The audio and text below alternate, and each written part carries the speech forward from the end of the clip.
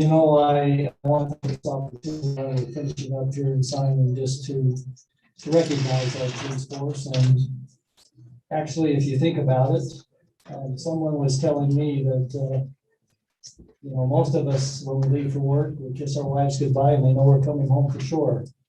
And we surely hope that's the case with our police force. They risk their lives for each of us. And so I hope we remember to have appreciation for those in uniform. So, Chief, I think you have another officer you want to introduce tonight. Is that correct? I do.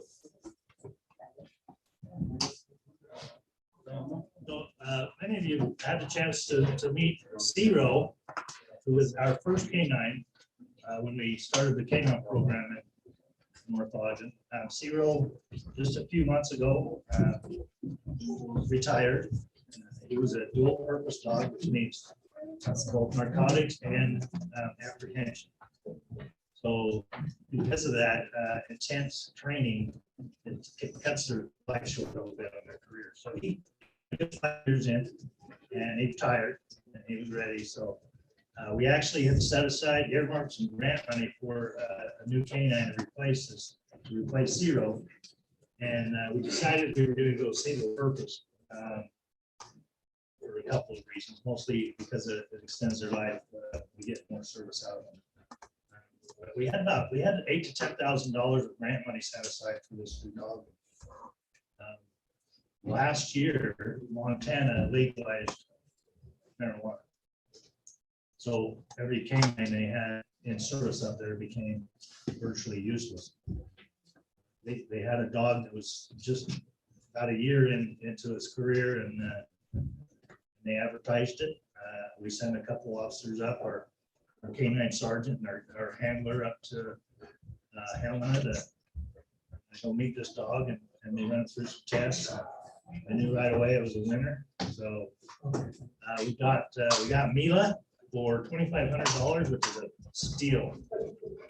So she's working right now. Don't get a warrant.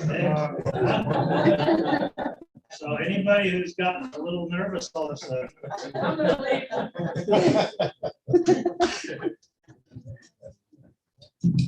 Well, she is the sweetest dog I think I've ever met.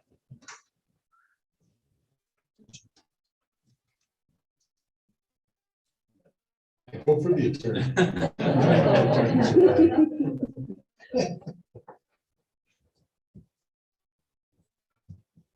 Or the hairdresser. We always kind of wondered about Cheryl.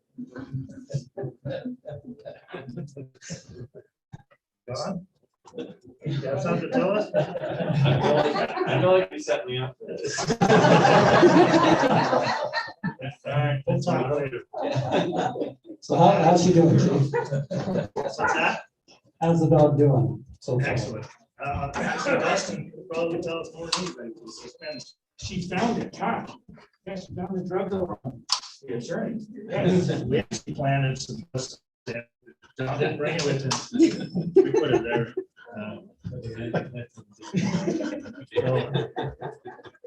Anyway, if you see Mila out and about, stop and say hi, because she's, like I said, Dustin never turns his back for just a second. She's gone.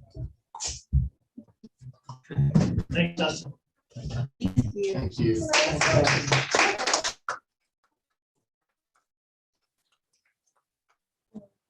Is it just dogs that she does?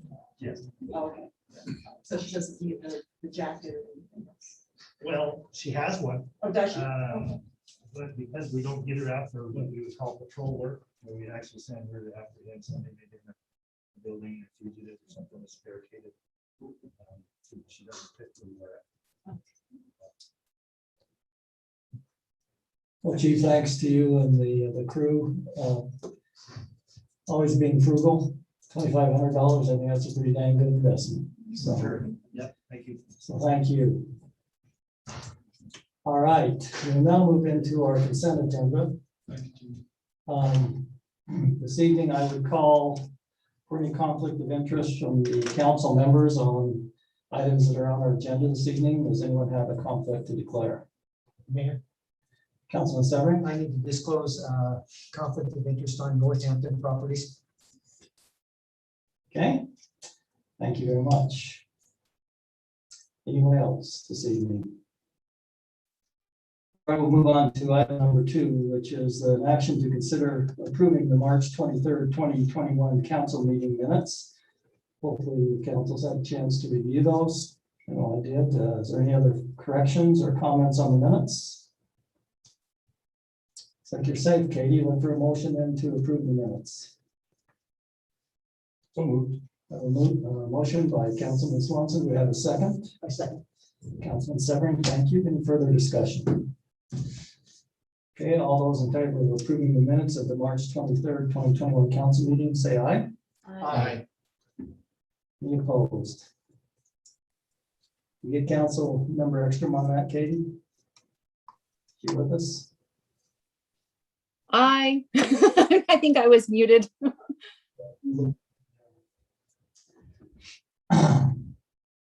Before we enter into another one of our agenda items, I know we're going to do the final approval of some of these subdivisions.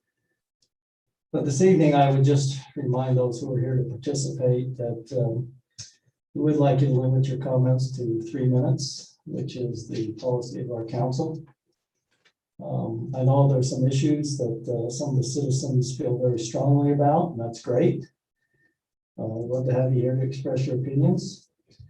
But I would just hope that tonight we can keep our comments factual and on point and avoid any contention as we talk about issues. We're all here, I think, for the same purpose. Make sure we keep North Ogden a great place to live. So with that in mind, if you just remember that, and also you no longer have to state your address. We would just ask you to stay if you're a citizen of North Ogden, and then your full name. We would appreciate that. So let's go into item number 3 on our consent agenda, which would be the final inspection reports on Northampton Estates, Northwood Hills Phase 1, Northwood Hills Phase 2, Oakmont Estates, and Pheasant Landing. Anyone have any comments on those? I think they were in your packet. This is something that we do basically after the subdivision's been placed at least a year, I believe, Rob, and all the requirements have been met. So, Dave, did you have anything you wanted to add on these approvals this evening? No, Justin's on the line, but I can add that out of all 4 of them, there's 1 final, and then there's 3 that are conditional. So there really is only 1 that's went through that 1 year phase. So why would we be making approval then? It's listed as final inspection reports. So some of them are conditional, which means that they finished some of those conditions, like sidewalk and certain things. And then that's when that 1 year starts, when we actually do that conditional. So Mayor, we just need Justin to tell us which one's final and which of the 3 are. Yes, I'm available. What are you asking for final approval for? So the final, I believe, is the Oakmont Estates. All the others are conditional? And the Northwood Hills, Northampton, and Pheasant Landing all fall under the conditional. Okay, so Dave, who will determine that all the conditions are met, or will they come back for final approval eventually? Yes, absolutely. All right. So council, we would be looking for approval as stated by Justin. Those are conditional, those are final. Do we have a motion? Mayor, I'll make the motion that we have to approve these. Is that what it is? Yeah, it says stated by Justin, the final, then the 4 I'll conditional. make the motion, we approve the final on Oakmont Estates and the conditional acceptance of Northampton, Northwood Hills Phase 1 and 2, and Pheasant Landing. Okay, thank you, Councilman Barker. We have a second. Second. Yeah, second by Councilmember Stoker. I don't know, why are you putting it on there? It might stand or something. No, you can move over if it's 6 feet. If you like. All right, we have a motion and a second. Do we have any further discussions, questions? Okay, if not, all in favor of the motion, say aye. Aye. Aye. Any opposed? Seeing none, we'll move on to our active agenda. We'll now have time for public comments. If you'd like to make a comment, you come over here to the podium, state your name, and if you're a resident of North Ogden, now would be the time for you to make comments. So, my name is Douglas Mandel, and I am a resident of North Ogden. The reason why I'm here tonight is twofold. Well, actually, it's one issue, but I come up with a solution for it. So, I live over off of 1700 and between 17 and 1900 north, and code enforcement paid me a visit and informed me about the code about my motorhome. When I moved here, when my house was built 3 years ago now, I asked code enforcement what the rules were for parking a motorhome. He said, so long as it wasn't in the side, as long as it wasn't on the sidewalk, it wasn't a problem. However, he neglected to tell me that there is code 11-10-22, which is the motorhome code. And basically, the problem I have is that such vehicles, including trailer, tongue, and hitches, must be located no closer to the front of the property line than 10 feet. However, this code was written 18 years ago, actually 19. The problem is that North Ogden has grown and the lot sizes have gotten smaller. So when this code was written, 10 feet might have been reasonable, but with the smaller lot sizes that are available now in North Ogden, it's next to impossible, which means everybody who owns a trailer or a motorhome either has to extend their property some way, which is not really possible if you have a small property like I do, or they have to store it somewhere else, which costs them money. Right now, storage is at a premium. There's a lot of people storing motorhomes in places, and so a lot of them are full. And so right now, to store a motorhome, it's going to cost me for my 28-foot motorhome approximately $120 a month for an uncovered spot. So what I was thinking is how to help you guys solve it. I used to be on planning commission in Roy. What I think you guys can do is look at that section, amend it, and remove the 10-foot rule.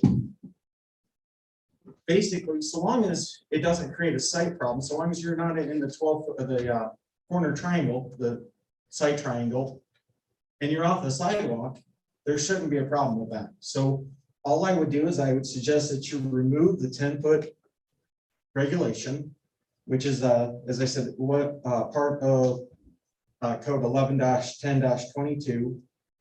And also that it says that it cannot be located in the public street or public or private driveway for more than 2 consecutive days and not more than 10 days in any one month. I would also remove that section to allow it to sit on driveways, especially during the winter when you're not using it. There's no reason why it shouldn't be able to sit on your driveway, as long as it's not in the street. As long as you're not in the street, not in the site triangle, I think that would be the best way to handle this problem. So I come with both the problem and the potential solution. Thank you for your time. Thank you for bringing that to our attention. We'll make note of that and discuss that. See what applies today. Okay. Rod Barker, I am a citizen of North Ogden. I've come to talk some more about a problem I've emailed all of you up here about. It's still not taken care of. First of all, I just want to thank all of you for the work you do in the city. I know it can oftentimes be a thankless job, but I just want you to know that our family appreciates all of you and what we do. I obviously care a great deal. I can take my mask off. I also care a whole lot about the land next to us, the hollow. You know, it used to be family property for over 100 years, and I want to just pass a picture around. John, you can pass that around. That's pictures taken today, what the hollow looks like on the north side. Still not taken care of. I don't know what you've done up till now in the city. I know you've tried a few things and still Visionary Homes doesn't feel any responsibility to clean up the hollow. Whatever you've tried, it's obviously not working. I don't have a lot of pet peeves in life, but I do have one pet peeve, and that is adults that don't clean up after themselves. I don't think I should ever have to clean up after adults. And these are all adults who have left that debris that's with the wind, it's blown down into that very beautiful area. It seems to me almost as if Visionary Homes is thumbing their nose at the city, which is another one of my pet peeves. People who don't show respect to those in authority. I think back, over a year ago, a little over a year ago, when our family wanted to purchase some of that land. And I understand why it was rejected that time, and we're completely okay with it. But I think back at that time, the word pristine was used several times by some of the city leaders of what that land was. That land has been cared for, it's been nurtured, garbage has been picked up out of there every springtime. Thistles have been dug out, Dyer's wool's been dug out, burdocks have been dug out. No thanks is needed. We care about that land. But as you look at that pictures now, you might say, it looks a little bit more like the remnants of a homeless camp on the north side of the hallway. If you took a good look, the stormwater protection plastic, that's what's called SWPP. When they put in the walking trail, rather than remove that plastic, they buried it. And so there's several places where the plastic is just buried, but you can see it coming up. That's just disrespect for land, for this beautiful earth we live on. Our next door neighbors, the Beverleys, with that last storm, great big sheet of plywood blown through their vinyl fencing. They contacted Visionary Homes. They said they'd be out there the next week to repair it. That fence has still got a big hole in it, unrepaired. I think of that vinyl fencing all along that alfalfa field.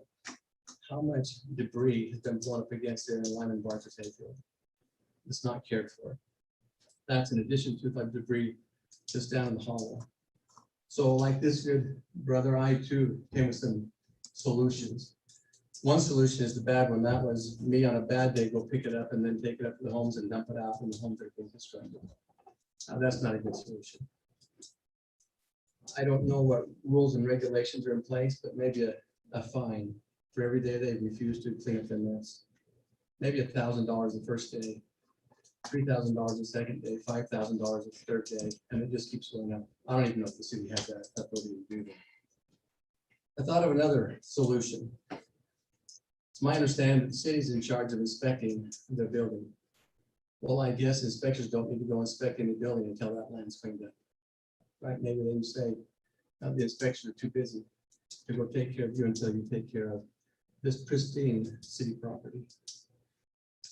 Or maybe our well-paid parks and recreation staff could take a couple hours and go up there collectively and clean it up. And then give Visionary Homes the bill for their work.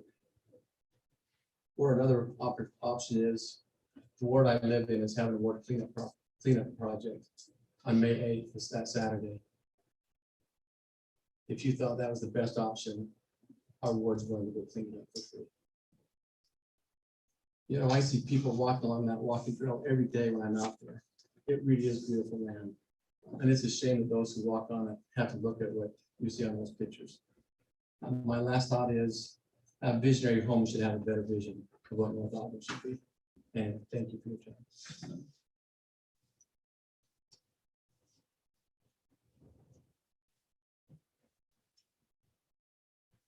Melanie Barker, I'm a citizen, and something my husband forgot to address was Prominence Point.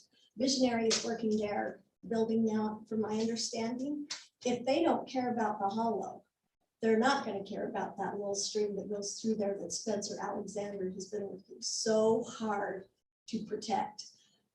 The city has every right to kick Visionary out of here. They can't hold up their end of the bargain and keep our city clean while they're building here. Thank you.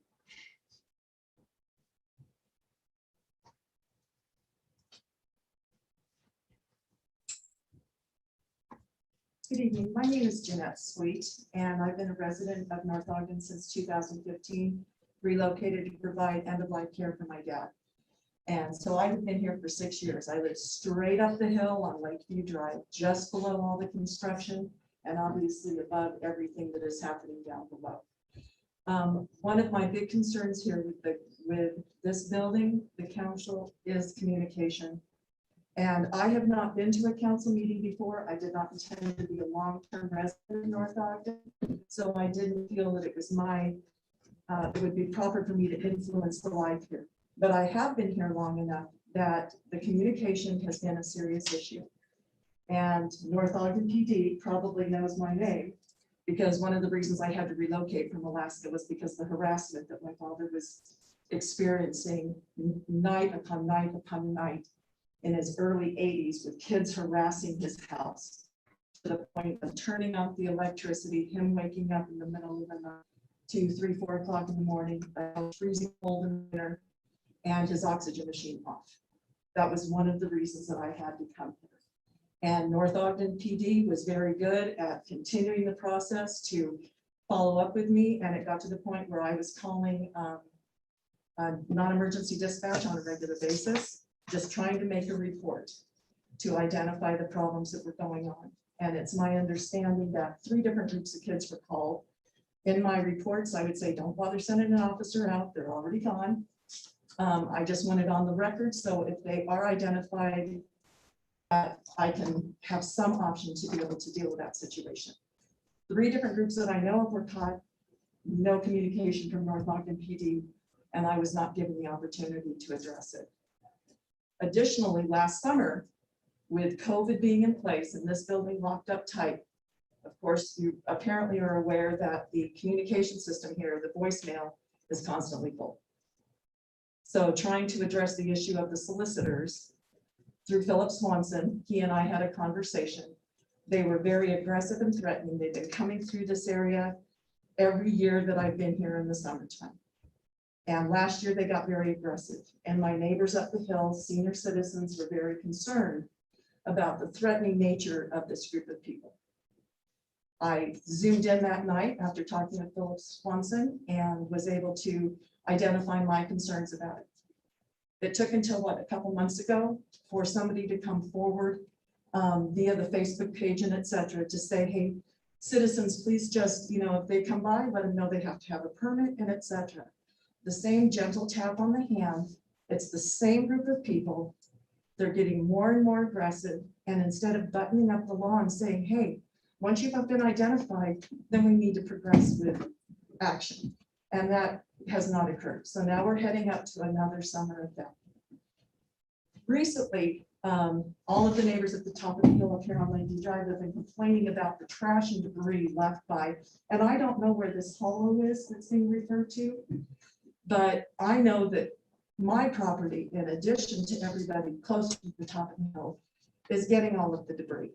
And we called about the drainage ducts, the drainage grates being filled with mud and trash. All the workers have to do is just clean up their own trash so that it's not, these water bottles aren't blowing all over the neighborhood, all their lunch trash and etc. My neighbor was told that Visqueen was over those drainage ducts. Not true. They are down here at the bottom of the hill, but not up there. They are caked in mud. So the water comes down and floods her yard because those aren't clean. My primary and first requested desire to be here tonight was trying to address life safety down here at the bottom of the hill. And I'm familiar with UDOT. I'll acknowledge that I was employed by Weber County Emergency Management until my dad took critically ill and I had to exit the field. However, UDOT knows what they're doing over there with direction of the traffic and etc. Law enforcement is doing a phenomenal job, and how you guys are navigating through it, I have no clue. But as soon as this project started, I tried to make a phone call. I tried calling here.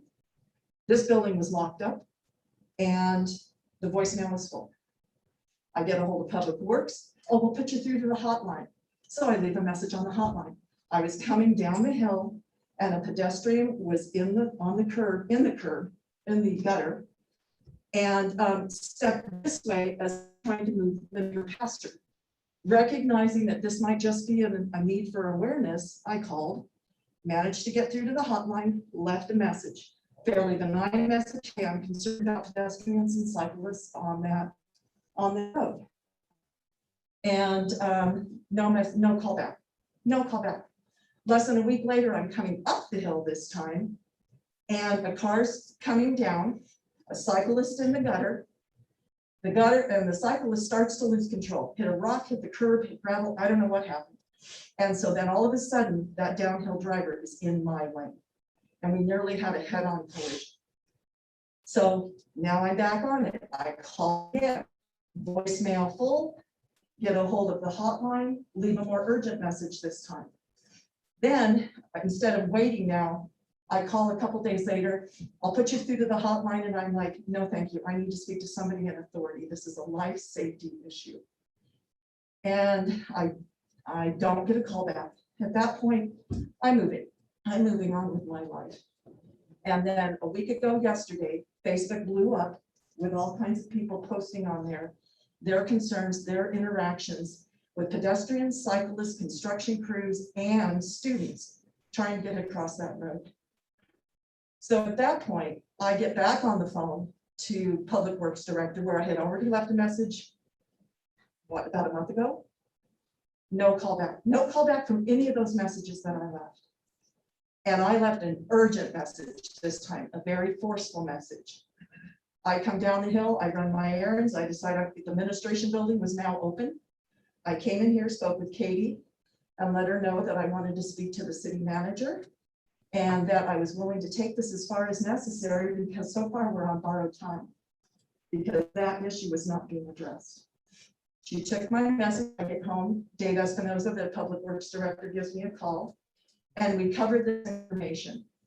He was wonderful with his managing of the conversation, but it was that he apologized for not having gotten back to me, said he was up here 4 to 8 hours a day.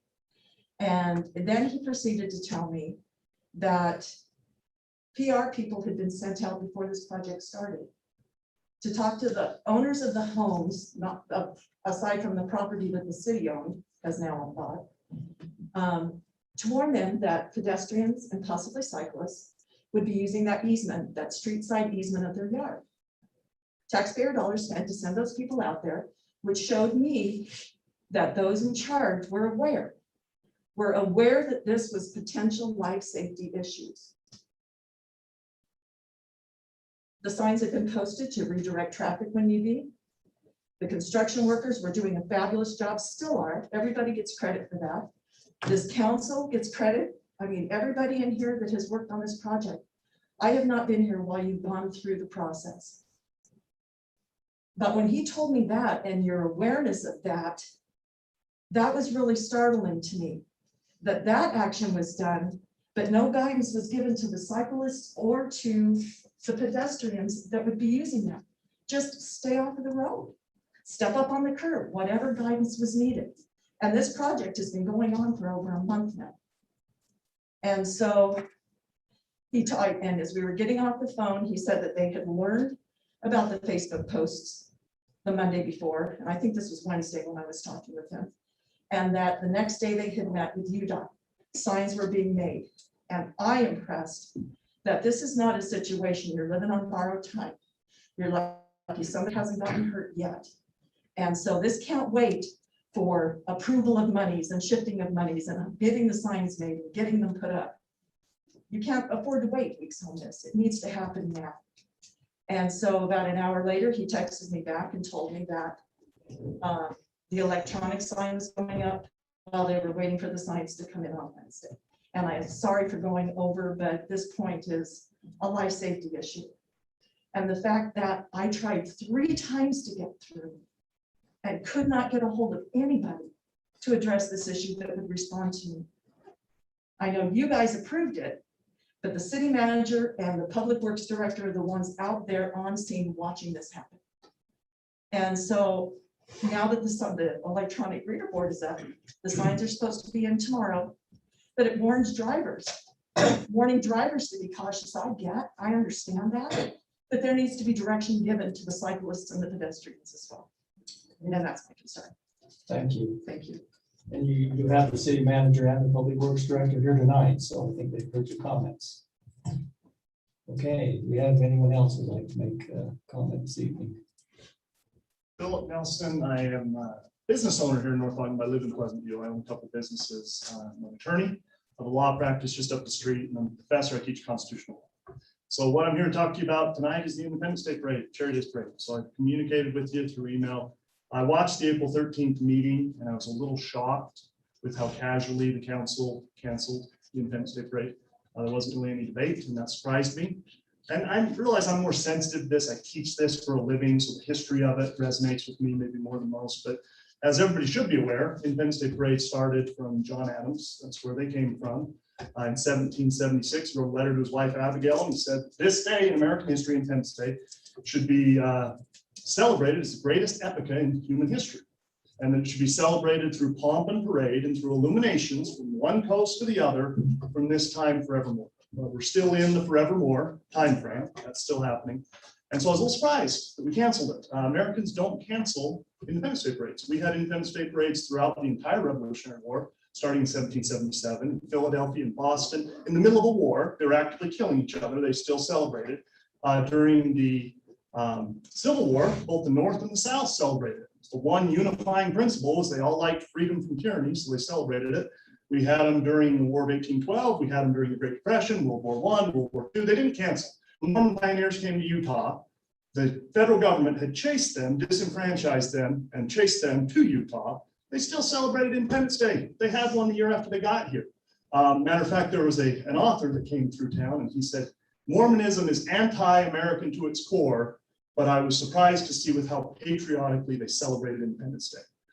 We don't cancel them. And so it surprised me that it was canceled. Now, I realize we have unique challenges.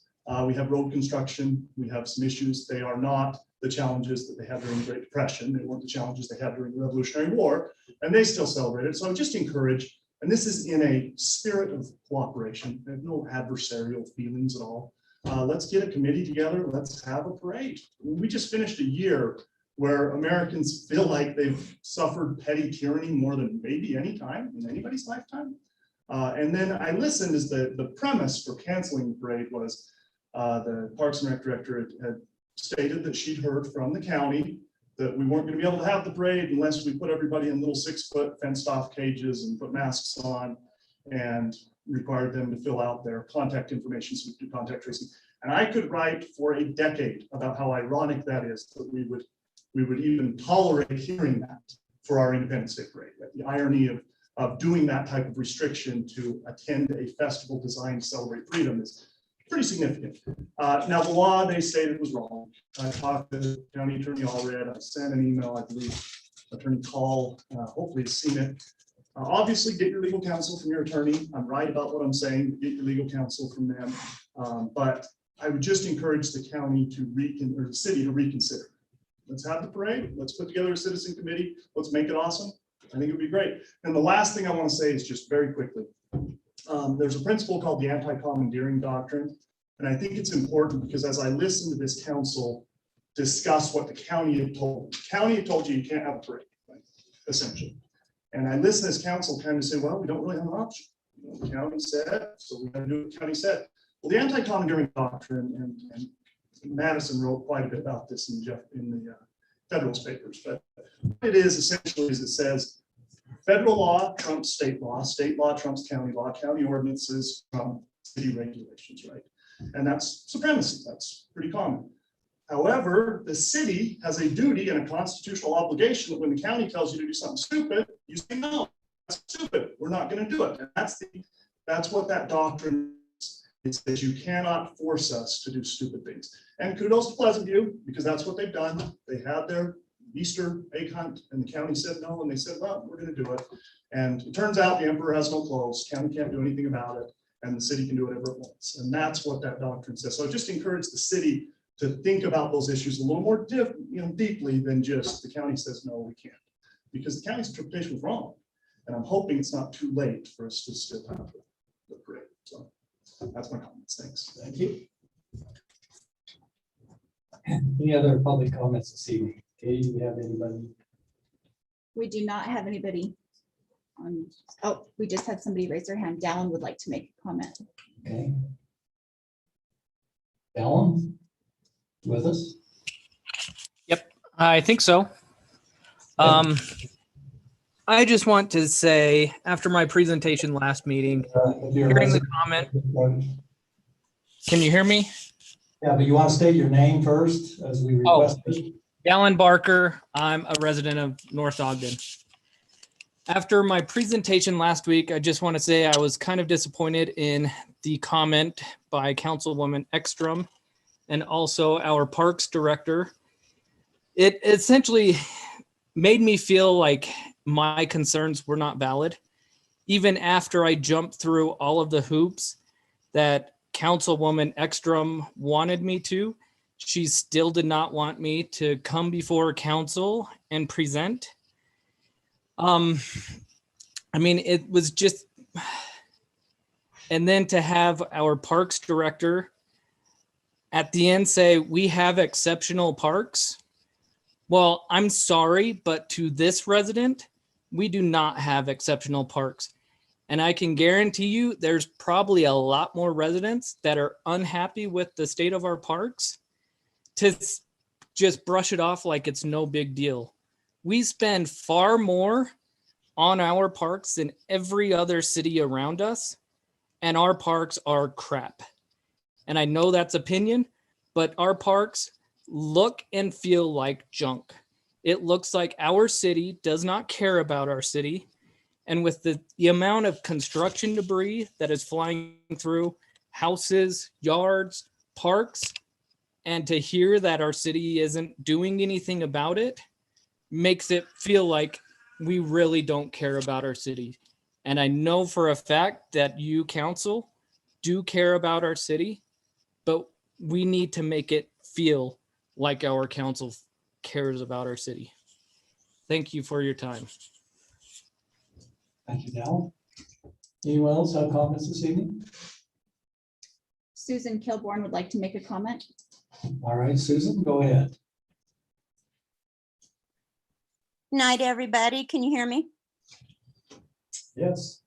Okay. Susan Kilborn, resident of North Ogden, Utah for going on 34 years. I, first of all, would like to thank the City Council for their bravery in doing their jobs and biting their tongues when I know in their minds on a lot of these issues, they really would like to speak out more frankly. But that's their job. Also, speaking of the job of the City Council and Mr. Mayor, the first item of their duty to their constituents is to make decisions that protect and provide safety and assurance to our residents that anything that they approve and are involved in are in the best interest of our city, regardless of how popular parade, cherry days, etc. are.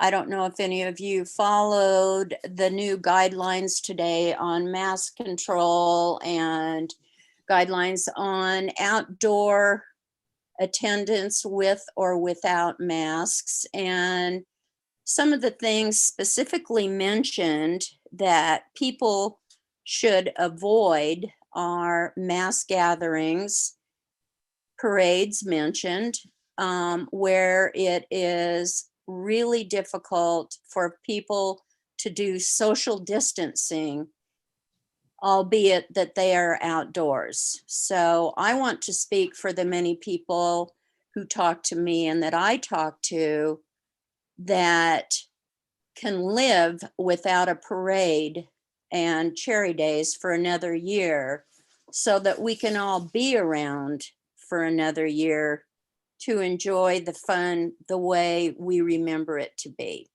thank you for your time. And again, City Council, I appreciate your hard work. Stay safe. Thank you, Susan. Any other public comments? Kim Christensen. Kim, go ahead. Hi, can you hear me? We can. Okay, I just wanted to. If I could just remind you again to state your name. Oh, sorry, Kim Christensen. I'm a citizen of North Ogden. I just wanted to jump in and just kind of add my comments to the Barkers with the hollow.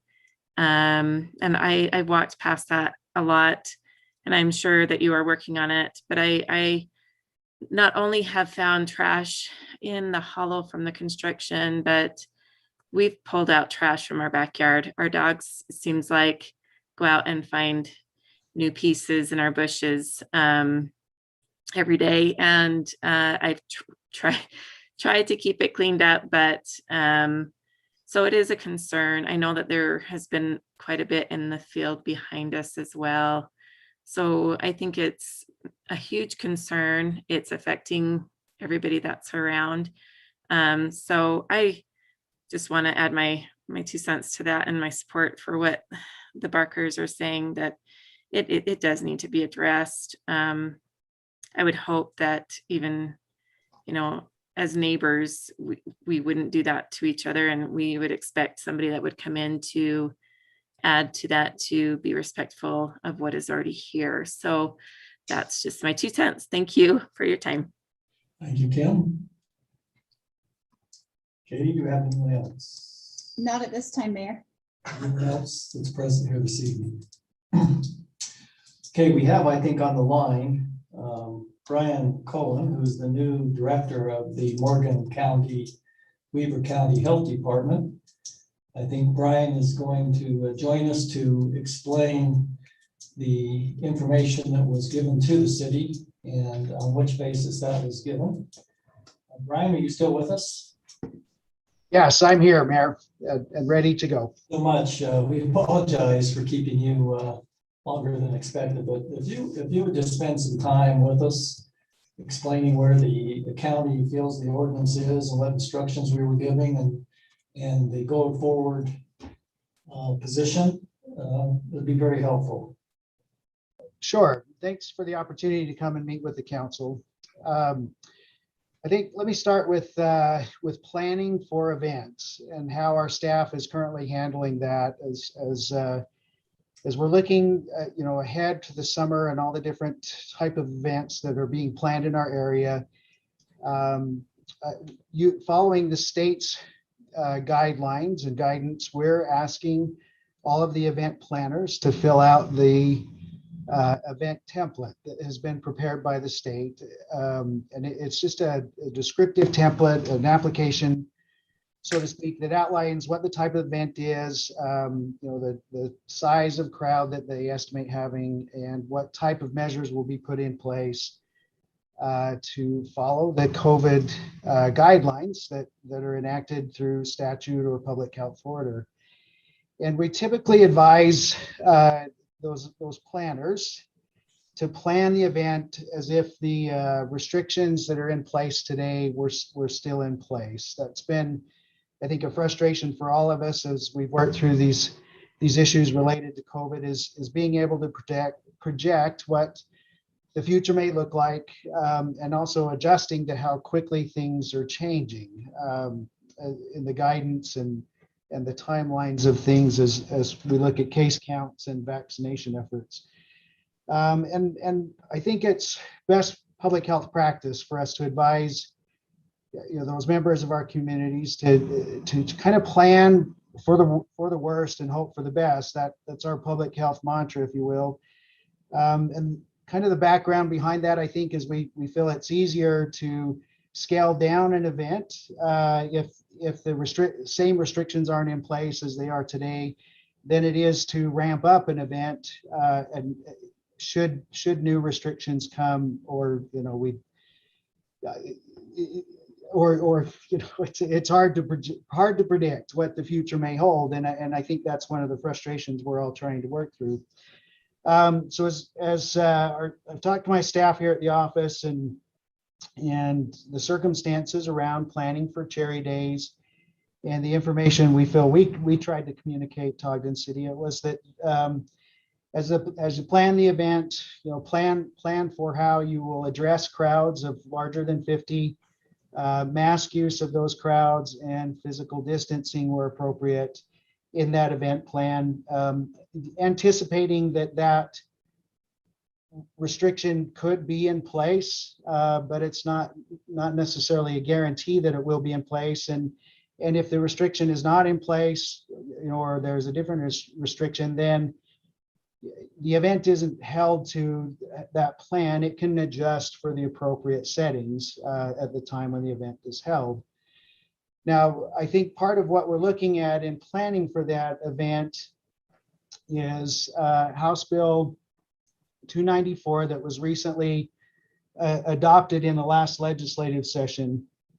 And that's the bill that ended the statewide mask mandate on April 10th, but had a couple of exceptions to that. And one of those exceptions is the requirement to wear a mask when you are with a group of larger than 50. And then there's a state public health order that kind of further tried to clarify that requirement and detailed by definition what some of those events may be that requirement would hold to. Now, along with that requirement, there were 3 criteria that were identified for when this part of the public health order would end. And those criteria are the 14-day case rate, and that the cutoff line, if you will, that was established was 191 cases per 100,000 people as a statewide number. And currently we're at 167 for that marker. So we meet that standard. The second one was the intensive care unit utilization percentage across the state. And again, this is a statewide standard. It's looked at as a 7-day average, and the marker in the statute is 15% or less than 15%. And currently we're at 11.9% for ICU utilization. So we're good on that marker as well. The third is prime dose allocation for COVID-19 vaccines. And the marker that was set was at least 1.63 million prime doses allocated to the state. Currently, we're at 1.525 million, and we receive about 70,000 prime dose allocations a week. So we're kind of projecting we'll hit that 1.63 million prime dose in 2 weeks, maybe 3. Just kind of depends on how our federal allocation rolls out. And some things that can delay that, for instance, is like the pause on the Johnson & Johnson vaccination was something, if you had asked me at the 1st of April when we'd meet that 1.63 million, I would have given you a projection that was maybe a week or 2 earlier than what I'm saying tonight, because we had that unanticipated pause in the allocation of those doses. And I think that just kind of highlights some of the difficulty in looking at these cutoffs or these markers and being able to project if we will meet those criteria, 2 months down the road. 2 weeks ago, if you would have asked me if our case rate was going to be where it's at today, I would have probably projected a different answer, because we were in a growth pattern again. Where today we're slightly in a decline pattern for our case numbers. So it is difficult to look out and say exactly where we'll be. But another provision of House Bill 294 is the July 1st date, which that statute says an effective July 1st, whether we've met these standards or not, all existing public health orders because are ended. And then there is a new process established in Senate Bill 195 that outlines the criteria that either the state has to go through or the local health department has to go through with local legislative bodies to adopt new public health orders. And I think that's part of this discussion as well, as we consider where we may be around the 1st of July. You know, part of our question is will there still be a public health order, and what will that public health order look like? So again, coming back to advice that our staff is trying to give as we work with these event planners, it is to try and plan the event based with the guidance that we have in place today and see if we can meet that criteria in that planning process, recognizing that we may be able to adjust that as we get closer to the event. And there may not be, you know, any restrictions in place at the time the event is held, just depending on how case rate, ICU utilization, and vaccinations are rolled out. In the discussion with the mayor, I think I've covered most of the points we've talked about, but I guess if there's anything else you'd like me to cover, I'd be happy to. I just want to clarify one thing from our discussion. I believe you did confirm the fact that the staff indicated to our our Parks and Recreation Director, that under the current ordinance, contact tracing would be required. Is that true? Yes, that is one of the conditions right now. That if you're hosting an event that's greater than 50 people, you need to track the participants of that event. And that's in place in case there is an outbreak, and to facilitate contacting anyone that may have been at the event and letting them know that they have the potential for an exposure.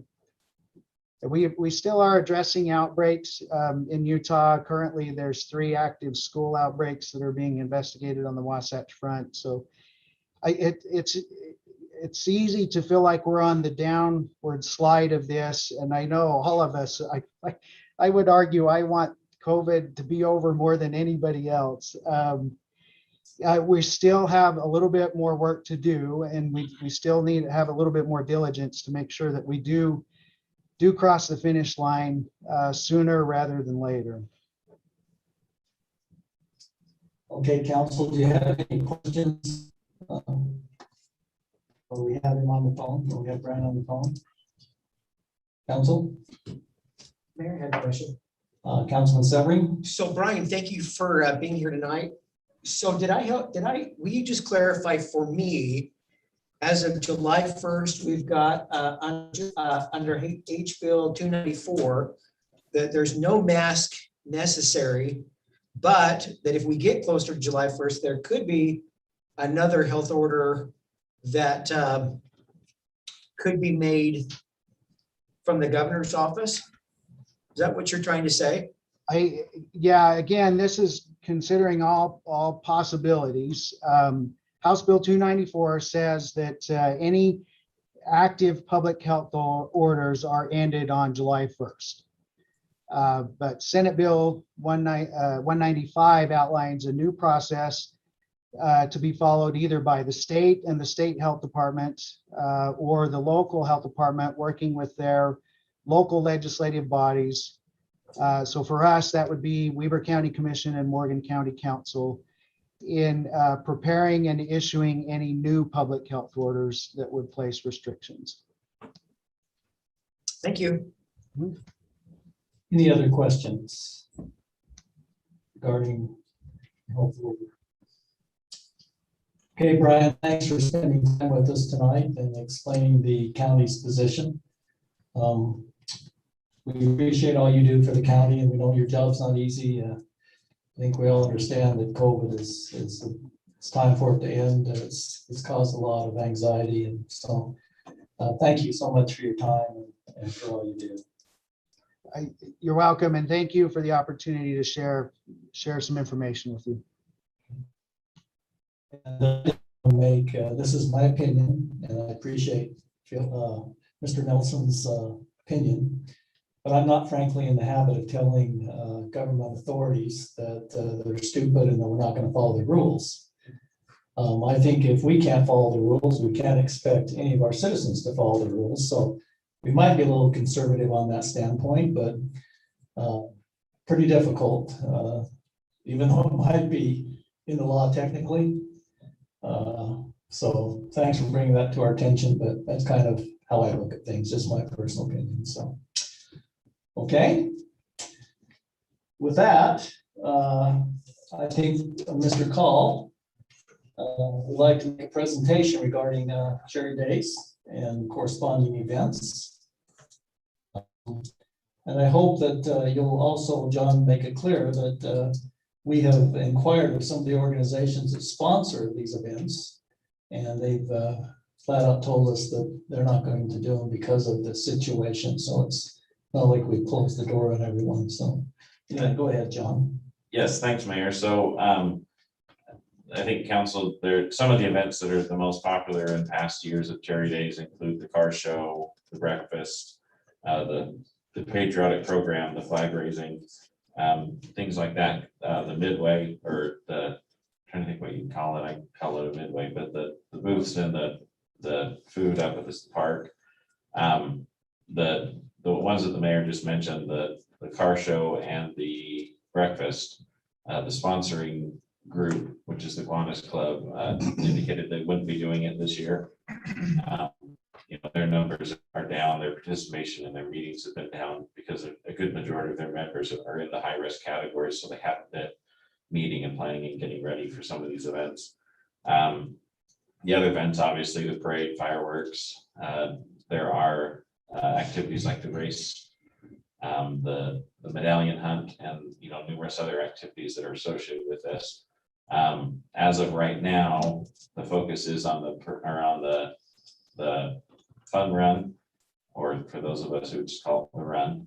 The medallion hunt and the fireworks are kind of the focus of the events for this year. And that was based in large part, by the discussion that the presentation that the council had 2 weeks ago on the parade and the midway and the contact tracing. And so really, that's my presentation, is kind of what from here, where does the council want to go? What would you like to do? We had planned to do a marketing push outlining all the events that was supposed to go out on Monday. We've held that, just making sure the council can have one final chance to talk about it, decide what you'd like to do before we get the word out, so that we're not sending 3 different messages. So, John, maybe you could clarify, since the council recommended if a parade was held, it would be held on Washington Boulevard, which is a state road. We received a permit to hold the parade. we haven't got the permit Councils. as of today. We obviously, we still have the permit out. We've been requesting it. We just haven't received it yet. At least we kind of took it off hold this past week, as Tiffany and I were talking about this meeting and some of the concerns being raised or some of the ideas being suggested. We've also had an idea that maybe a parade route could be different, or there'd be multiple parades in the city. At the current time, I don't think staff is recommending a multiple parade route option. But if the council would like to move forward with something like that, that the focus be on the Washington Boulevard alignment, so that we can kind of put our resources into one bucket. If we go that way, and obviously we, probably as we got closer, make it worse, so complying with the health department's recommendations. Okay. Council. Let's hear from the council. I think we all know that the discussion has been very emotional on some of the Facebook pages and others about the desire of some of our citizens. Surely not all of our citizens have weighed in, but with the information we've received tonight, knowing that organizing a parade is not an overnight thing, we've always tried to be professional and make sure we're well organized. That may be a little bit more difficult this year, but not impossible. So let's start with you, Councilman Barker. You want to tell us kind of what you're thinking? Yeah, I didn't want to speak first. I've been speaking with some citizens about this. And first of all, if you're gonna email us and use vulgarity and condescending remarks, it's not a good way to get a change made. Second, in the email, there's stated, if we don't want to go to the parade, just stay home. Well, what do we do with our city staff? Do we still require our staff to be at the parade? Even though we're allowing citizens to stay home. So my opinion is if we want to hold a parade, that'd be great. But I would say we do not require staff to be there. Do it all by volunteer hours, and then there may be a chance it gets canceled. But I don't want to have any of our staff be pushed or felt like they have to be at the parade or do any of the organizing for the parade. Can I just ask Councilman Barker, what about our law enforcement officers? We would surely need. Well, law enforcement and fire is the same way. Well, we work the 4th of July regardless whether there's a parade or not. That's another discussion. Our department will be on duty either way, and so will police officers, but I know you gotta get more officers for the parade.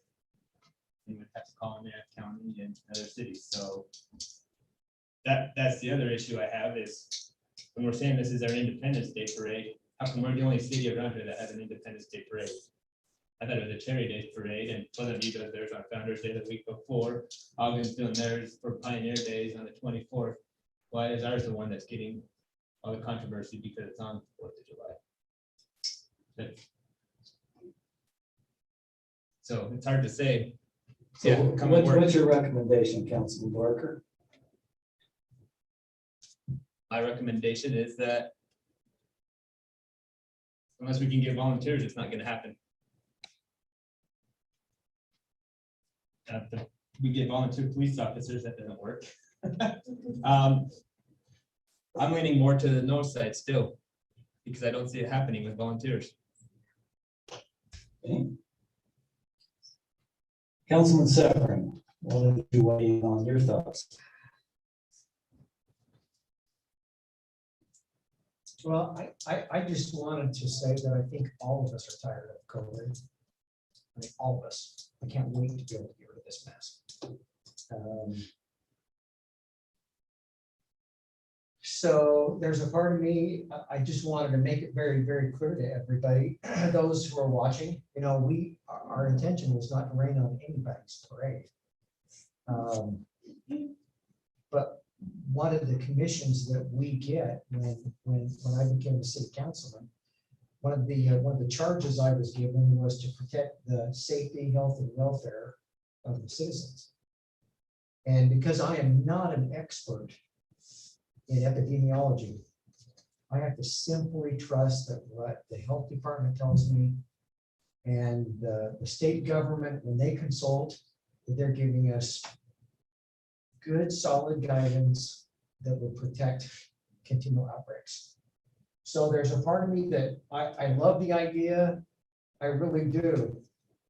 I've grown up in North Ogden, born and raised, spent many years at the park, spent many days at the parade. And I would love to be able to say, let's do that again this year, even bigger because of COVID last year. There's just that part of me that wants to not regret if for some reason we all of a sudden had a larger outbreak in North Ogden because of a parade. So I'm with Councilman Barker. If volunteers want to put something together and they can do that, I came with a different opinion, but after listening to Brian Cowan, I just, on the flip side, I would never want to be guilty of having condoned something that I felt could potentially cause us more issues with COVID. So again, I would be okay if people in the committee wanted to put something together, but it would have to be something community driven and not city sanctioned. So that's my thing. Or, John, I believe the city would have to get the permit for the parade, right? Or can, citizens do that? Citizens can. We have for example, we have a process in our city with the police and parks to do parade type requests that typically they are required to still get county approval as well if it's over a certain size. So what I'm saying is, if Washington was the route, then UDOT controls the route. They need permission from UDOT. If it was a different street, then the city controls streets, and they need to go through the steps there. Well, I have two council members that are saying the parade could go on if it was done by volunteers, I believe is what I'm hearing. But it would seem like to me that you still have to have police enforcement. You're just not gonna have a parade down there without the city being involved. So I don't think it could be totally volunteer. It would surely take, law enforcement to keep things organized. So that aspect, it becomes a city-sponsored event if we're going to send our police department down there. We do have on our form, there's a provision for if police enforcement is, or police activity personnel are required, and then there's a charge for that. Okay. Councilmember Stoker, what are your thoughts about a parade? I put a lot of thought into this with the emails that I've read and different things. And I mean, everybody has opinions and we're all have very strong opinions, and I'm okay with that. But I wasn't okay with some of the wording of it. I mean, we're all adults and life is hard, regardless of everything is hard. And sooner or later, we're all going to face something hard and have to make decisions. And it was brought up about our seniors, that they're going to miss out on activities again and whatnots and a parade, and they deserve this and deserve that. Well, my personal opinion is life isn't easy, and sometimes these hard lessons need to be learned.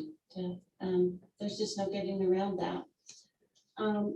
But I've been thinking about if we could do the flag ceremony. That's could be handled outdoors and distancing. And I think that's a lot that the citizens do look forward to, that also, is that flag ceremony.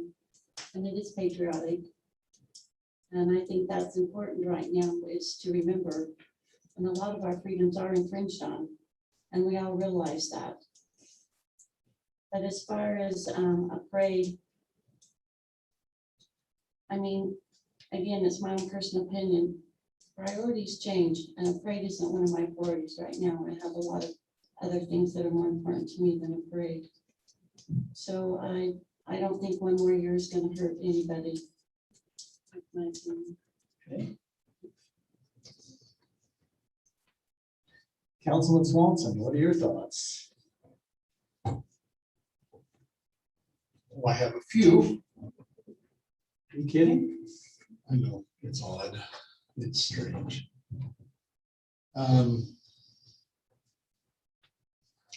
think it's interesting when we start legislating by temperature taking and poll taking. That's not what we're elected to do. We're not elected because people trust us to be best at taking a pulse or a temperature of a group of people, or by taking a poll and seeing what the most vocal people want. We're elected to do things for and in behalf of the residents of our community. For now, for 6 months from now, for years from now, down the road. That's what we're elected to do, and that's what I believe my charge is to do. I think our founding fathers are rolling in their graves today. And I don't mean specifically today, I mean this period of time where we find causes for revolution and sedition in things like a parade. That we find reason to stir up and divide our community over a parade. Most communities in America do not have a community-sponsored parade. Are they unpatriotic? Should they be kicked out of the country? Because they don't have a parade surrounding the 4th of July? Are they un-American? Are they less citizen than you and I? Because their community? Should we denigrate them and castigate them because they're not stirring up emails to city council? Mr. Nelson? You want me to answer? No, this isn't a question or answer. You're an attorney, you understand how this works. I think it's disgusting that we find petty reasons to divide and enrage our community. It's disgusting. It's un-American. Of all the problems that we have to deal with in this country, we're really going to have a fight about a parade? I'll go buy a box of saltwater taffy down at the taffy place down in Salt Lake City. I'll buy 10 boxes. And if you're really feeling that bad, I'll come by your house and I'll throw candy to you. Okay? Anybody in here not going to celebrate the 4th of July because there isn't a parade? I'm going to be lighting off fireworks. The city will be lighting off fireworks from an undisclosed location. I'm confused here. Is this a no, Councilman? I'm getting there. Okay. I don't have a 3-minute limit. Your 3 minutes are up. I'll leave it at that. This is about as an American as a town as can be found in the United States. And for someone to think that because we're following the health department guidelines as they currently are and may still be when the parade comes around, that somehow we're unconstitutional, that somehow we're disgracing American principles and our founding fathers. And you know what caused the Revolutionary War, the Civil War, the War of 1812, World War I, World War II, Vietnam, Korea, Afghanistan? People seeking power who spent their time dividing the countries and the communities in which they lived. That's why we have wars. It isn't because we don't have a parade. It's because somebody decides to stir the pot. We don't need a pot stir. We're doing just fine. And if we don't have a parade this year, we're going to be okay. And next year we'll have one heck of a parade and all will be forgotten. And you know what? We'll still be great Americans. We won't be kicked out of the country. And the Constitution will still stand. This isn't the threat. No, we don't need to have a parade. Okay, thank you. And Tiffany, our parks director, was correct in her recommendations based on the information that we have at the moment and the possible information and conditions that we may be under in the future. That's all there is to it. I think Brian indicated that he told her contact tracing would be required under today's situation. Councilmember Ekstrom? Yes, first of all, I want to just assure everyone that despite what it looked like on the video of the meeting, then this conclusion we didn't come to it lightly. We didn't come to it flippantly. And if I came across that way a little bit, it's because Cherry Days is like, I bleed cherry red. I even joke about that a little bit. You know, that makes me cry. I had to turn off my video last year when we canceled it. This is a wonderful celebration. And as representative for Parks and Rec Department, this is our pinnacle, right? We don't want to get out of this. We love it. But, and also speaking from my current position at home with 5 members of my family on, sick with COVID, one of them on oxygen, this virus is still very dangerous and still very present. We don't know where it came from. The one member of my family that contracted it first is my least social one. He sees almost no one. And yet he came down with it and spread it to my husband and his 3 siblings. So, you know, it's okay that we can cancel the big parade. But one of the things that really warmed my heart last year was to stand out on my front porch and to see all of the neighborhoods and neighbors getting together, lighting off fireworks. I thought it was the most spectacular fireworks display that I'd seen for a very long time. And it was done by individuals and families and neighbors. And I think the same can be done. If you want to have a parade, get your neighbors together and get your kids on their bicycles with streamers and get flags and parade down through your neighborhood. Get to know each other, make it a more intimate setting than, you know, the massive parade that gets to happen that we're traditionally used to. So, you know, to me, I completely agree with the idea of with the decision that we made to cancel it. And I look forward to a real bang up celebration next year. And that's my position. Okay, thank you. All right, I do want to make this a record by council, so I'm going to take a roll call vote here. Make sure that I understand where everyone stands. Let's start with you, Councilman Swanson. Sean, will we need a motion? Should there be a motion? I don't think. I don't think so. I don't think we need a motion. Hey, no parade. Councilmember Stoker? No. Councilmember Barker? No. Councilmember Ekstrom? No. Councilmember Severin? No. Okay, just wanted to know where everyone stood on that. All right, we'll move on to item number 7, which is the Arts Guild status report and goals. They asked to present this evening a short presentation. Unfortunately, Jamie Rasmussen, who is the co-chair, is not able to attend tonight. So I think we're going to hear from Chelsea Nelson and Jenny Taylor regarding any assistance the Arts Guild needs and maybe an update to the public on what's going on. Are they with us, Katie?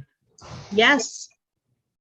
And actually, Jamie just joined as well, so. Oh, yes. Jamie, are you going to make the report tonight, or should we proceed with Chelsea and Jenny? No, I will present first. Okay, thank you.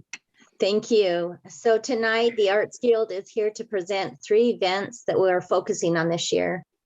Monday music nights, movies in the park, and youth summer camp. All the committee members on the Monday music nights had previous engagements, so I will be presenting for them. This event will be held each Monday in August with a different music theme each week. The music nights will be held at Barker Park Amphitheater. Their target audience will be for families, and they're thinking the opening band starts performing at 7:30 with the headliner starting at 8 and finishing around 10 p.m. And from what I understand, Nick has the budget outline along with some hazards that the committee saw at the amphitheater and would like to address. So if he doesn't have that, I will have one of the committee members get a hold of him. So that is Monday music nights. We're going to hear from Jenny Taylor, who will be presenting movies in the park. And then Chelsea Nelson will wrap it up with the youth summer camp. So Jenny, you're up. All right, good evening, everyone. I'm really excited to talk a little bit about the movies in the park. It's a tradition that our city has had in the past, and we're looking forward to being able to bring it back this summer.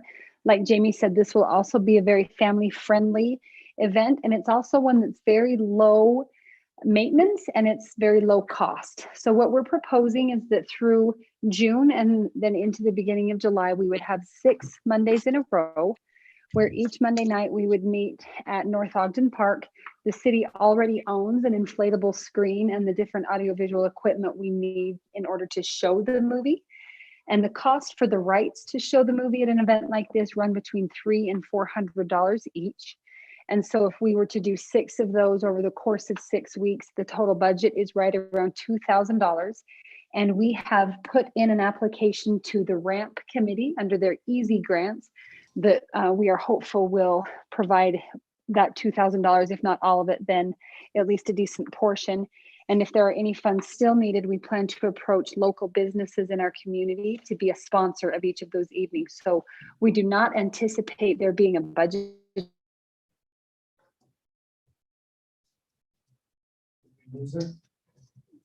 Jenny, you're cutting out. I don't- Oh, we just lost about the last 15 seconds of your presentation. Or am I still lost? Can you hear me, Jamie? I can hear you. Do you read me? Okay, I'm sorry about that. Anyway, so the proposal is simply a 6-week series of movies. There is a catalog of family-friendly movies that the Parks and Rec Department has that we will work through and go through and select a variety of these films that will appeal to our local families.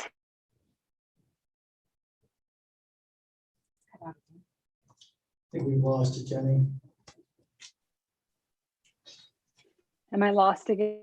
We're kind of getting out, but I think we've got the main gist. Can you? Okay, that's the main gist. 6 movies, $2,000 that we hope to have provided through either grants or outside funds. North Ogden City Park every Monday evening at dusk, beginning the first Monday of June. If there are any questions to that, I'll answer them if my Zoom connection allows. Yeah, I do have a question. Since we're under the mandate and we're going to follow that, are we going to be able to contact trace and make sure that we're following the current mandate or order, whatever we want to call it? Is that? Yes, first let me, yes, are you able to hear me now before I try to answer?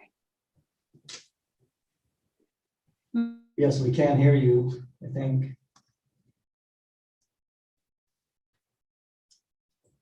I guess we can't. So maybe Jamie, are you still on with us? You could answer that question. I am. And we have spoke about it in our meeting, and we were going to address that when it got a little closer to June's first event in June. And then we would check with the health department and see what needed to be taken care of on that end. So we have addressed that Jamie? issue. Yes. I think I'm back. I'm sorry. I apologize. My connection seemed to disappear for a second. Yes, the answer to that, and Jamie is right. Obviously, we'll be monitoring the COVID situation, which may have changed up or down by June, depending on which way things go. We anticipate that because of the amount of space available at the city park, we would have one entry point where people would come to allow for contact tracing. We can have everyone similar to what we did in the fall when we had a Veterans Day program at the amphitheater. It was free and open to the public, but we asked people to register for a ticket, quote unquote, online that allowed for that contact tracing for us to know who was where. We have seating number signs where we can set up separate zones so that people from the same household or family could sit in kind of a pod type of area with their blankets and their chairs, but separate from members of another household area. And with that seating and everything being outside, working closely with the Department of Health, we're confident that we'll be able to, even at a limited capacity, still hold these movie nights. Okay, thank you. I just want to make sure we're consistent in our application of the health department. Thank you. Okay. Chelsea, yes, absolutely. Chelsea with us? Yes, I am. Can you hear me? We can. Okay. I'm presenting what we have planned for the Summer Arts Camp. It's going to be very similar to what they did in 2019. It was the Caught in the Act Youth Performing Arts Summer Camp. We will be using the amphitheater at Barker Park. So yeah, like I said, it's just like the one that they did in 2019. We had hoped that it would be an annual camp, but because it was canceled last year, we still figured that the success spoke for itself, and that's why we're kind of doing a bit of a repeat. It will be 8 days long, which is the equivalent of 2 weeks. We have the date set. First week is July 19th, 20th, 21st, and 22nd. Week 2 is July 27th, 28th, 29th, and 30th. All of those practice days are from 8:30 in the morning until 11:30 a.m. There will be a showcase performance July 30th at 8 p.m. at Barker Park. Online registration will be through North Ogden Parks and Rec. Camp registration is $75, and that's for anyone. It was discussed that we wanted it to be a community enhancement situation, not just specific to North Ogden. And we will address that in future years if need be. The ramp grant was, we submitted a ramp grant, it was approved, and we had the funds matched by the city council. So the camp is currently covered cost-wise. We don't require anything else there. Registration will open May 17th. The age ranges that we will be taking in are 4th graders to 9th graders. So that's around age 9 to 15. We are going to allow up to 60 participants, and it is just first come, first serve. In 2019, they registered 52 students. So we think 60 is going to be just fine. And that's about 20 kids per instructor. So it should be a fairly good balance. We plan on having acting, singing, and dancing instruction, as well as stage management technical. And then there will also be some assistants like a business manager / organizer, some teaching interns, one for each class taught, and student wranglers. So what we need from the city, we need the Parks and Rec to help us with registration. We need them to help ensure that the facility and the sprinklers are off, that the facility is open and the sprinklers are off during classes and the performance. And we would like to look into the option of possible security during the performance, or to give us a number of allowed audience members. So probably similar to what Jenny was talking about with zones, possibly registering tickets, things that I'm sure we will discuss in June as we get closer to actually having the camp and knowing what COVID restrictions or mandates are in effect at that time. That's my presentation. Do you have any questions? Council, any questions for the Arts Guild? You know, once again, they're starting from scratch. We expect that as they progress, they will help increase the activity in our city. And I think these are good things. We talked about trying to get back to normal. And I'm all in favor of that, believe me. Keeping our citizens safe as we can. So thank you for your work well done. Council, any questions? Councilman Swanson? Have you already spoken with Parks and Rec about their possible assistance with signups? Yes, we have. Okay, and what did they say? If If- on the line, you can chime in as well. If I understand correctly, it was Mark Daniels who spoke with them. If I understand what he told me correctly, they are okay with it because that's how it was managed in 2019. Is Tiffany still on the line? Yeah, she can correct me if I'm wrong. Tiffany, is that your understanding? Yes, Chelsea's correct. We're able to help with registration through our software. Awesome, thank you. I think it is important that we keep Parks and Rec involved in the Arts Guild as we move forward. So we coordinate that effort. Any other questions? All right, thank you so much for all you're doing, and we appreciate it. Look forward to some great things in our city this summer. So thank you very much. Thank you, and you're welcome. All right, so Mr. Call, we'll move on to item number 8 on our agenda, which is a discussion or action to consider accepting a annexation petition for parcel of ground located at 2200 North and 150 East. Thank you, Mayor. So this is the Bound property. It's BOWN. It's right behind the U-Lock storage facility in between Patriot Point and the homes to the south. This is a property that is the request that's been submitted is for it to be R18, which is the same zone of the homes to the south of this property. So this would essentially be the buffer between the townhomes in Patriot Point and the homes directly south, which, like I said, are currently the R18 zone. That will come back to you as a recommendation from the Planning Commission. So this is just formally accepting the application, and then a public hearing will happen in the future where the council would assign the official zone and finish. That's it. That's it. Council, any questions of Mr. Call regarding the petition for annexation? Seeing none, then I would look for a motion from a council member to recommend the annexation. We have a motion. Mayor, I move that we accept the annexation petition for 2200 North, 150 East. Okay, we have a motion. Do we have a second? Second. Second from Councilman Barker. Yeah, we get Councilwoman Stoker her opportunity tonight. So we have a motion and a second. Any further discussion? I understand we need a roll call vote on that. Is that right, Mr. Call? Yep. All right, let's start with you, Councilman Swanson. Yes. Councilmember Ekstrom, Yes. Councilmember Severing, Yes. Councilmember Stoker, Yes. and Councilmember Barker.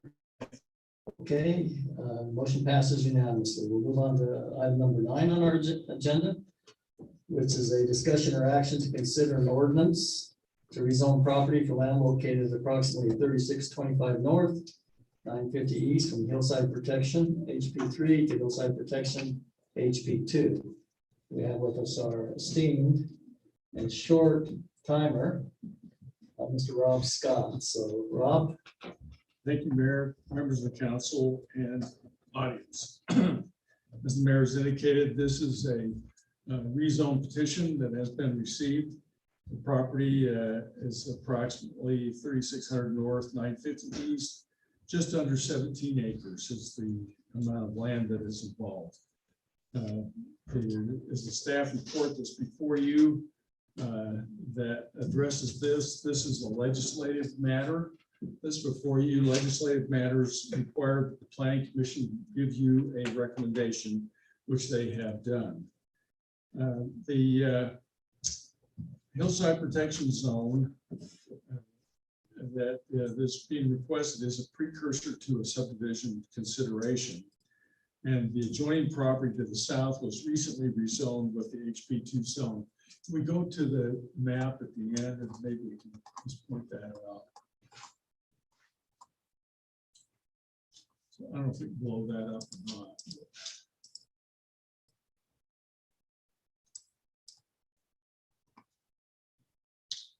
So the area that's in, I think that's sort of pink, is what's before you this evening. The property just to the south was the one that was recently rezoned to the HP2 zone as well. The HP2 zone has some specific requirements that require specific site studies that are to be conducted in order for development to occur.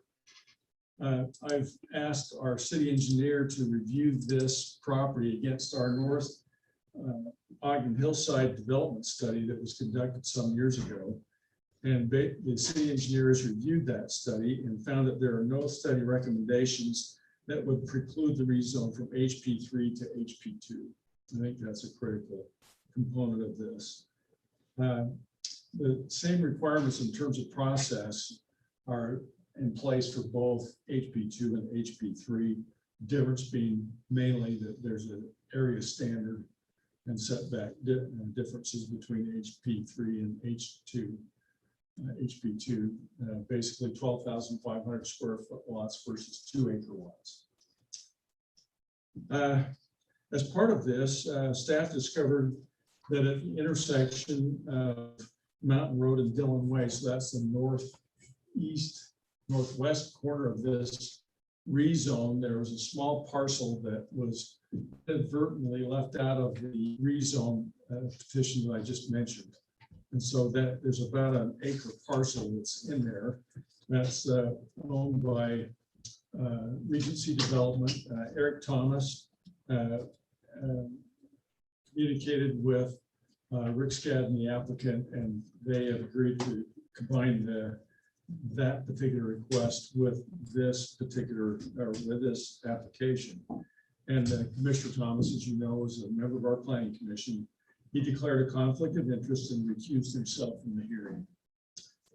So the purpose of, when we look at these rezones and what have you, we have some standards that are in our general plan that we address as part of the consideration. The area is described as the residential hillside area, and it's defined as areas with significant slopes and associated issues with proximity to the mountains, where particular land use controls are necessary to assure appropriate development. And in addition to that, the properties within our hillside neighborhood. So our zoning land use policies we have that help us, help the council and planning commission with respect to consideration for rezone. So let me briefly go through those. One of those is to make sure we have a definitive edge with respect to the projects. And this for future use of this property is residential and has a consistent zone designation. Secondly, the zoning should reflect existing use unless it's in transition. Obviously, it's a vacant parcel and will be transitioning to residential. Thirdly, where possible, properties which face each other should have the same zoning, especially where it's local streets. In this case, Mountain Road obviously is a collector road. In any case, it will be the same zone on either side of the roadway.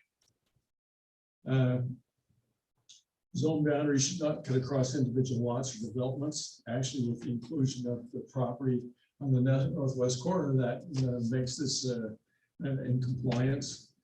Next, we should avoid isolating neighborhoods, and this is a further extension and expansion of the developments occurring up in that area for this proposed neighborhood, and will not isolate it.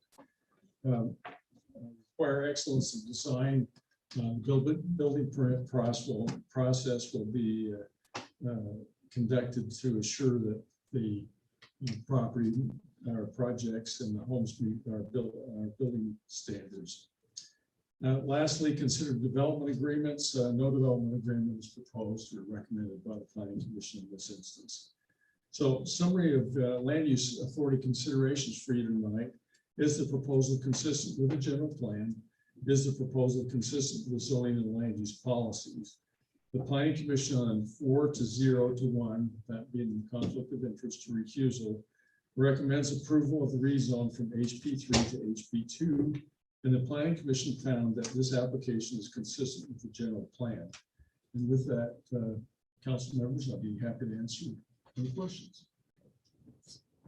Council, any questions? Rob, what was the date of that application? When was it received? When was it? Yeah, when was it applied for? It would have been probably about 2 months ago. I don't have an exact date. Councilman Severn, is your question related to the fact that the council has indicated rezoning is on hold until we get the general plan? I was under the impression that we weren't going to make reasonable changes until.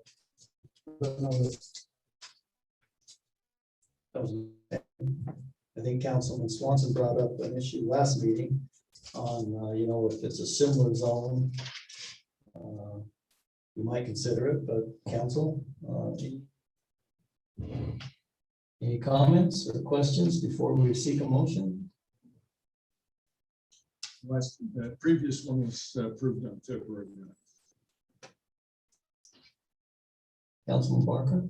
As you say, we did approve, like Rob said, it was right below that. We changed that from HP3 to HP2. This just feels like a cleanup. Everything around it's HP2. Starts here with the General Plan Advisory Committee. I got the name right this time. I think they have no problem with this rezone because it'll be what they're going to be recommending as well. Okay, any other comments before we seek a motion? All right, a motion to accept the recommendation of rezone. You have a motion.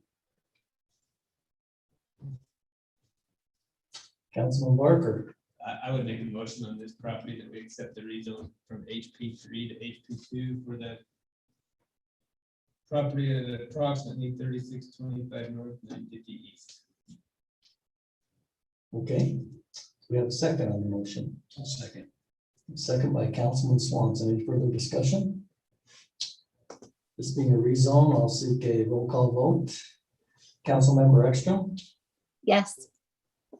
Councilmember Stoker, I have a problem with the hillside. I don't know, I'm gonna say no. okay, we have no.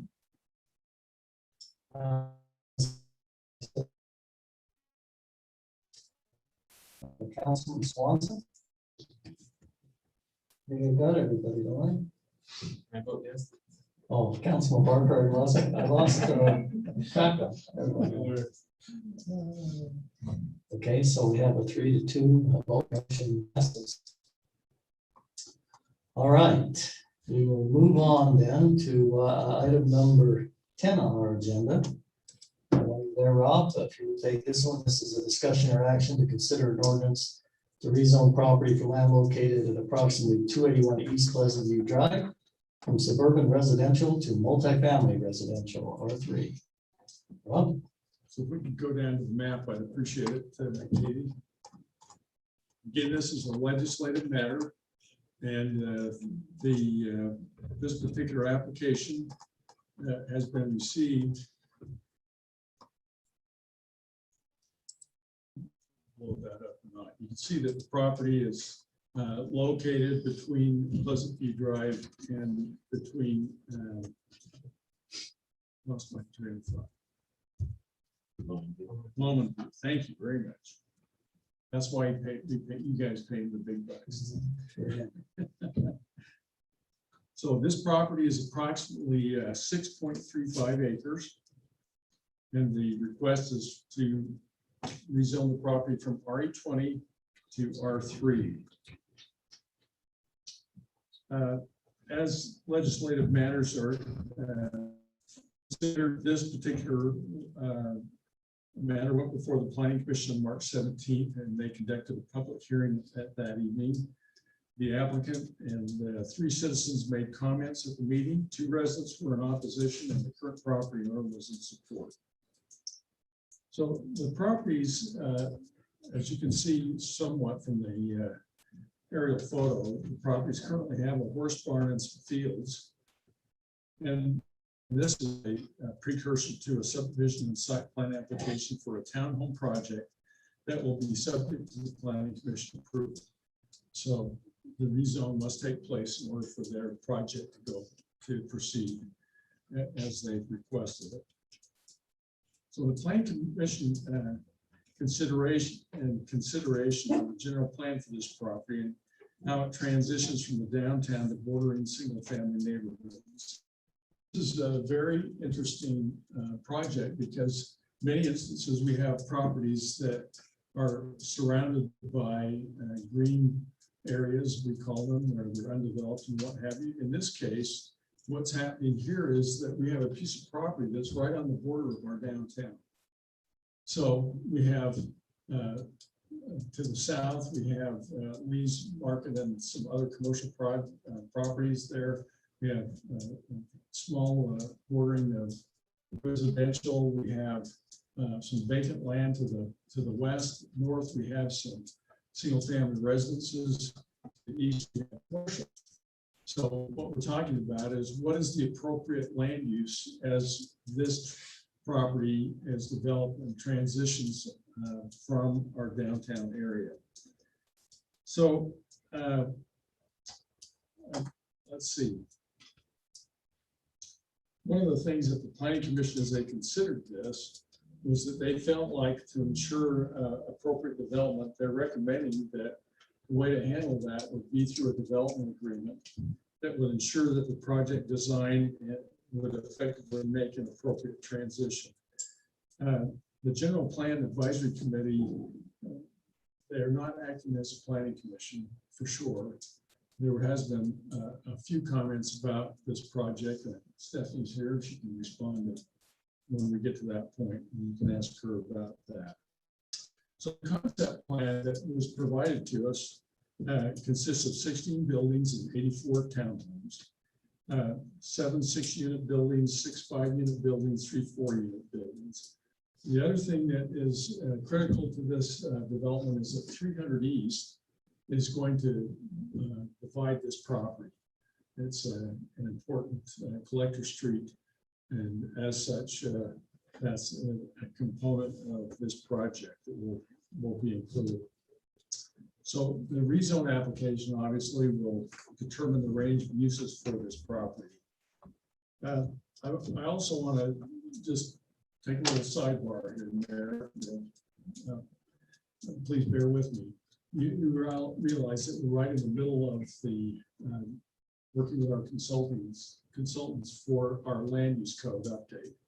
One of the things that we've discovered as part of our review of our land use code is that some zoning that, in staff's opinion, is out of date and it's not very consistent. And one of the things that is a part of that is that you really can't tell much of a difference between our R3 zone and our R4 zone. So we're not discussing that tonight, but I just want to put you on notice that as that comes forward, there's going to be some recommended amendments that we believe as a staff will actually help this development with the making it an effective and one that will be compatible with the neighborhood. So basically the things that we'll be looking at, the R3 and R4 zone, when you look at the formula, they're exactly the same.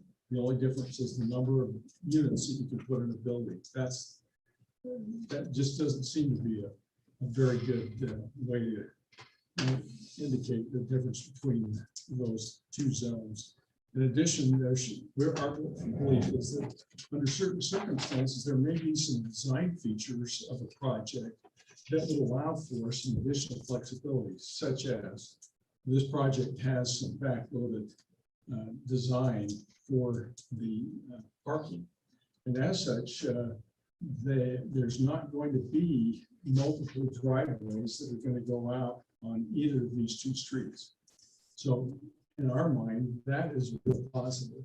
So that the traffic and the other kinds of things are going to be addressed as a result from that. And there should be some consideration for that. And our thought process is that there should be some consideration for a reduced setback as a result of that. So the emphasis will not be on driveways, the emphasis on the fronts of these buildings. Excuse me. So let me get on to the conformance with the general plan. The proposed project and the general plan calls for this area to be downtown mixed use. And as you're all well aware, there's quite a bit of mixed use development that's in this area. We've got residential, we've got commercial, and we have the old institutional public workshops that are also in a position to be transitioning as well. So my voice will hold up. I'll turn it over to John. Oh, he just okay. The project property, as I indicated, is on the edge of the downtown. We're going to transition to single-family neighborhoods, and staff agrees, and so does the planning commission, that care must be taken to ensure that the transition takes place in a well-designed manner. Thanks. Property sits between these two collector streets, as I indicated. The other item that's in our general plan, and I think had some discussions about this, relate to the extension of a park along Pleasant View Drive. I don't know if you made a conclusion on that or not at this point, but in talking to the applicant, they're certainly willing to participate in looking at the very least the design of that.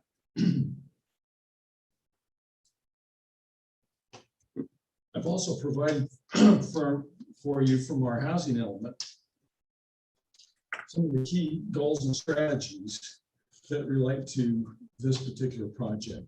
So one of our goals is to increase housing quality and variety. And some of our strategies include implement mixed-use plans for the North Ogden downtown and Southtown centers. Also locate higher density housing in or near downtown. This will strengthen the business corridor and improve walkability while reducing traffic impacts on existing neighborhoods. There are several other references to the general plan relative to that as well. Another comment, residential uses are encouraged in the north and west to support existing commercial uses and generate additional commercial demand. So, and like the previous one, we have some general guidelines that relate to the this particular project. Some of these are exactly the same and some are a little bit different. The definitive edge should be established between uses. The project has street edges to the north and south with the former public facility to the east and agricultural and residential to the west. Zoning should reflect the existing use unless it's in transition. Obviously, it's in transition. Where possible, properties which face each other across a local street should be the same or similar zone. Collector arterial streets may be sufficient to warrant a different zone. In this case, we're dealing with Lowman View Drive and Pleasant View Drive. They're both collector streets. And so this project is consistent with that guideline as well. Zoning boundaries should not cut across individual lots or developments. The entire property will be in one zone. That will not be an issue here. Avoid isolating neighborhoods. This is a transition, and there's sufficient size here to in essence create its own neighborhood, but along with the not isolating the other neighborhoods. Require excellence in design.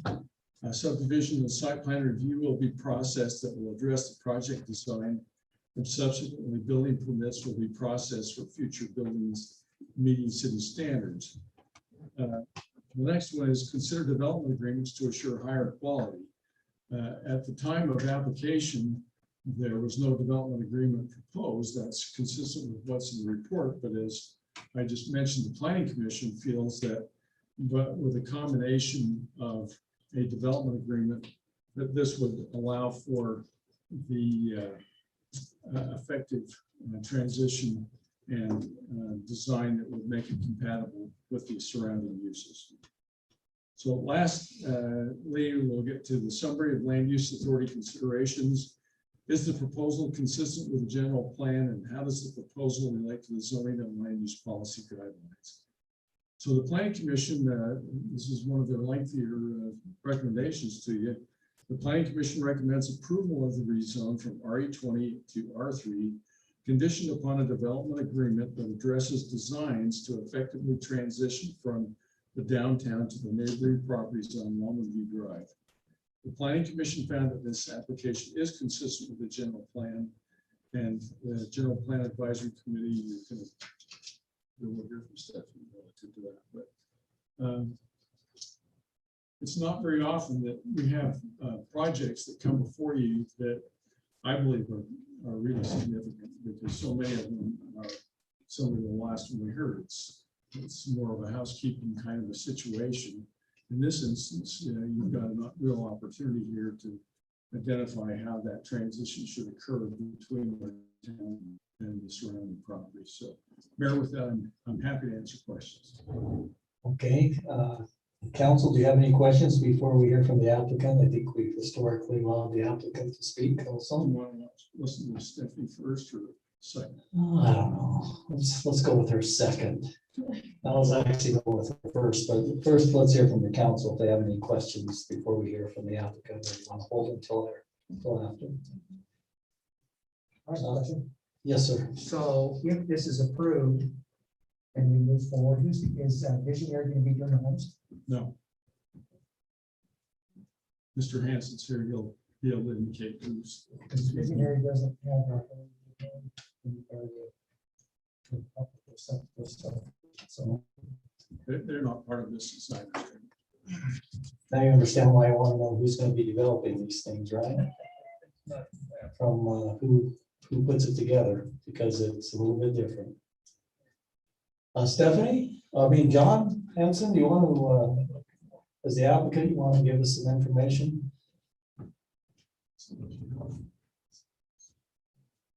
I don't know if we've got a problem. I don't know if you get to the site plan or not.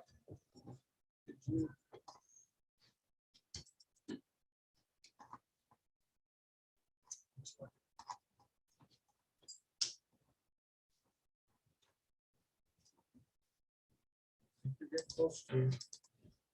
You know, you might keep going. That's it. Just need to,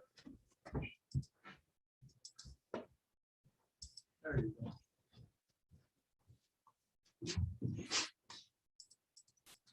The old site. That's it, John, but it's close. Anyway. Yeah, it's close. Anyway, I'd like to speak on behalf, and he may be on the phone. Jerry Shaw, the owner of the property, he may be on Zoom. But he contacted me several months ago. He's kind of given up farming. That property, I'll tell you, has been in his family since 1905 or something. And so it's a big decision for Jerry to want to sell this. Now, the collector road, I think, is very important. That may fluctuate a little bit up to the north, but that would connect Pleasant View with Lowman View. And being a president, I should have said John Hanson. I live in Pleasant View, but I own a lot of property in North Ogden. But as I come over there now, you've shut down, Washington Boulevard, which means I either turn and go behind Lee's, and that's really my only choice unless I go down 500 in Pleasant View to 2700 North. So I think that may be a relief of some of your traffic from that corner from turning left on Washington and Pleasant View Drive. And that would be a full city road that goes up through there. None of these homes back on the two highways. Those are front yards that back on Lowman View and Pleasant View. And I don't know if you have it or not, but I've had some buildings that will be built that will have a nice picket fence in front of them. They have quite a few architectural features. They're just not a blue townhome. They've got some rock on them. They look really, really nice. The developers we've been talking to, we've talked to Homes and Homes out of Salt Lake. They've done a lot of building. We have two other builders that are interested, but I'm interested in the builder that can bring the best quality to the project and make it stand out and really stand on its own to be a place of, the community and the residents can be proud of. Also, there'll be a lot of trails through here. Maybe someday I can acquire the city property there that will lead down to your potential park. The other thing, we took Dave Espinosa from the Public Works. Jerry has a well on the northeast corner of that property that's in the same aquifer as your stump down there by the park. We all went there and Jerry opened up the valve. It shoots about 25 gallons a minute, about 6 feet. It's unbelievable. And so Dave came up with the idea, well, maybe we could take that water very easily down that new road into our storm sewer system and put it into our new pond by Patriot Point. So it's always refreshing it. So that spring has been going, I guess, ever since the Shaws have owned the property. Maybe Jared would like to say a few things. I understand the concern. Everywhere you go, there's a lousy townhome. I mean, they're everywhere. And you kind of look at those and you think, good grief, is that what we've come to? Our community, we're going to live in townhomes. So I want to make this not just a normal, nothing on the front, just a rectangle box. I want to make it a nice development. And I think I have a developer. This Homes and Homes has done a terrific job. Do you have any pictures? I sent some in of their homes. Yeah, that would be a sample. They do a lot of 3-story homes, but Rob told me our ordinance here is only 28 feet for a townhome. And they're 3-story homes. I did 60 units with them in Layton, and they did a lot of 3-story there that I didn't think anyone would want. And by darn, those sold first. because there was a little room down on the main floor where they had a business. So these are some of the homes they have. I don't have the exact architecture. Katie, if you could go back to the one that has the fence. Yeah, that would be frontage on Loman View Drive and the frontage on the couple of lots on Pleasant View Drive. So it would give the feeling of a neighborhood, a community, a house. And again, I've always wanted to do something. I haven't been able to do it, have for younger families that can get in somewhere. It's just incredible. A piece of wafer board, which was $8, is now 47. Things have just gone crazy. And where it'll I just stop, I don't know. As long as our interest rates are low, then the younger people can handle it. So I just don't want to bring a townhome, The layout is fantastic. We can have some, I was thinking of a couple of gazebos there. They can have a barbecue, some trails. I never thought I'd use the word trail. Some trails going through the property and hook it to the city park. Yeah. So what do you think the price of these things are going to be? What's that? What are these going to sell for? I think that when we get all done with what we've had to pay, they're probably going to be $290 to $320. I don't know how we can do them any. You don't want to cheapen it up so much that. What's that? They're disagreeing with you. Just a little, Too high? little low. Yeah. But he's right. It's a The ballpark. idea is to keep them under 400 for sure. 400. Oh, Keep them under 400 for sure. thanks, Mark. That's encouraging. I was gonna say, I'm a little bit familiar. with That's the just my market. son. I'm a little bit familiar with the market. If you guys happen to get $293. That's pretty I can't amazing, hear you. John. That's I'll pretty take darn amazing. 6. Yeah. Yeah. Yeah. What's that? He said he'd take 6 if they were that At price. 290, I'll take 6. I don't know. I'm gonna go on this one, Mark. I'm gonna be on this one. They will be affordable and the pictures shown there, that they're gonna be good looking town. Those aren't really. You know, I always get interested in this definition of affordable. Well, 400. I know, Mayor. I don't know what it is. That's, I always question that. Yeah. What the definition of affordable is, because the state is really, on everybody about affordable housing. I just gotta express my opinion. Those are pretty cheap looking to me, John. That's why I'm trying to keep it down around 270. No, I just wanted to give a feeling. This is the one we're gonna build. I want to give a feeling, a little fence in front. There'll be some rock. This just to give you a feel. That's built down in Salt Lake. That's not my final stamp. So I want to put some other architectural elements there that does class it up. But it gives you an idea of the elevation, what the front would look like. I'm sorry, Mayor, that's all that was. Oh, that's okay. I was just expressing my opinion. You wanted to paint a picture and, I just don't know. Well, that's got quite a few. Mark, you get the arguments. picture next time. Well, I'll bring the picture. I should say, it's not affordable, I should say entry level pricing would be probably more. Yeah. So I don't know if. Anything else? Is Jerry on the Zoom? He is. He may want to talk. Any other questions, council? But Well, let me ask the council if they want to hear from Jerry, if that's relevant to the decision this evening. I'm here if you want to hear from me. Council? I think one observation I have is maybe John and I ought to renegotiate the price after listening to you guys talk about the price of the condos. He said he wants to renegotiate the price, now that he knows what's going to be on there and the cost. I was hoping for a rebate. Anything else? No, just, I think it's a good area for that use. Could I say one other thing? There are 3 sources of water on the property.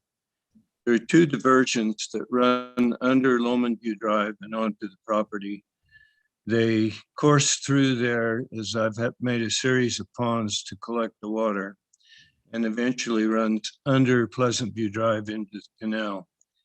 That water's been going since at least 1940 when my grandfather filed for the water rights on it. The other source is 9 shares of, or 8 shares of Pineview water that go with the property. And then the last, of course, is that well, which is a prolific well and could be used, maybe even diverted down to the pump house. John and I might have to talk that over with you, but it could be used in various ways. But the water is pure, just like the stump water. I've had it tested, 2 parts bacteria per million parts of water. So the water feature is very important. It could be used to beautify the property in some way too. Thank you. Stephanie, do you have input to the council from the planning advisory committee? I can say that we met today with John, just a subcommittee, to go over the map that we've gotten. And this area is something that we're going to bring up to top because it is right on the edge of what we see mixed use and low density. So it's kind of tricky.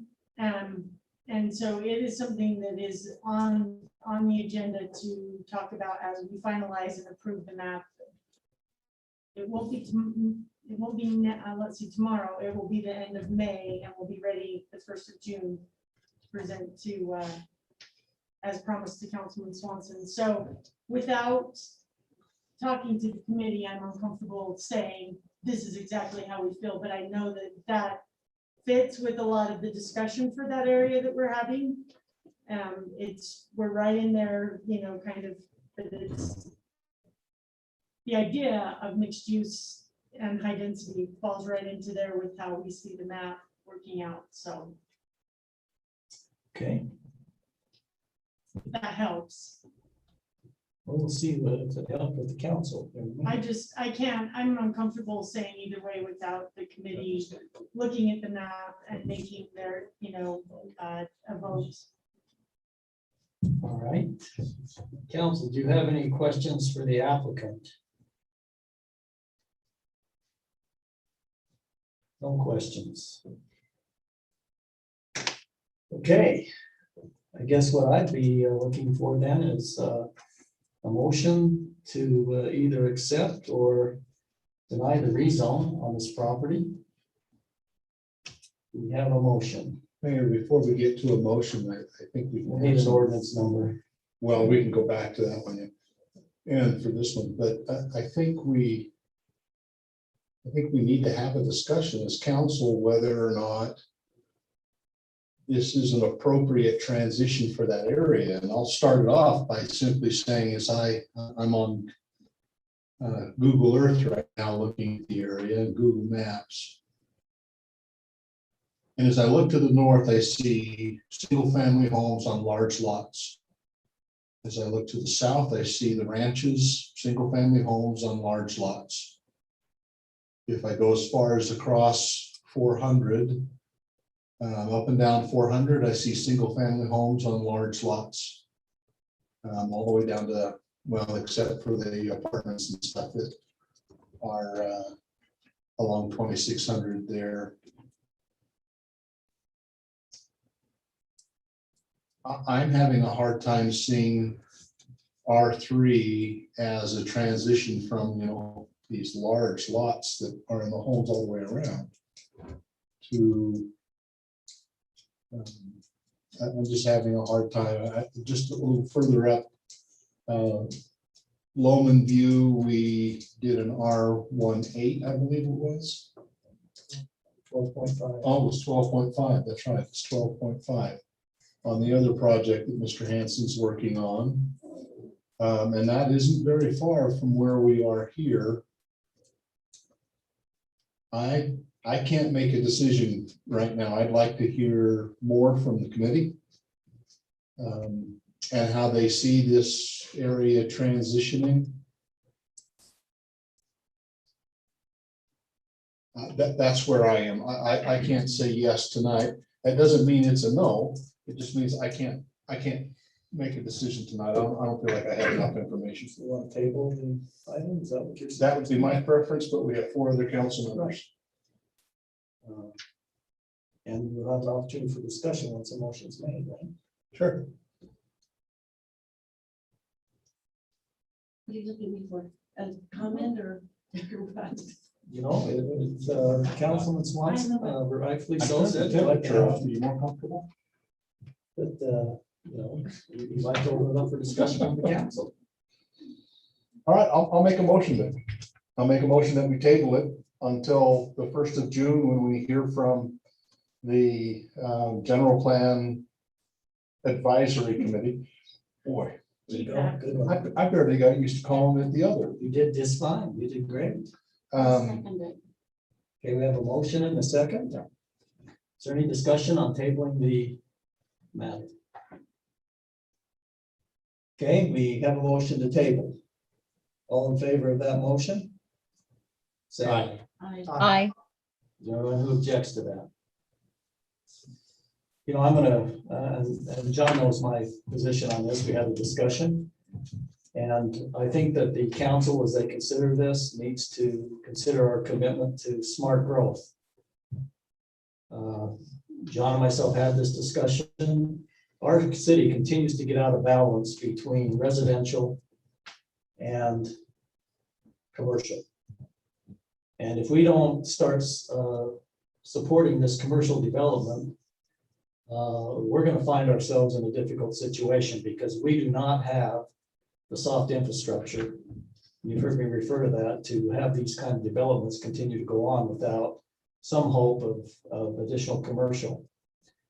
And if we don't consider that in our decisions, we're going to find ourselves down the road here in a difficult situation. I'm not saying yay or nay to this project. I'm just saying these are the things we need to consider.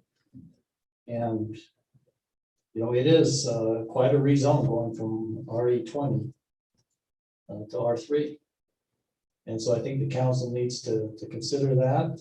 As Councilman Swanson said, how do we transition this part of our city? And so I would hope as the council considers this, that those are some of the things that we'll take into consideration. We're not a no-growth city, but I think we need to be smart about our growth. And Johnny, I'm gonna send you this. I sent it to John the other day, but I know you feel that younger people don't want bigger lots. Oh, well, I think it was the University of Utah just did a study, John. Was it University of Utah? Where it came from that I sent to you? Yeah, it was somewhere, yeah, it was a Utah based. And they surveyed younger people, and amazingly enough, their goal is to have large lots. That's their ultimate goal. Now, to Mark's point, they may not be able to get, you know, entry level, but the statistics as this survey shows that there is still a demand for larger lots. So I'm just saying we need to figure out how to balance all this in our decision making. So, yes, Council Member Stoker. And also, I think we need to take into consideration where we want these multifamily homes to go into. I mean, I don't know that they belong in residential areas, regardless of open space around them or where these homes are at, especially with large lots surrounding them. Well, I think that's it's way too many anyway for that size of land.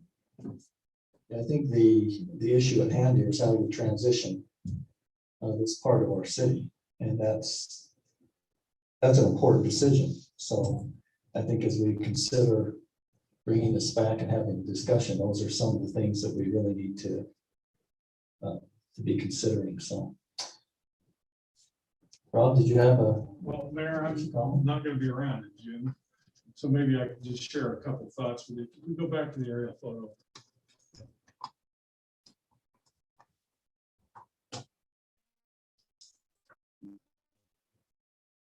Let's go clear back to one of the staff reports.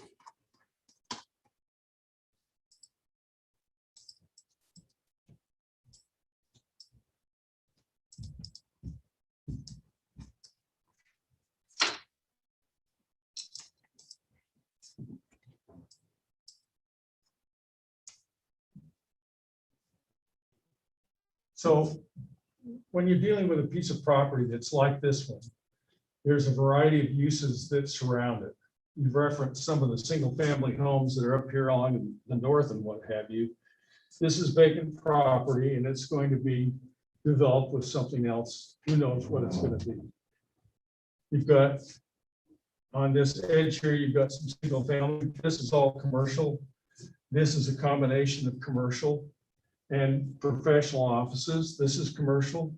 This is our old public works building. So what we really are, we're really truly talking about a transition between downtown area and how does that transition to these other areas. So I suggest you might want to not necessarily go as a group, but individually go take a look at how this is going to transition. I would suggest that maybe somebody else would like to be here, but can you see single family homes with commercial, with the old buildings and what have you? You should kind of weigh that in as well. So just a few thoughts for you there. I think along with, you know, RE20 properties in our city, are we gonna have any left? I'm not saying this is the only one, but I think that's another consideration of where is all of our RE20 open space and I'd suggest a lot of things to consider. Sure enough, and I would suggest you go back and look at our land use inventory. That information's in there. Sure. Okay. Well, we probably need to go back to item number 9, and I guess, Katie, I'm gonna need an ordinance number here. I didn't see that on the agenda, so I don't know which ordinance numbers we're into, but it actually says that you need to consider an ordinance to rezone that piece of property. So do we have an ordinance number? I do not, and I apologize. I tried to pull that up when you said that, and I don't have access to the folder on here, but I will. John, do you? Maybe you could find that and we can come back to that item, Councilman Swanson. Thanks for bringing that to our attention. Councilman Barker. Can we take a 5-minute break on that? I have a feeling the next few items will be a little long. You're just young. If I was. I need to drink some water. Mayor, I move that we have a 5-minute We'll stop. take a 5-minute stop. Yeah. More, I want water than Pepsi. No, I need going in now. Very welcome. You're welcome. I think there should be a couple left. I'll replace it. Marcus, good to see you today, There's some in my man. office. Oh, there's one right there. Thank you, Colin. That one's extra. Okay, I'll grab it on my way back. Okay. Good call, right? Thank you guys for all your service. Thank you. Thanks, Mayor. Working on it. That was fun. Good to see you. But I'm gonna leave. Last night.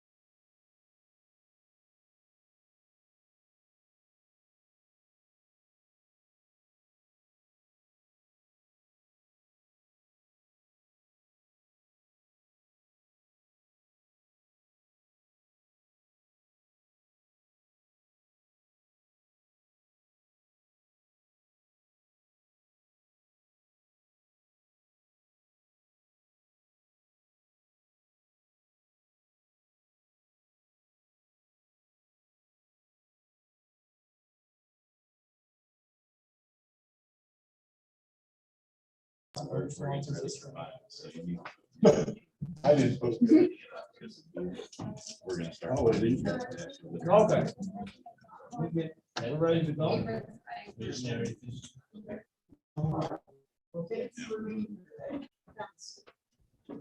Okay. Council, we need to readdress item number 9. Since that was an ordinance. And the ordinance number that I just received from Katie is 2021-08. So maybe we should start over. Do we have a motion to approve ordinance 2021-08, which is to rezone property located approximately 3625 north, 950 east from HP 3 to HP 2? Do we have a motion? I'll make that motion. Councilman Barker, you're making a motion to approve Yep. Ordinance 2020-08. 2021-08. 2021-08. Yes. Thank you. Do we have a second? I'll second. We have a second on that. Is there any further discussion? Seeing none, we'll take a roll call vote. Approving ordinance 20-21-08. Councilmember Stoker, Yes. Councilmember Barker. Yes. Councilmember Ekstrom, Yes. Councilmember Swanson. Yes. No, that was a no. That was a no on mine. That's on number 9 on the hillside protection. Yes, it is. No, I voted no. Change that. This is a revote, so, But still no. okay, still no. I still no. Okay. Councilmember Swanson. Yes. Councilmember Severin. No. Councilmember Barker. Yes. And Councilmember Ekstrom. Yes. Okay, motion passes. Thank you. We are now going to move on to item number 11, which is a public hearing to receive comments on proposed budget amendments for fiscal year 2020-20 for our budget year this year. So at this point in time, we'll enter the public hearing. Read a motion for that.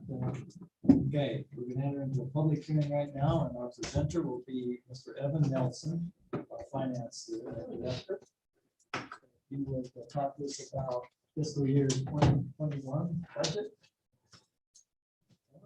Okay, thank you, Mayor and Council. We come tonight presenting quite a few amendments to the fiscal year 2021 budget. That's the current fiscal year.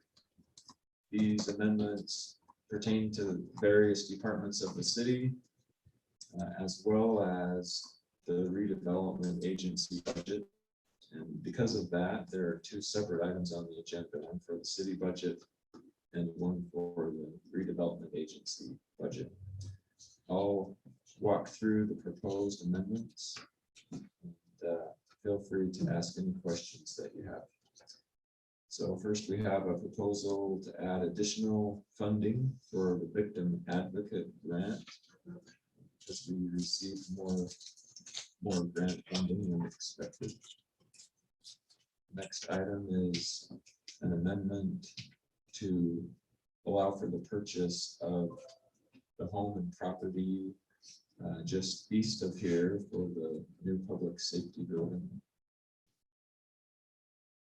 Next, we have some amendments that relate to the aquatic center and the redevelopment agency funds. First is $19,000 for the installation of UV treatment equipment for the splash pad that's required by the health department. That's at the aquatic center. Also $3,000 for improvements at Bicentennial Park for the RDA fund. Evan, can you speak a little louder, please? I'm having a hard time hearing you. Yes, I can. I'm sure our audience is having a hard time. Okay, I'll speak louder. The next one is $73,000, $73,845. And that's, I'll give you a little background on that. So a few years ago, the state legislature passed a law that required the withholding of some of all of the city's sales tax revenue that would go toward a state fund to address homelessness. When they passed that law, they made it allowable for cities to restore the money that they are taking using our own RDA funds. So it's an option that the city has to replace lost general fund revenue with revenue from a redevelopment area. So this 73,845 is the amount for fiscal year 2020 and fiscal year 2021. That's the proposal there.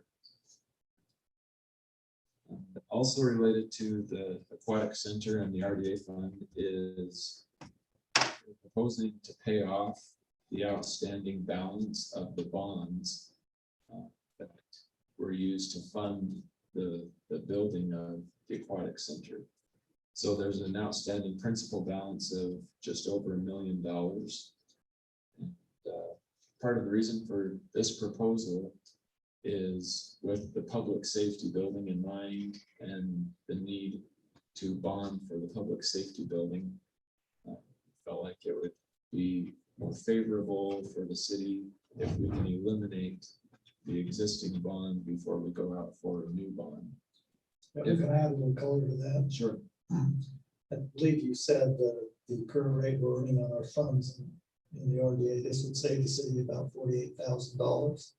Yes. In interest. And the money will eventually come out of the RDA funds anyway, so it's basically just a way to save the city money and make sure that our bond rating is as good as possible. So yes, that's accurate. And we have more than enough money in the fund balance of the RDA fund to pay that up. So we felt like it was something the council would want to consider. The next item is a $50,000 increase to the road maintenance budget for the 2021 fiscal year. Next item is in the water fund. The council already talked about the purchase of pipe for water line projects. The purchase was made to avoid the escalating costs of pipes. And I believe the city ended up saving $70,000 or $80,000 on that decision. So this amendment makes the allowance for that in the budget, as well as $385,000 for cold water subdivision water line. Next, we have some amendments in the general fund. A small adjustment to beer tax grant revenue. $10,000 for the Cherry Days fireworks show. $20,000 for IT needs that were not budgeted for in the original budget. And those few things I just mentioned are supported by an adjustment to our sales tax estimate, sales tax revenue. Next, we have some amendments in the building inspection department. As you know, our building permits have come in much higher than we're used to. And we've needed to have some overtime hours and even some third-party contractor support to be able to keep up with the demand for building permits and plan reviews. So we have $25,000 proposed amended to the budget for that, and the revenue supporting that is building permit revenue. Next, we're proposing $8,500 for the stormwater capital facilities plan and impact fee study. That's coming out of stormwater impact fees. And then last of all is $11,287 in additional audit expenses. As we went through the audit this year, the expenses were much higher than anticipated, and so we're proposing this amendment. So So that's the list of amendments. Are there any questions on any of those?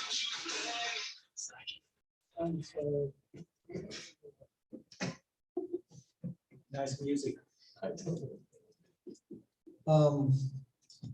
What's the additional funding for Cherry Days based upon the decision tonight? What's that, Evan? So in the Cherry Days budget, the original budget had $15,000. And Tiffany was proposing an additional 10,000 to take care of the fireworks, and I believe they're still doing a race. So she's proposing a total budget of $25,000 for Cherry Days this coming summer. Is that based upon a bigger fireworks show than anticipated, or what? Is Tiffany still? Mayor, I can address that if you'd like. I don't know if Tiffany's on here and can ask it. But part of the reason was the original fireworks display package that we bought was a little, we're going to be set off a little bit lower, and they were planned to be set off behind the amphitheater in the field. But the lessee, or, you know, they're able to plant. So anyway, wheat is planted there. We can't light off fireworks there. So consequently, we needed a different package of fireworks that go up higher. And so they are more expensive. So in order to actually have the fireworks display, we had to buy a different set of fireworks that will be accommodated, not setting a field of wheat on fire.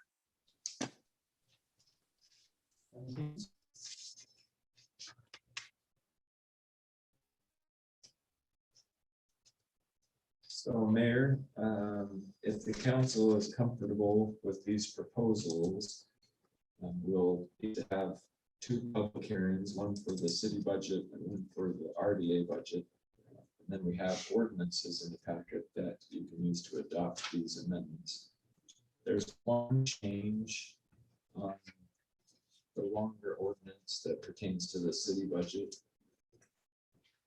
The second to the last line on that ordinance, general ledger account 1045-310. The dollar amount there should read $35,287. I think that's the other way, wasn't it? That's the one right there. Second to the bottom. That number should read $35,287. That covers the, when we talk about that, that's, The audit fees. of course, we had already, what, 9,000 some odd in the budget, right? We had 24,000 in the budget For the originally. audit, or does that include the consulting? Yes, yeah, The professional audit service. was 9,100, as I recall. I don't remember the breakdown, but that's probably about right. So the rest is for the consulting from Christensen and Ambrose and Palmer. Right.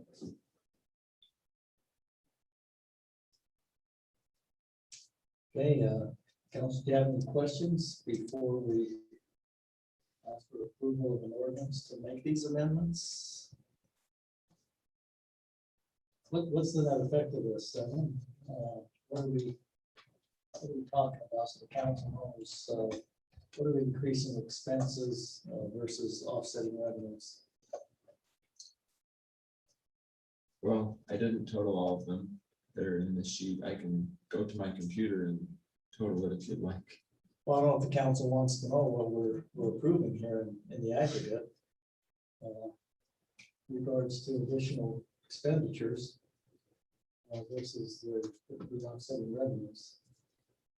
Do we not, you care to know that? Yeah, definitely. Councilman Swanson, you're on finance. Liaison, are you interested in knowing that number? Of course I thought so. I figured as much. So Evan's already gone to his computer to figure that out. You know, sometimes approving individual line items, we don't get to the bottom line of that. But while he's doing that, you do want to make mention, Dave, to your group, $70,000 is a lot of money. So thanks for bringing that item to our attention. I think that's something we're all trying to do, is be as efficient, effective as we can.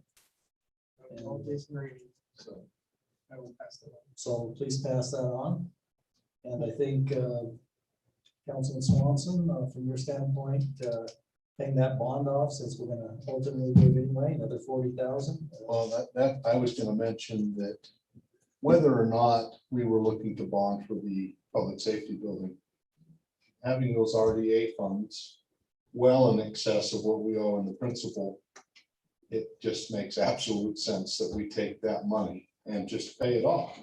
Yeah, because we have a negative arbitrage on what we're paying, I think 2.32% on the bond.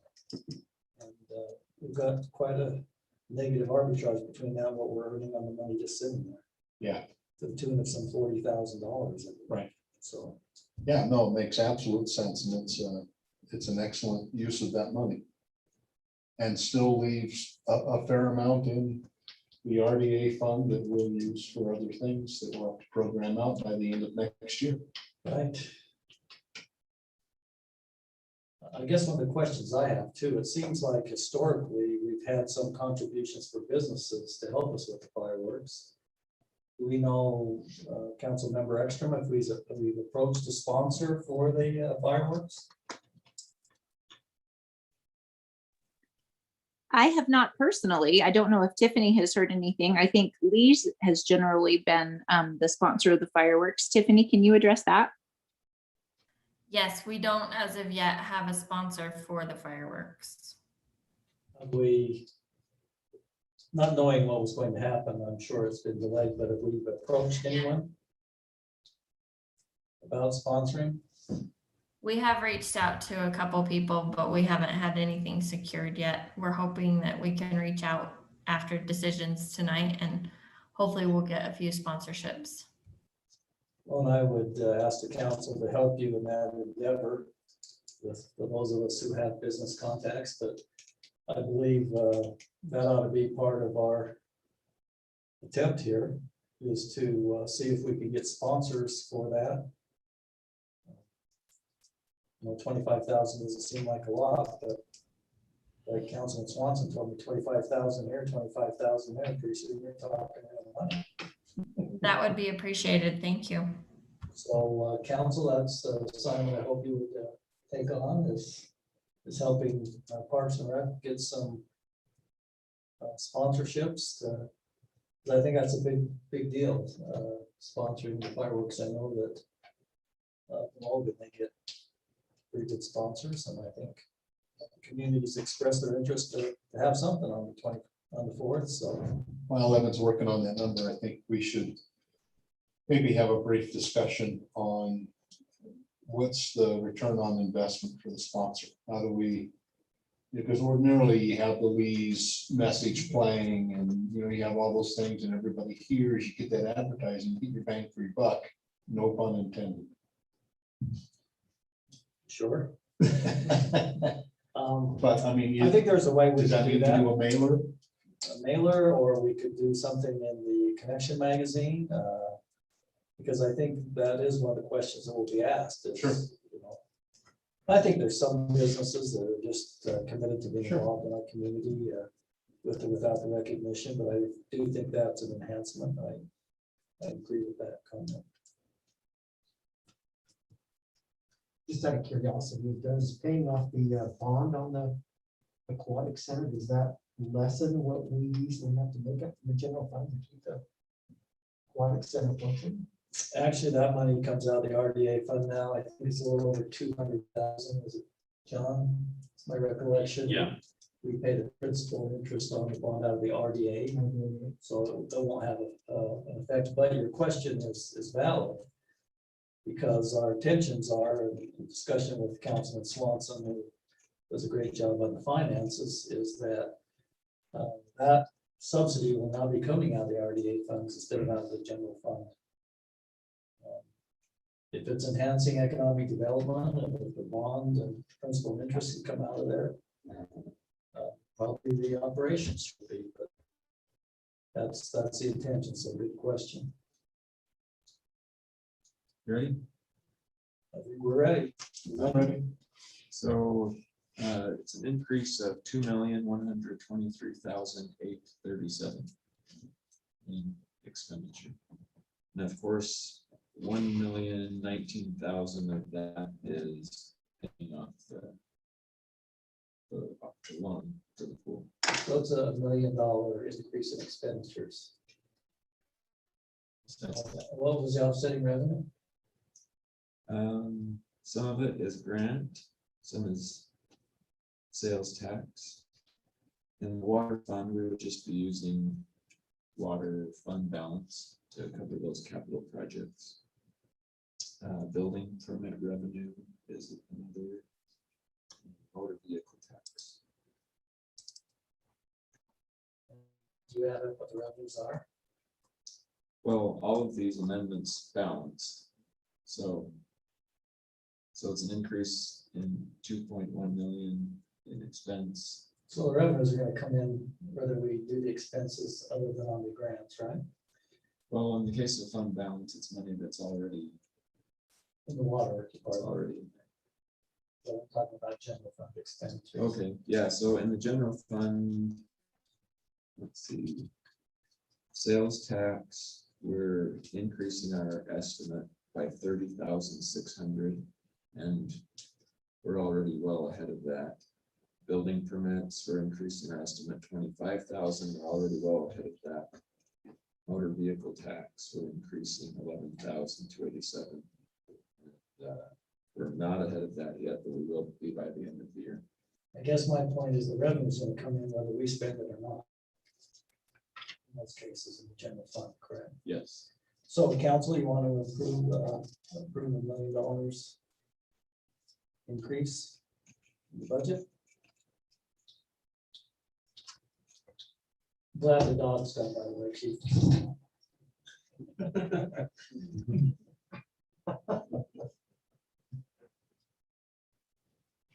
Well, Mayor? Nobody else wants to. What's the ordinance number? So I don't know if you, I've got 20-21-09, but do you have any other questions, Councilman Sever? No, I thought you were looking for, I was just gonna say, I know that when I sat down with both Evan and Dave, and we looked through it very, very carefully. That's all I was gonna say. So I'm impressed with what's coming out of Public Works, no doubt.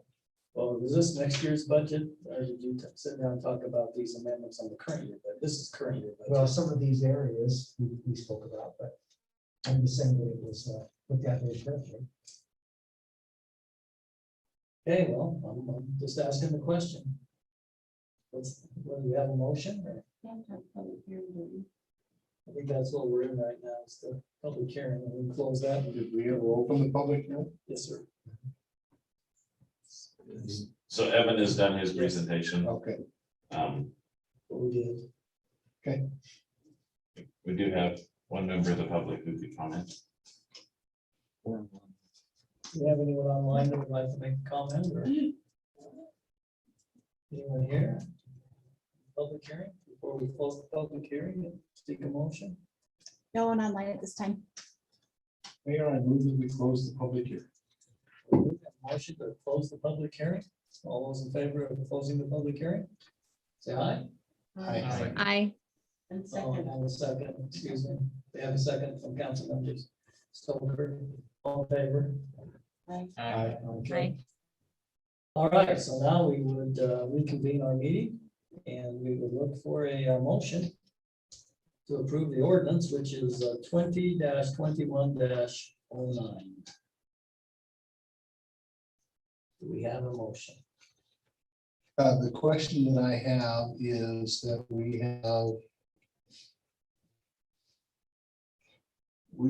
going to have two ordinances that were approved. And the, wait a minute, maybe I just We answered. haven't got to the, haven't closed the meeting, we've got to the RDA. Yeah, I'm looking at 2238-200, Evan, to transfer an RDA fund. Bonds and 2269-810 and 69-820. And this first ordinance, aren't those amounts repeated again in the second ordinance? Do we have to have them in both? We have the RDA ordinance that'll come up here in just a minute to pay off the bond with the 1,126,845, the 38,084,845 transfer to the general fund, and then 1,332,610 going to the aquatic center. I'm looking at the total, at everything that's in the first ordinance there, and I'm seeing the 1,332,610 transfer in the RDA fund, the bond principal, and the bond interest also listed there. Just want to make sure that's correct. That it's listed correctly. So what we do is we have to budget the transfer from the RDA into the aquatic center fund. Okay. And that transfer looks like an expense because it's leaving the RDA fund. Right. But it's a transfer, and then we budget that amount again as an expense when we pay off the debt. So it shows up as an expense in the aquatic center for us to be able to pay off the debt. Okay, so that's why it's. Okay. But you have the transfer in, right, from the RDA on the Yeah, other you've side. got the transfer in, and then the bond principal and the bond interest, the 69,810 and 69,820. Those are the expense lines for the aquatic center, correct? Yes. Okay, and the money coming in to cover those is the line just above those two. The money coming in is 22,38,200. Right, the line just above those two. Okay. In that case, I will move that we approve ordinance 2021-09, approving the budget amendments as discussed. Second. Okay, we have a motion and a second. Is there any further discussion? Seeing none, this being an ordinance, we'll do a roll call vote. Councilmember Ekstrom, Yes. Councilmember Barker, Yes. Councilmember Stoker, Yes. Councilmember Severin, Yes. Councilmember Johnson. Yes. Okay, motion passes. And just let me clarify, I'm not adverse to these budget amendments, but I just want you as council to really know what these amendments mean. Our department heads are very frugal, and I just want to make that clear. I don't object, but I think it's just making sure the council fully understands the nature of what they're approving here. So, all right, Evan, thank you for that presentation. We're now going to move on to the next item on our agenda. And I'm looking for an action to recess the city council meeting and convene the RDA. So moved. We have a motion. Do we have a second? Second. Motion and a second. Any further discussion? Seeing none, all in favor of recessing the city council meeting and convening the RDA, please say aye. Aye. All right, we're now in our responsibilities as the RDA committee. And so we'll enter into a public hearing to receive comments on the proposed budget amendments for 2021 budget. And we have an ordinance, RDA ordinance. Do we have a number on that? Katie? We do. It's RDA 2021-10.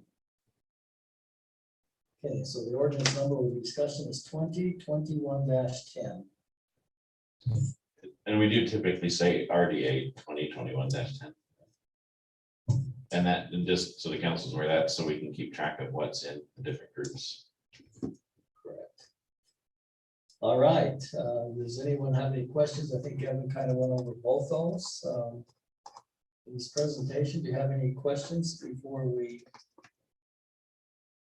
close the public hearing meeting? Are there any comments? Do we have, Katie, from the public or from anyone here? Not online. Any comments here? Seeing none, do we have a motion to close the public hearing? So moved. So moved by Councilman Swanson. We have a second. Have a second by Councilman Severing, I believe, is that? Spoke that. Any further discussion? All in favor of closing the public hearing, say aye. Aye. Objections? All right, so with that, do we have a motion or any questions for Evan before we seek a motion? In regards to what he proposed in the RDA. Seeing none, then we look for a motion to approve RDA ordinance 20-21-10. We have a motion. Mayor, Yes, sir. I'll make a motion we approve RDA ordinance, RDA 2021-10, amending the RDA budget. All right, we have a motion. Do we have a second? Second. Motion and a second. Any discussion? Seeing none. We'll do a roll call vote on this ordinance. Councilman Swanson, Yes. Councilman Severing, Yes. Councilman Barker, Yes. Councilmember Stoker, Yes. and Councilmember Ekstrom. Yes. Okay, motion passes. We'll now need, we need a motion to exit the RDA. We have a motion to exit our RDA and reconvene our city council meeting. We have a motion. So moved. So moved. We have a second. Second. Motion in the second. Great, things are just rolling along. Any discussion? All those in favor of reconvening the city council meeting and ending our RDA meeting, say aye. Aye. Any objections? All right, we're back in city council. Now we're gonna go on then to item number 13. This will be a presentation by Councilmember Swanson. He's going to discuss, summarize the audit committee meeting we had concerning the 2020 audited financial statements. So Councilmember Swanson, do you want to give that report, please? Thank you, Mayor. Just backing you up just a little bit on item number 12, I think we did a golf clap.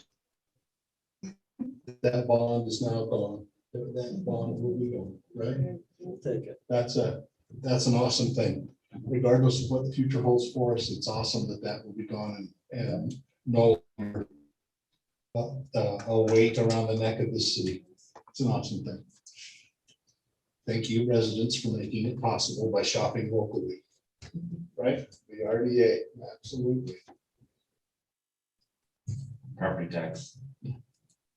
RDA? Yeah, Oh, RDA that's has a right. property tax increment. Yeah. That's right. This property But tax. Never mind. by shopping locally, you spur the development to come in and That's right. and increase the value of commercial property in the city. So let's talk for a moment. I'll keep it relatively short because of the hour and the riveting nature of the subject. The audit that we had, I got to tell you, when I was in the audit meeting, I'm there with a president and CEO of a financial institution, a former CEO of a very large corporation, an attorney, a former business owner. I felt like I needed to have Google Translate for me when these guys would get to talking in their CPA language. It was quite interesting. But I'm grateful that they allow me to be a part of that. Our audit this year, as you have heard, it was rather interesting. In years past, we have depended on an auditing firm to do our audits, and our audits have always come back quite clean and quite nice. And as the city continues to grow in complexity, we felt it was appropriate that we look for a different auditor, somebody that specialized, had a little bit higher degree of specialty in government audits and those kinds of things. And so that's what we did. And we went with Keddington and Christensen LLC. Well, as they did their audit, as you all are aware by this point, they found quite a number of things that we were either doing incorrectly or that we were not doing at all and should have been. In almost every instance, it was a case of either not having a full understanding of what was required or simply knowing what the requirement was. I'll give you a couple of examples here. I highlighted a couple that we have in here. If you look in your packet,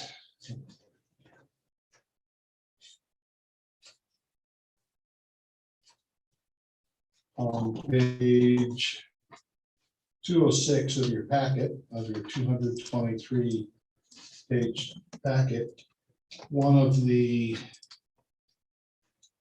items was that it was found that our fund balance, our general fund balance, you know, we've talked many times about having the state maximizing the amount that we can have in that fund excess, 25%. What happened was, because of other errors that were found, there were some prior year adjustments that had to be made. Some rather large totals to about $5 million. Because of that, it changed what our total balance was. And then 25% of that was less than what we had had. So it was kind of a circular thing. Corrections made here changed the balance that we figured the 25% on, lowered that amount, and so we had to make a transfer out to capital projects in order to meet that. So that's been taken care of. But that is the nature of some of the material weaknesses that were found. Another one that was found was our Open and Public Meetings Act, a material weakness, and I'll just read this one. We noted that the 1/14/2020 board meeting minutes were approved on 3/10, no problem there, and posted to the public notice website on 3/25. The state statute says that we have 3 days to get those meetings posted to the state site.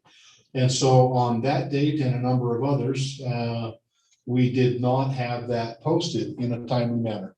Okay, and so we've talked about that with staff, and that will not happen again in the future. More of an oversight than a systemic and continuous problem. You see, there were only a few dates that they found that had happened. There were also 5 dates, 7/9, 7/23, 8/27, 9/24, and January 28th of 2020, where the minutes never got posted. That was 2019, I think. Yeah, 7/9, 7/23, 8/27, and 9/24 of 2019, and then January 28th of 2020. So again, an oversight. There was nothing nefarious going on, but again, with Mayor Berube emphasis on transparency, having minutes that don't make it to the public site is not a good thing, and we weren't following state statute in doing that. Another material weakness that was found was that our public treasurer's bond was insufficient. We had a $600,000 bond, and we found out that we actually needed to have a $1 million bond, and so that's been corrected as well with our insurance carrier. All in all, my interpretation of what's going on here, North Ogden is not the sleepy little town that it used to be.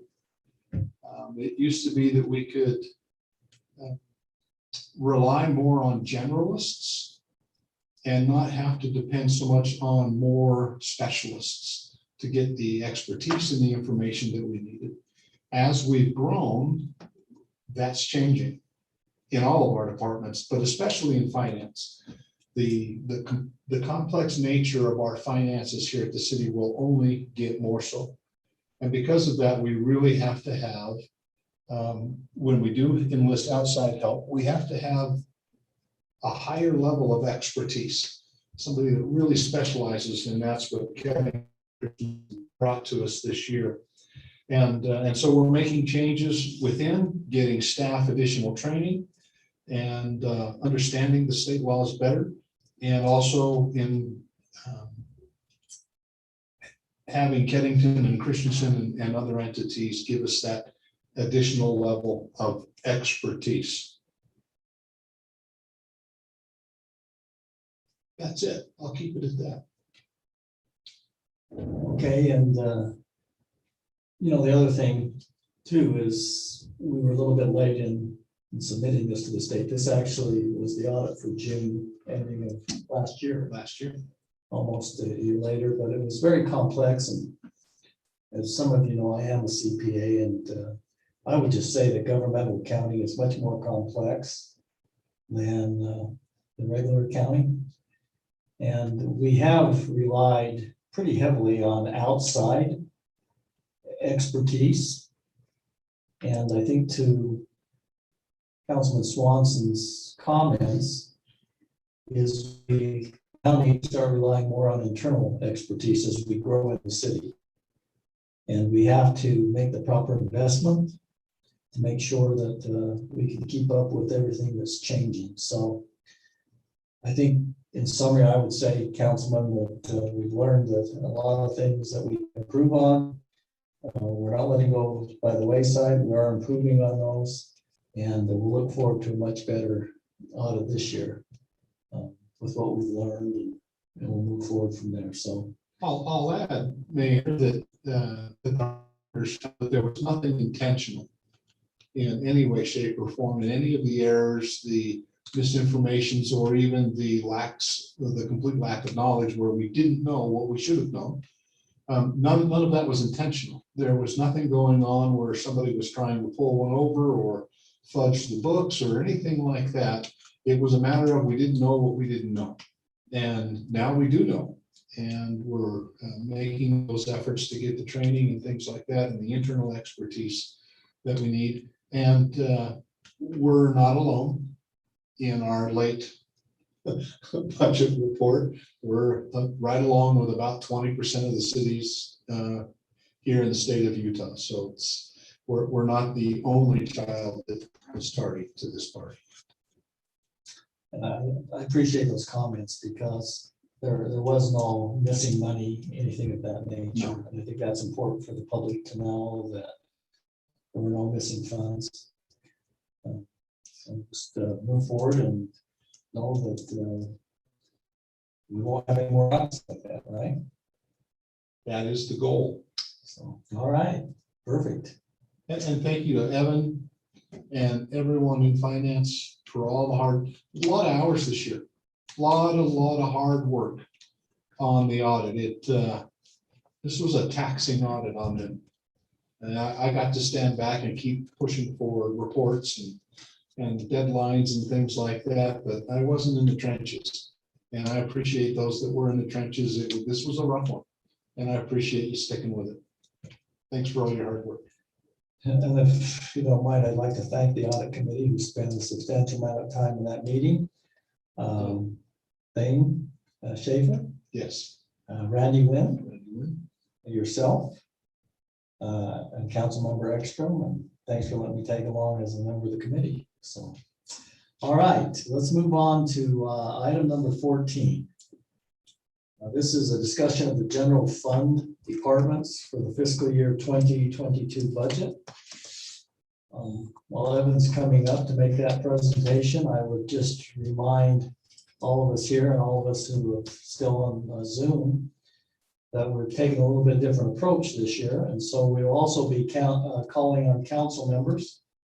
They had a chance to sit down with each department head and review their budgets, make suggested adjustments. And we'll hear from the council members who were also responsible for scrubbing these things, and also hear suggestions from our staff on other things that need to be addressed. So, Evan, thank you. Mayor, let me add, with all my years, okay. With all my years being with the city, I've been involved in the budget for maybe 6 years. I've never had the council get involved as early and as in depth in the process as we did this year. So the council's put in a lot of time offline, and that's been fun to see. And I feel that the result that, what's being presented is the budget that's closer to balancing than I think we've ever seen before. So it's been very helpful. It's thanks to the council members and Councilman Swanson, who coordinates that effort. He has the final scrubbing before it's brought to the council. So appreciate his efforts too. And John, thanks for that comment. Evan? Okay, we've had some conversations in the council meeting about the budget process so far, and then we've had a lot of conversations with staff and with council members individually. A big a big priority that has been communicated to staff is the need for a new public safety building. And so part of the direction that we've tried to incorporate into this budget proposal is that $500,000 be set aside in the general fund budget to go toward the public safety building, either as a down payment or as bond payment for that project. So we have that dollar amount, 500,000, in the budget right now. We aren't quite to the point of having the general fund balance yet, so we're short about $122,000. You know, staff could keep whittling away at that, but we felt like it would be important to get some direction from the council and give you an opportunity to have some input in that process. So that's where the general fund is right now. I'd like to highlight some things that are in the budget, highlight some things that were in the budget that have been removed, and then highlight some things that could possibly be done to bring the budget into balance. Keep in mind that right now we're just talking about the general fund. There are a lot of other city funds that we'll get to eventually. We won't cover tonight. We have other meetings planned in the future to continue those discussions. So in the budget right now, we have this was a year that we bid out health insurance. You know, health insurance is a very large expense related to employee benefits. And the good news is that the bid came in with about a 4.5% savings for the health insurance cost. In addition to that, this company is offering a $35,000 rebate for the first year. So that's really good news that the health insurance expense is actually decreasing rather than increasing. There's been a careful effort made to ensure that the benefits provided to employees in health insurance are very close to what they have been in the past. And it looks like there's even going to be a new option where employees and the city can save a little bit more money by choosing a plan that's a smaller network. So there'll be a new option on the table, but the option that employees are currently used to the new option is pretty close to what the employees have currently. In the budget, we have wage increases provided across the board. That is a 3% increase that would be allocated by departments based on merit and performance and performance reviews. We have leave payout included at 40 hours, which is what we did in the current year, 40 hours of sick or vacation leave payout. We have one new full-time police officer in the budget that would start halfway through in January 2022. We have one part-time accountant at 10 hours per week. I already mentioned the $500,000 public safety building amount that's being set aside. We've had some ongoing discussions about plowing in the city. In the current version of the budget, there's a proposal for a snowplow lease, one new snowplow with an annual lease cost of $41,000 per year. And there have been discussions about whether the city should purchase snowplows, lease snowplows, and we have options there, but in the current version, it's an annual lease. Next, we have a mini excavator that is also proposed for a lease with an annual cost of $25,450. We have a parts washer for the mechanic shop budget, which is a requirement of OSHA.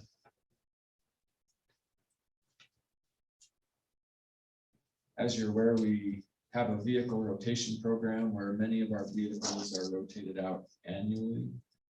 And the net cost of that in the general fund is $8,879. We have 2 mowers proposed for the Parks Department, $15,000 each.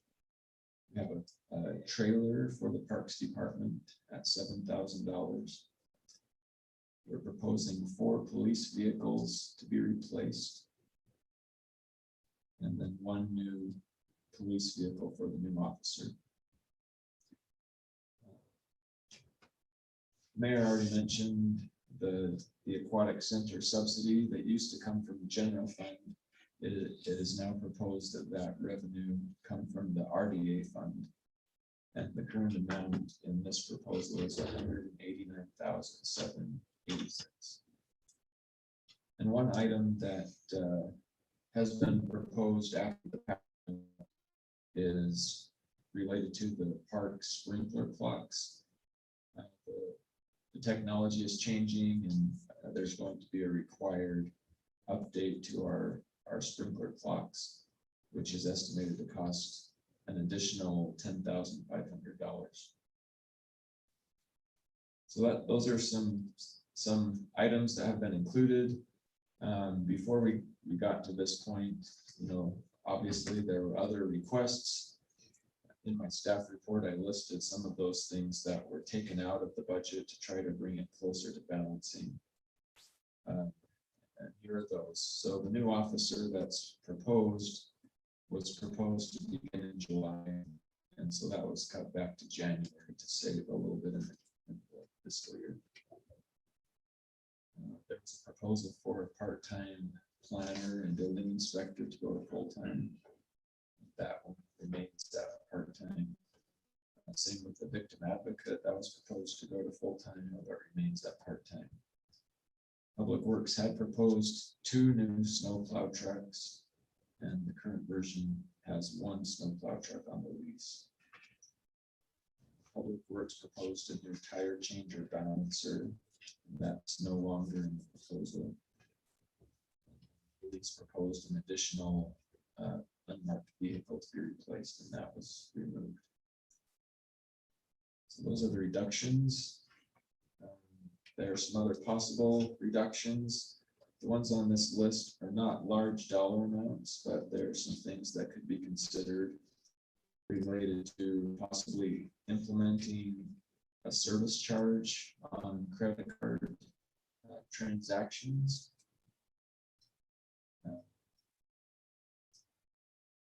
Some adding revenue for water at Barker Park. For the farmer that farms up there would pay the city for the use of water. We have the option of modifying health insurance benefits to reduce costs. Eliminating some training, eliminating 72-hour kits, eliminating some building improvements at Parks and Recreation, eliminating part of the Christmas decoration budget, eliminating some street budgets for candlestick barricades, and eliminating the traffic school budget. One thing I wanted to bring up, as we're trying to bring it into balance, we can approach it from the expenditure side or the revenue side. We've talked with the city council about our revenue estimates, and I believe the council was fairly comfortable with what we had in there. One revenue in particular that could be increased would be the revenues related to our building permits. I'm estimating that in the current fiscal year, our building permit revenue will likely be over $700,000. And we have proposed $401,000 in the budget. So there's quite a difference there. We like to be conservative when we estimate building revenues. But the council can decide how conservative to be on those kinds of things.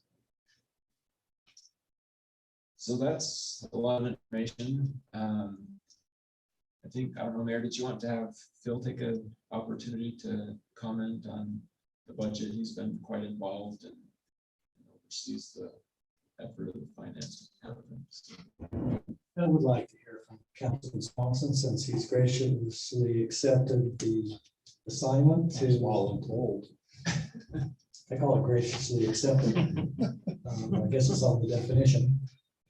But I would like to hear not only from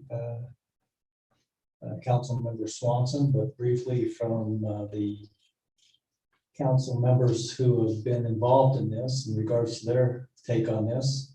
So let's start with you, Councilman Swanson. I first want to thank the department heads. My side of this has been really pretty easy because of the work that the other council members have done and that the department heads have done as they're looking to propose their budgets. Some guidance has been given and they're doing a pretty good job of following that guidance and looking. We have a very big project that we're trying to finance and that we're trying to take care of. It's very important to the city and very important to the future of the city. What's been commendable is the rallying of the various departments behind that project. It's, you can see in other cities, you see it in the papers and you see it on the news where you have departments within cities that are basically battling against each other. What's mine is mine and what's yours is your problem. We don't see that here in North Ogden amongst the various departments. They're very cooperative, and with public safety, we have a very large project that we need to fund. And I'm thankful for the work that the departments have done. I've had some conversation with David, our public works director, about snow plowing and reasonable expectations there. And I have some questions to ask about that when we get there. I have some questions about the health benefits and the comments that were made by the consultants that we were talking to Mayor during our meeting and their comments about our health benefits. And I also would like to hear some conversation from the rest of council about our building permit revenue projections. They are very conservative. My question is, are they too conservative? Given where we are in the current building. I don't know the word to describe it. It's incredible what's going on. And North Ogden is a place to be. And we're going to continue to see that, I think. So are we being too conservative with that $450,000 estimate? Where this year's you're predicting upwards of 700,000.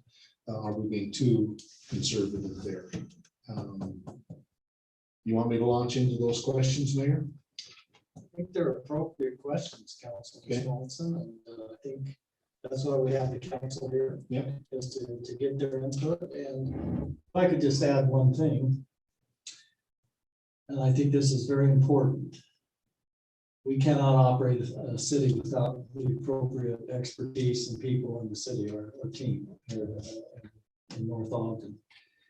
And we've tried very hard not to put balancing the budget on their backs. We've been, I think, very conscientious of the competition for good health in our state. We've had numerous conversations with the chief about some of the things he's facing with competition for officers. And I think we just have to be conscientious. I think the council and those that have been involved in the budgets have been conscientious of that. And so I just want to point that out, that you just can't run a city without good help. And we've had numerous discussions, John, about the fact we can't find employees to parks. We're down to basically now three full-time employees, and you just can't find people. So I think we've got to be conscientious of not trying to burden our employees with this. Now, there are some things that I think aren't a real burden that could be helpful in regards to health insurance, etc. But let's entertain those questions. Okay, we'll start with the snowplow. David, you're on the hot spot.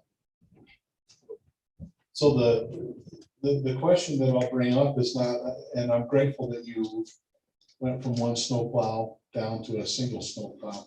One of the conversations that you and I have had, and I think you've had with others, is what's a reasonable expectation in timing of snow removal? We spend a lot of money per storm. Because I think we have artificially raised the expectation of how quickly the entire city can be cleared of snow. You want to talk about that for just a minute? No, absolutely. And I mean, you know, over the last 6 years, we went from, you know, where it's taken us anywhere from 6 to 8 hours to do the full route. That's not even you know, including all this growth that we've had. And we've actually cut it all the way down, you know, with different technologies, but also with response time, getting out here basically right when snow starts flying, we're sending the whole crew out. We're getting down to a 4-hour period now, to where we can push the whole city in 4 hours. If it came and snowed and dumped and just left, we would be able to push the whole city in 4 hours. And you're exactly right. Is that something that's reasonable to keep up with? I mean, is that something that you as a council want, or, you know, or what is expected of us, you know, from the citizens? So, you know, we're happy to do whatever you would like. You know, previously, what we did is we made sure that all the main roads, especially the steep up and downs, right?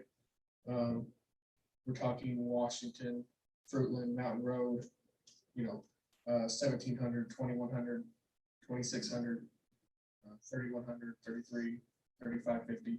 You know, those are, you know, you got Alberta and Longview on this side, 1050, right?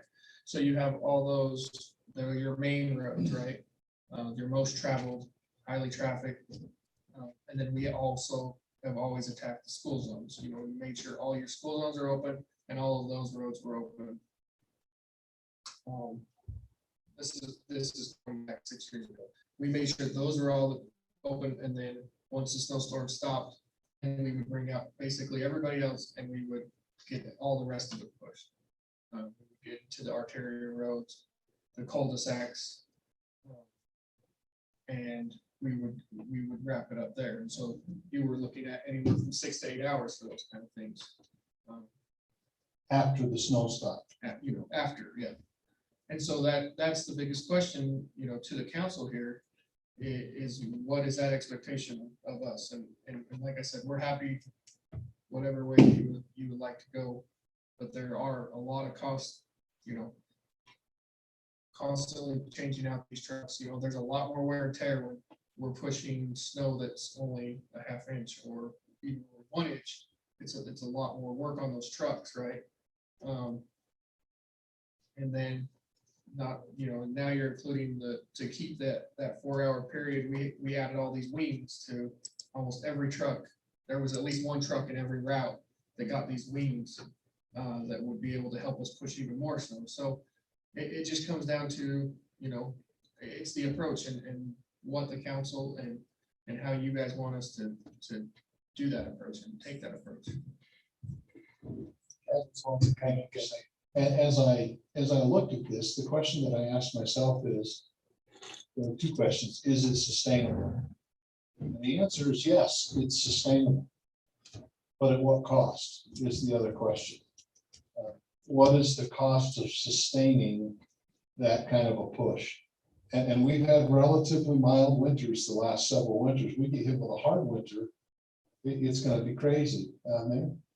Yeah, I was thinking of the sustainable question. Because I believe that instead of being reactive on what I call these soft infrastructure things, not the pipes in the ground. Yeah.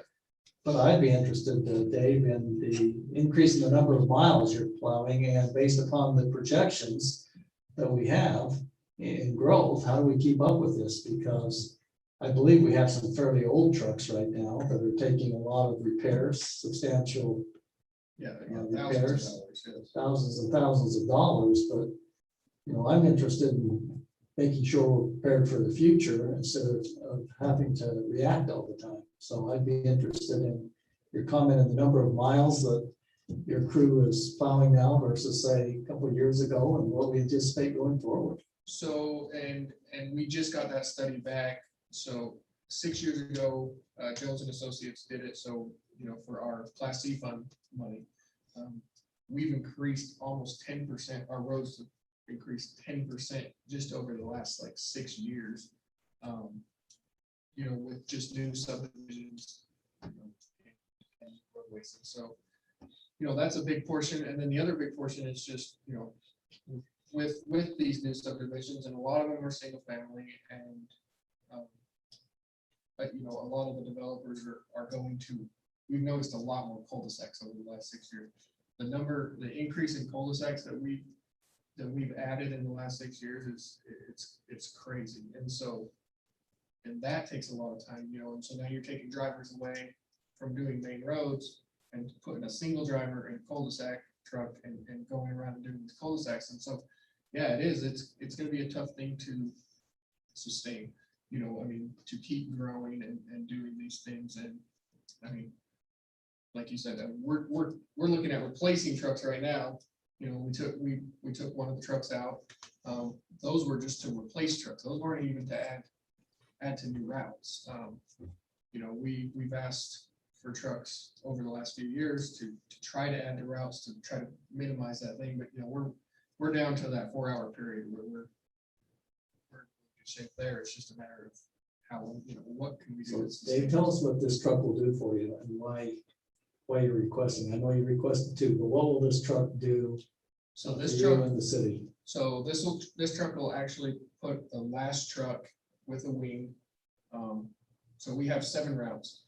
6 of the routes, like I said, have a wing truck. This truck will be able to be that 7th wing truck that we'll be able to put up in one of our routes, which will take that truck and bring it down, which is more of a bobcat truck, that we can actually come down into the older part of town, and that person can start on the old part of town and start cleaning up even faster, right? And so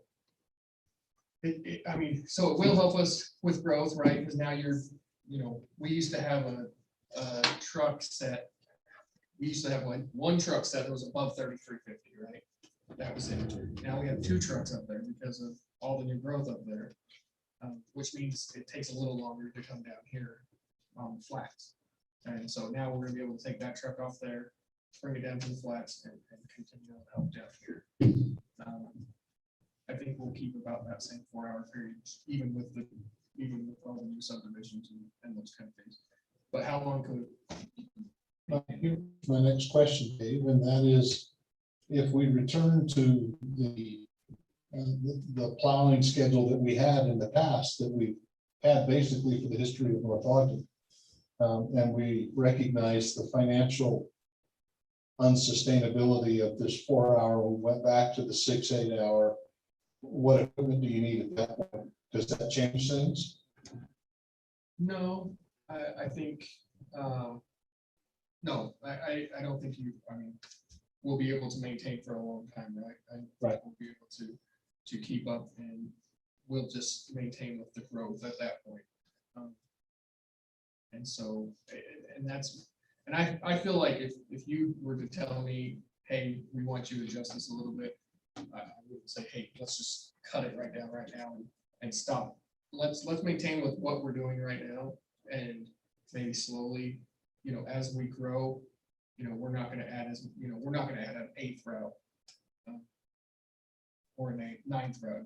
That we'll spread these trucks out, and that those hours will grow back probably to 6 hours, right?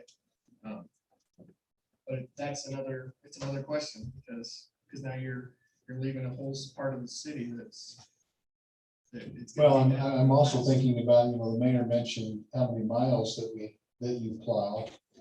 If we're doing it every 4 hours instead of the old every 8, we're not only 10% more, but we're doing it twice as often. So we're really more than doubling the number of miles in a given time that you're plowing, because we're doing a route twice in an 8-hour period instead of 1. Ryan's saying no. From my expertise, maybe you correct me. Yeah. During heavy snowstorms, you're not plowing every road. You're staying on the main roads. So you're not doing every road twice, you're doing the main roads, to keep them clear, and then once the snow stops, that's when they go out in the subdivisions. And for the So most it's part, not- Yeah. yeah, sorry, No. and Ryan's exactly right. So we will keep the main open and then we'll hit as much of the neighborhood as we can.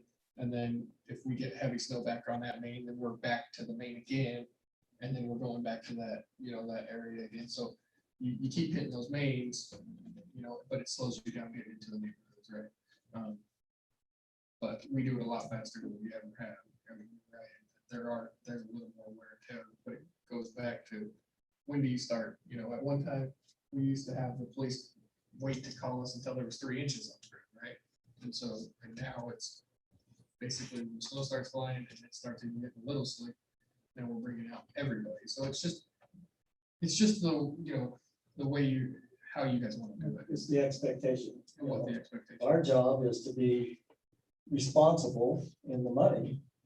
But if that's the expectation of our citizens, which Dave, you and I had more conversations during the winter probably than any other time, because, our citizens expect their roads to be plowed pretty quickly after the snow starts falling. And I appreciate your comment on cul-de-sacs, because that's very true. I don't know how many times we had we got calls about cul-de-sacs, right? And it's time consuming. They are. And so, yeah, it just comes back to that and, what the approach is and how much citizens are willing to pay for that service. And that's what it really comes down, they all, everybody expects that their roads are cleared and in a timely manner. And we try to do that. But, with that expectation comes that there's a lot of cost, and that cost is just going to continue to grow. Do you feel this truck, the truck that you still have in there is a necessary item? Yes, I really do. I think we need to get those or that certain truck off the hills. I think it'd be a lot more beneficial down here on the flats. It's just. How old's your oldest truck, Dave? 22 years. 22 years old. How much longer is that? Well, we just put about $13,000 in parts in it last year. So wow. Councilmember Stover has a question. No, I have a comment. Same thing. Yes, that truck is needed. I mean, I've gone out with the guys on snowy nights, really snowy nights, and I'll tell you what, those wing trucks make a huge difference on the amount of snow. They move in the night and get those roads done. I was amazed and impressed. And with that, there is a lot of wear and tear on those when you put those bikes down and raise them up. I said, I don't even know how you guys don't go through frames that they don't get bent with all that charging. Yeah. So this definitely needed. And Councilman Swanson, I think this is a safety issue. Sure. We talk about safety of our citizens and their expectations. So is anyone objecting to the inclusion of the truck? Looks like you have no exceptions. Dave, thanks for your Thank you, sir. time. Appreciate it. Thank you, Dave. Okay, next on the discussion is let's jump to the building permit revenue piece. Evan, if you want to join us again.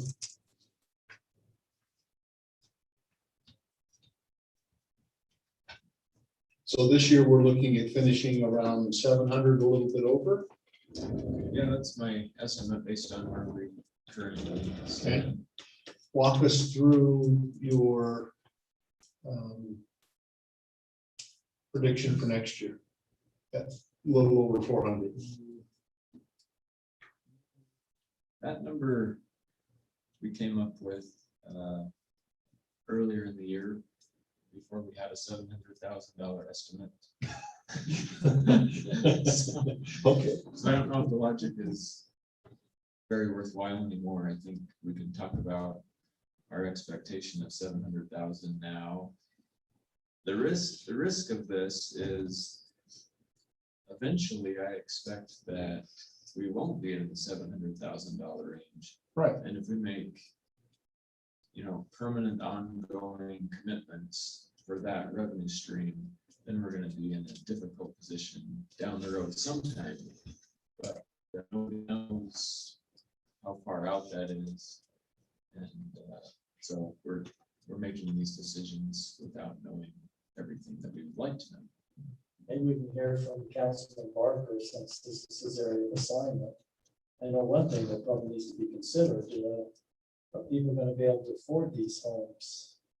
And with rising interest rates and the costs, well, the question is, will people rush to get in before it gets too high, or will they back off?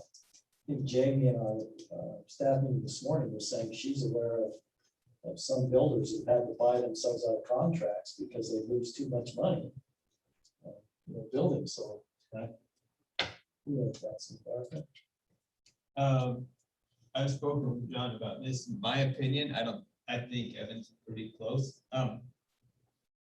One reason I think we have a housing shortage right now is the government has put a stop and a freeze on evictions and foreclosures. And once that gets lifted in August, you're gonna have overabundance of new homes, which, good or bad, there will be a surplus. That'll slow the building down. The other thing, I know contractors are already seeing a decline, like what you probably said this morning. I talked to people that are building up just right up the street from me. They closed a year ago, or they sent their papers at a year ago's prices, and now contractors are buying them out and they're no longer building.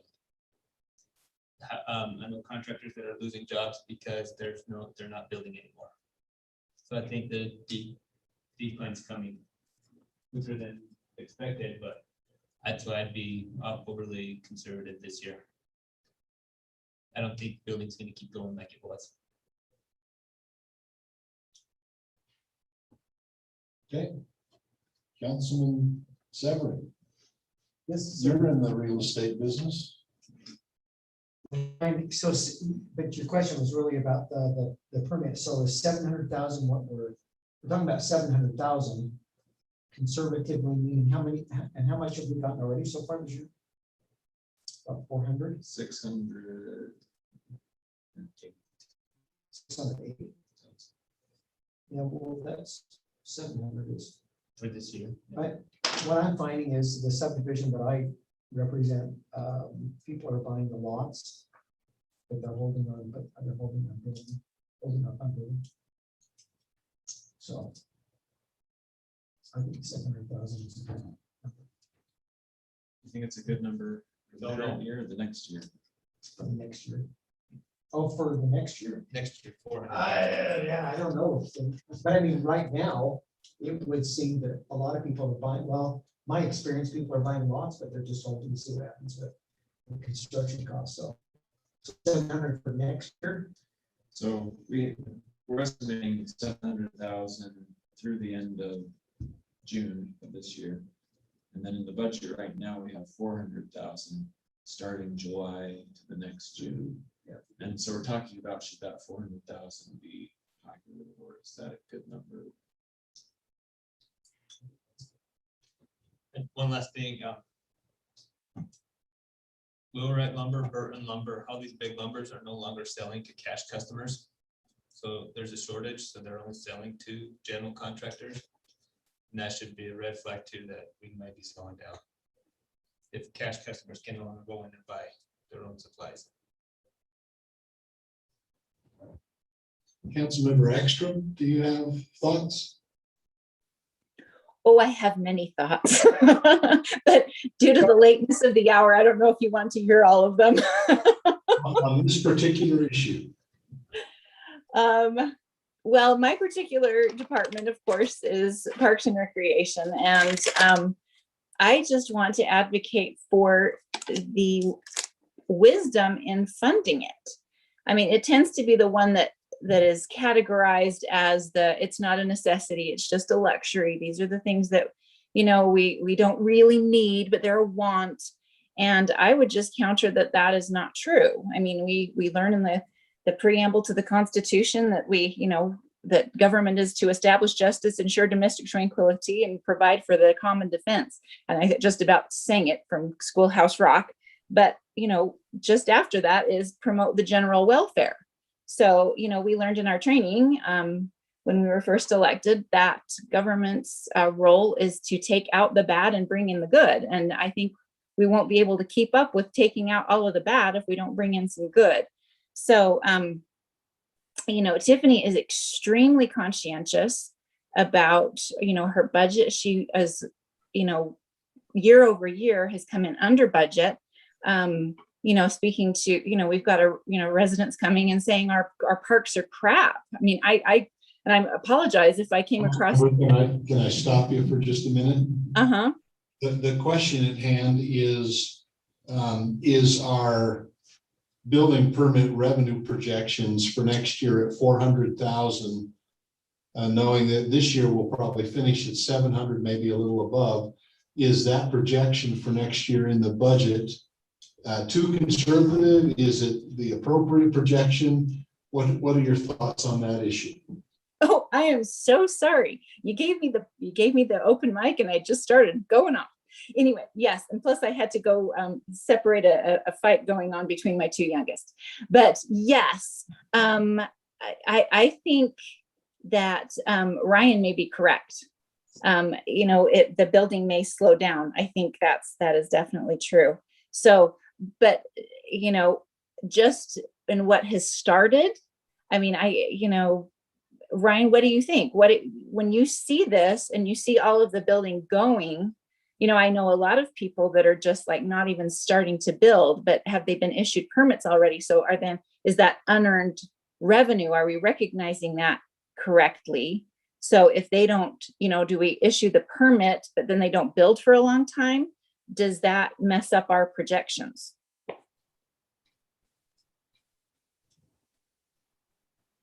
We don't issue permits unless they're building. Right. So they actually have to have started building. no, Okay. they start building once they get the permit.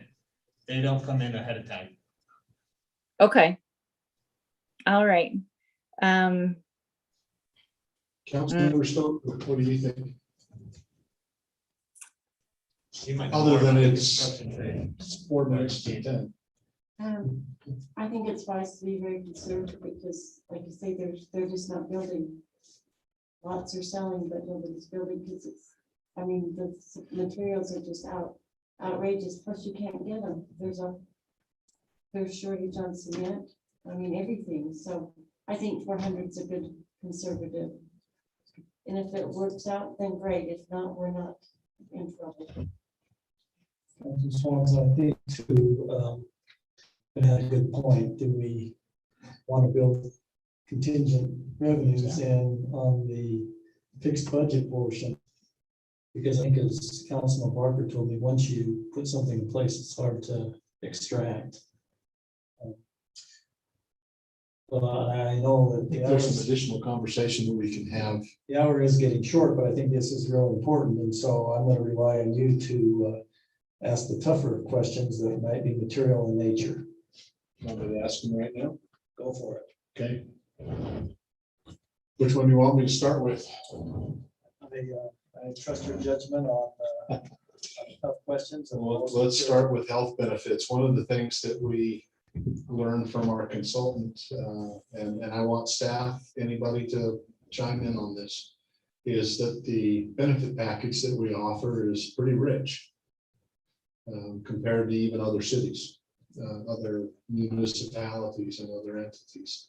Is that a place that there is, we have two discussions going on, right? Where we offer great benefits and a great benefit package that obviously comes with a cost, but we're also in an employment period where we can't get seasonal help. So do we, for me, the questions are, there's obviously a cost savings potential. What's the cost of those cost savings? Is there a cost? Well, I believe so, and Jamie is with Mike. She's doing a great job of monitoring this, and along with John. Appreciate you letting me be involved in it. But the savings can occur basically in two aspects, in my opinion. One is the deductible, right, that we have, which is currently $500, and the breadth of the network. I believe currently we have pretty much the highest network of doctors that are available. I'm being told that if you increase the deductible from 500 to 1,000, that's about 3%, John? Is that about right? That's correct. And the network adjustment's about a little over 7%. So the potential savings is about 10% of our healthcare bill, which is about 900,000.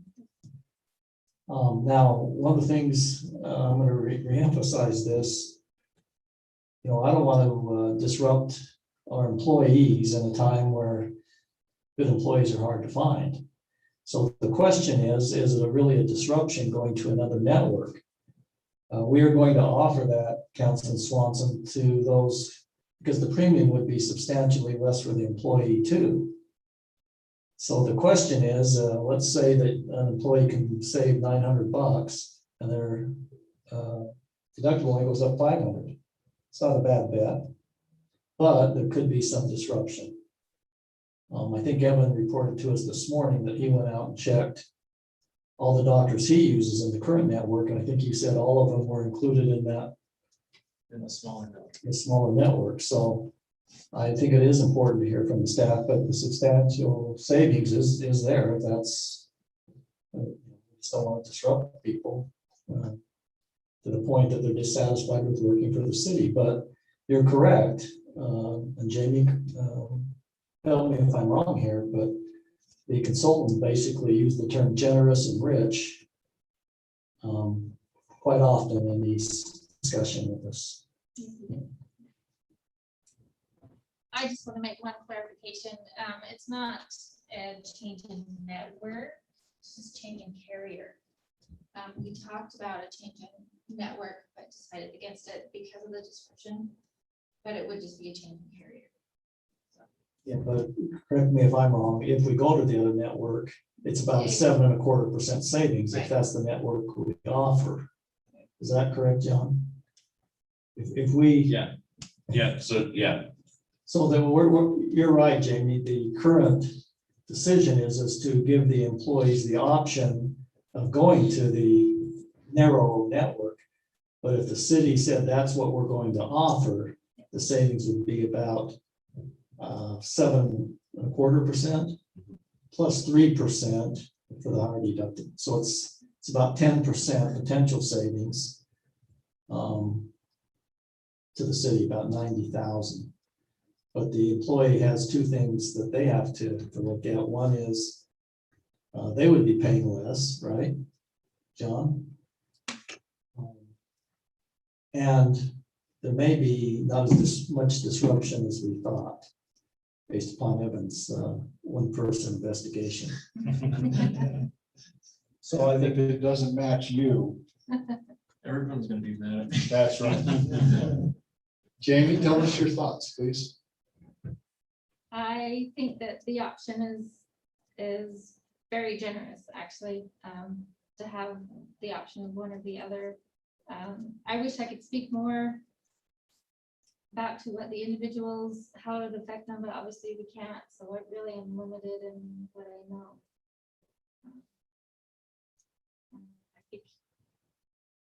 I think it is generous. Well, we've got the chief here who's struggling to retain and attract folks, and we've got Dave here. And we've got Tiffany is still online. Tiffany online, and so we have those who are representing the team. Chief, what do you think? I obviously can't speak for everyone because circumstances are different for everyone, whether it's because they have a large family or family member with special medical needs or infants who might need specialists, medications. This all comes into play where just me and my wife, we don't have any of those things yet. So this is actually refreshing to me because almost every year that it comes to the employees that your premiums are going to go up X%, whether it's 5, 10, or 15% some years. And to actually hear that they're are going to go down. But there's a small chance you might have to change providers, or more than likely than not, we're gonna trust Evan to say that most of our providers are gonna be in this network. So I like what I'm hearing. David? I guess I disagree with these two. You know, it's just so hard to judge, you know, what different families' needs are. So I guess that's my hardest part about it, but like they said, I mean, you know, that I do like the different, I don't, it's just, it's just such a hard thing because everybody's needs are completely different. And, you know, I thought about it earlier today on different, you know, could we put something out and see how many people it really does affect? Like, what if we find out that it doesn't affect anybody, then obviously it's something really good for us. Or if we find out that it's affecting more than 50% of our employees, then maybe it's, you know, maybe it's not something we would like to do. But I don't know, it's one of those hard things because you can't know what each family is going through, right? And I think Councilman Swanson, that's why we talked about options. Give the employees some options, because currently what we've done is just give them one option. Well, two, we have the high deductible, but on the traditional plan, we basically kept their premium up to have a plan that covers, you know, city paying 90% of the premium, $500 deductible. And so I think providing options, and maybe the answer is we're getting this one-time signing bonus, for lack of a better term. Maybe we use that to incentivize the employees to go to this other plan. And if it's overly disruptive, you know, we're not locked in forever. But, you know, maybe it's you know, a shared portion of the savings, which I think is what we've done with the lower option. We've made it so it's pretty enticing. If somebody gave me $1,000 to take a $500 risk, I'm in. Let's go to Tiffany. Tiffany? Thanks. I'm all for tightening things up if there is little effect, you know, on the network. Like Evan said, I don't think, you know, everybody's had a chance to look and see what providers they have, but if all it does is tighten the network and we're still able to use a lot of the doctors that we have, I think that's great. I just think we need to take care when we're making adjustments that are going to have a bigger impact to the employees. You know, the other option, Councilman, and I think this is a little bit tough, but since we're talking about all options, is, you know, you can raise the premium to the employees if they want to stay on that plan. I'm not proposing that. I'm saying I think we give them an option to save money at their choice and save the city money. But that is another option if that's contributing to the shortfall we have. And I'm not proposing that. I'm just putting all options on the table. I'd like to propose that we take a week and we get information out to employees and try to get some feedback as much as we can. Because David, as you said, we find out that it's really not disruptive to anyone in a significant way, that makes the decision a little bit easier to make. If we find that it's very disruptive to many employees, then maybe we still have the option, and can still recognize some savings. But I think that information would be good to have for council to make a wise decision, not just financially, but on the behalf of our employees as well. We don't want to lose good employees. They're hard to find. They're harder to keep. And that doesn't mean that we don't have to be fiscally responsible in providing health benefits and those kinds of things. But I think we need to get a little information. So if I can ask the department heads and Jamie, if you guys can spend this next 7 days and then I can report back to council what we find. Could I make a suggestion? Because having gone through this many years in my previous employment, if we go out and say, okay, the options are no changes or some changes, I can tell you what the answer is going to be. Right. No changes. Right. Right. So I'm wondering if we should start with the situation of telling the employees, this is what we're going to do, but if they can come back and show us that it's very disruptive to them and their families, then kind of the burden is reversed. But I want to make it clear, we don't want to disrupt and put this on the back of our employees. And I would even suggest that we consider additional incentive to the employees to consider this network. We've got this $35,000 one-time money. My discussion with John and Jamie has been the fact, we build that into the budget as one-time money, then, we're doing a disservice to ourselves. But if we could take that money and incentivize the employees on a one-time basis to consider the change, then I think we've got something going.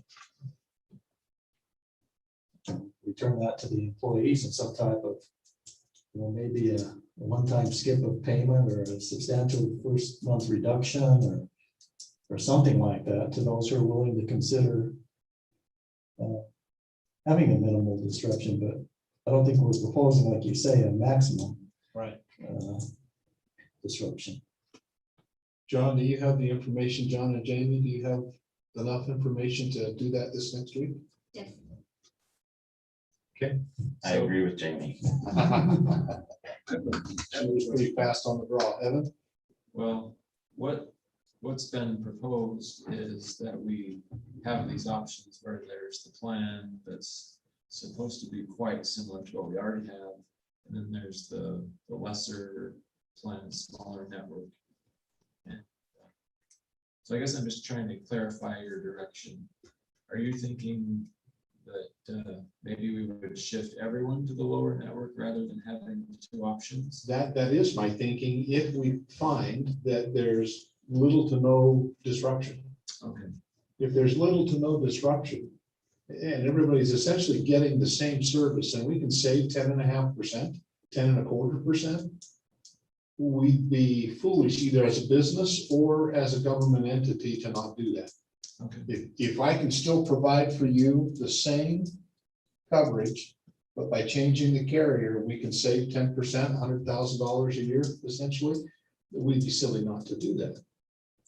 But at the same token, we don't want to be overly disruptive. So we've got to find out where that disruption rate is. Yeah. Councilman, could we consider, if we're asking them to go from 500 to 1,000, could we at least in this proposal reduce their premium enough to cover that additional $500 risk? I believe we could. I think that's only fair, instead of asking them to take on additional risk with no incentive to do that.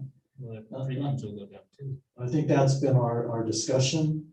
We wouldn't say the whole amount. I think in our initial discussions, John, is that we would share some of that savings with the employees. The city wouldn't take it all, but there's a substantial savings just in the going out to bid, Councilman. It's 45,000. Is that just because we went out to bid, and then on top of that could be some shared savings with the employees. Right.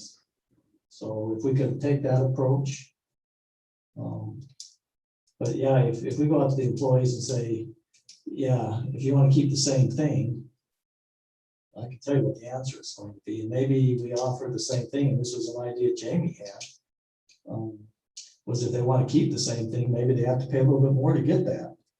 Instead of giving the option to reduce, it's kind of a buy-up. It's kind of inverse situation, so. Okay, I think we have the marching. Everybody clear where we're headed and what we're looking for? Council, any disagreements or other ideas? Cheryl, I know you want to just keep going. It's intriguing. Keep going. Then you're wearing a mask. That's why I'm going.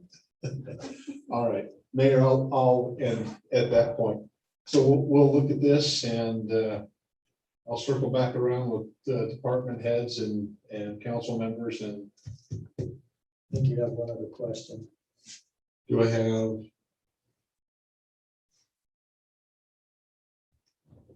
It needs to be asked. infrastructure? Oh, that one, yes. Too many pieces of paper in too many different directions. The other difficult question is about our full-time events coordinator.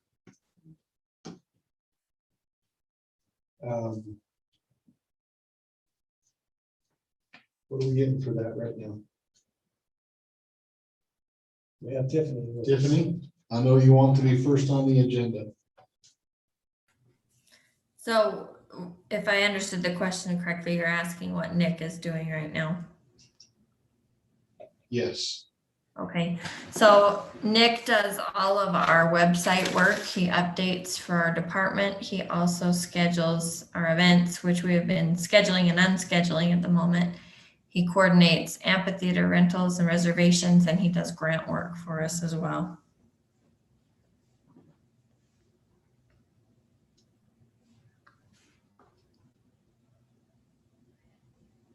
Okay. Council thoughts? Cheryl, you had a big sigh. Well, I've always wondered, and I asked Tiffany once before, I said, what does he really do? And want, like the report on what he actually does for what we're paying him. And I still have concerns. I don't know if we're getting what we're paying for. Okay. I don't see anything tangible. Of course, I'm not there to see what he does behind the scenes, but that's always been a question I've had. Okay. Brian? I actually feel really bad. He got hired at the wrong time. He got hired and then COVID hit. We haven't seen him, but that's because we haven't had any events. I feel like Cheryl. I don't know if we're getting our money's worth because we don't see him and we don't have any events. But that's not his fault. Is there?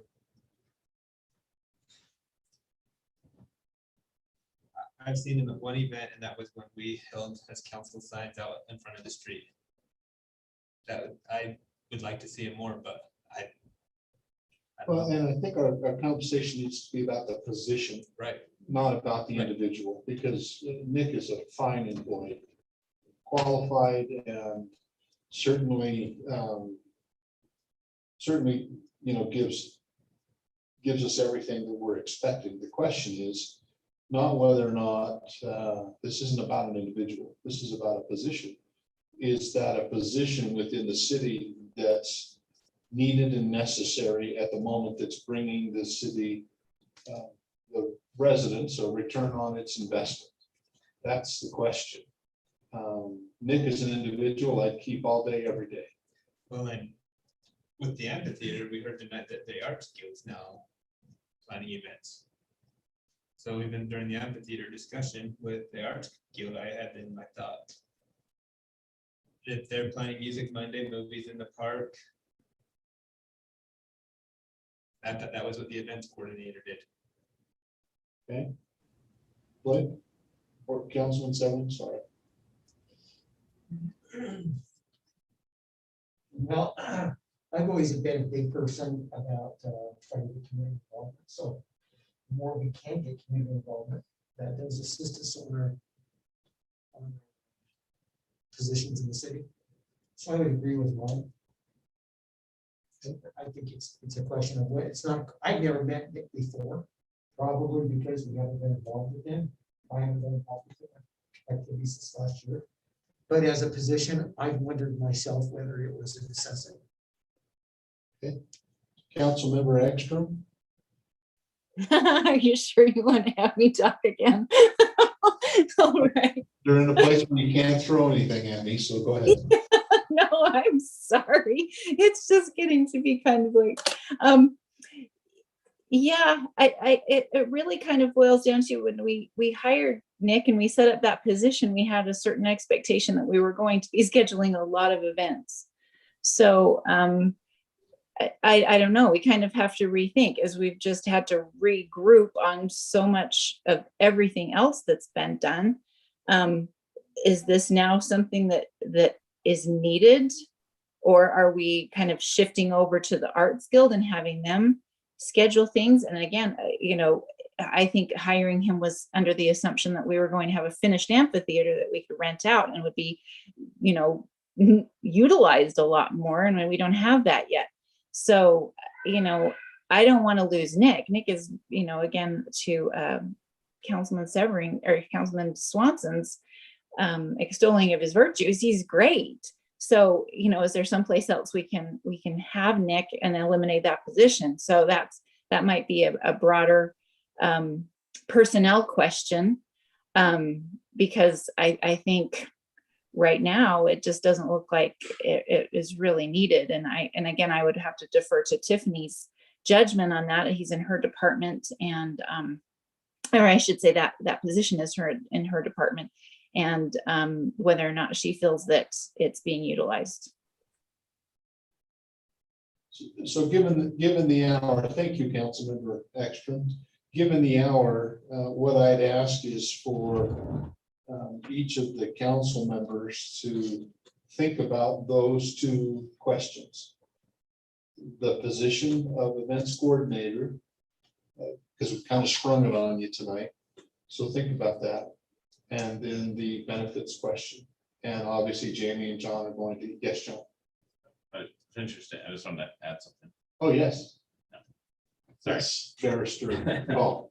So I would just say for the events coordinator position, anything that we take off of that burden goes on to Tiffany. Right.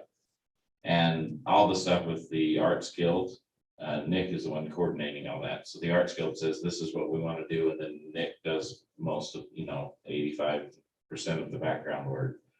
And so we don't expect much of that to change. But I think that, that's one of the things to weigh in on as the council's thinking about it, is some of the things the city does currently offer are things that bigger cities offer that have an events coordinator, and they have that staff that plans some of those things.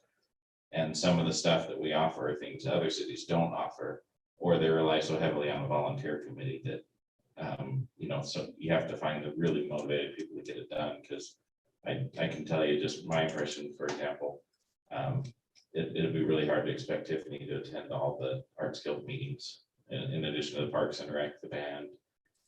There's a bunch of other meetings that she's already going to, and to take all those things on, that Nick is currently doing, it would add quite a bit to her plate. Right. Thank you for that. Tiffany, what I would ask, I hope the question isn't interpreted that we're looking to try to eliminate that position. I think the question is, it's a true searching question. Are we getting the value that we need to be getting out of that position? If we are, great. If we aren't, then we need to have a conversation about that. And so we need to know, Tiffany, I'm sure that you will be happy to email us your thoughts on Absolutely. That. Yes. This question caught me a little bit off guard, and I'm not going to lie, my heart sunk and I panicked a little bit that it was a thought to eliminate this position. And I was sitting here frantically texting John and Charlotte a big list of all the things that this position does that our department would struggle with if it were gone. So I'm more than happy to put that together in an email for the council. Thank you. John, I encourage you from your perspective as well, and council members, as you think about it, everybody chime in on and read what John and Tiffany will be sending us. And then we can sit down again in a couple of weeks and make that decision, whether we're getting the value or not. It could be either, right? That's the question, are we? And so we'll find the answer to that question. Okay, any other comments, Councilman Severing? Councilman Barker? Yeah, I had one that I just wanted to mention. It goes back to the employee benefits. In the proposal, you had to give the 40 hours of buyout leave. My recommendation is actually to increase it to 80. And that's mainly because if you think about it, these are hours we're giving our employees to take off. It's not a benefit that we're just gonna cash out. If they take the hours out, we're still paying them off, paying them that same amount of money. It's not like we're spending more to pay out these hours. Oh, I would take exception to that, Councilman Barker, because we have a base salary. Considers that would be 2 weeks. We have not built into our budgeted salaries. So you have your regular hours, you take your 2 weeks vacation. Yeah. But if you work the regular hours, get the full amount, plus that, Well, we would need to make that adjustment. then I've got a conflicting argument. Chief Quinn, if one of your officers takes time off, who covers? Then we're paying overtime to another officer. So then his salary goes up overtime. So it's, Yeah, that is then a you're, conflicting so argument. instead of going up just the normal hours, now we're going 1.5 times. So that's my, it's, I've heard employees are coming to work sick just so they can cash out hours. And I've heard that they would either call in sick so they can cash out vacation, or call in and use vacation so they can cash out sick. I would just be in favor, if they want to cash out hours, let them cash out hours. It does not hurt the city to cash out hours if the employees want to come to work. That's my argument, is I'm in favor of giving that benefit back. And I would throw out that what we're trying to do is, because I think in today's environment, life balance is really important. And I don't think, we want to expect the employees to have to work overtime. So we've got to figure out a way to, I'm a proponent of having properly staffed so people can take vacation. Because it's a burnout. And but we incentivize people not to take vacation, and I think long term, we're just creating additional burnout. And just my opinion, but. Well, and then the other point is with the buyout, and staff can correct me, because we have the same type of buyout at the fire district. We do it in the springtime, like in May to June, so the staff uses the buyout for vacations, to pay for a vacation, and we use it in November for Christmas. So it just gives the staff a bonus to go on vacations and for Christmas. So. Well, I'll let you two afterwards go out behind the bushes and behind the shed. Yeah, I'd just be in favor of, if we could, I'd like to see it get put back. I'll just throw into working for a healthcare company that we don't do buyouts because it incentivizes people to come to work sick. And then we end up with more staff that are out, and some people get sicker than others, and they can't come to work. And with COVID and things like that, there's 100 different angles to this thing. So thank you, Councilwoman Stoker. Anything else? Sorry, Councilwoman Ekstrom, anything else? No, I think I'm good. I think I've probably said too much already. Mayor, I turn back to you. Thank you. Thanks for the work you're doing on the budget. Once again, I'm not averse to what Councilman Barker's saying, but I think that's an additional $45,000 add to the budget. So for us to hit our target of 500, we can add that back, but where do we find it? And there's so many, like we said, even the sales tax, we made our best estimate, right? Because it's so crazy right now with the numbers jumping all over. So good points. You've got good points there. But back to you. What else can we help you with? Well, I would just point us toward our upcoming meetings next week, May 4th. We'll plan to talk about the enterprise funds, the utility funds. And if you'd like to revisit these things, we can do that as well. Please. And then the council needs to adopt the tentative budget on May 11th. So that's in 2 weeks. And that tentative budget is the state law requires that a tentative budget be adopted at the first regular meeting in May. So it's not a final budget, but we need to have you adopt something.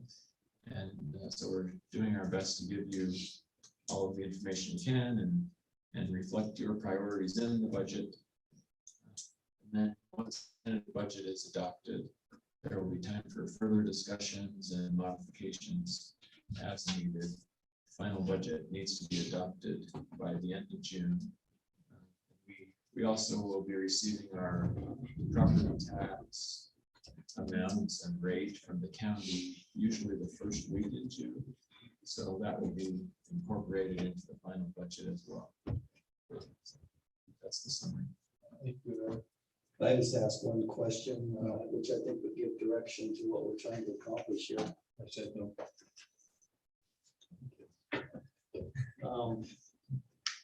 Is $500,000 a realistic target? Have excess revenues over expenses, so that we aren't looking at a substantial property tax increase to our residents. I don't want to put that on the back of the employees. Chief Quinny is good at reminding us that, and I appreciate it. But is that a realistic target? That's what they're working towards. 3 questions for next week. Well, it'd be good to maybe, I don't want to prolong this, but they're not going to make much progress unless they know the target they're trying to hit.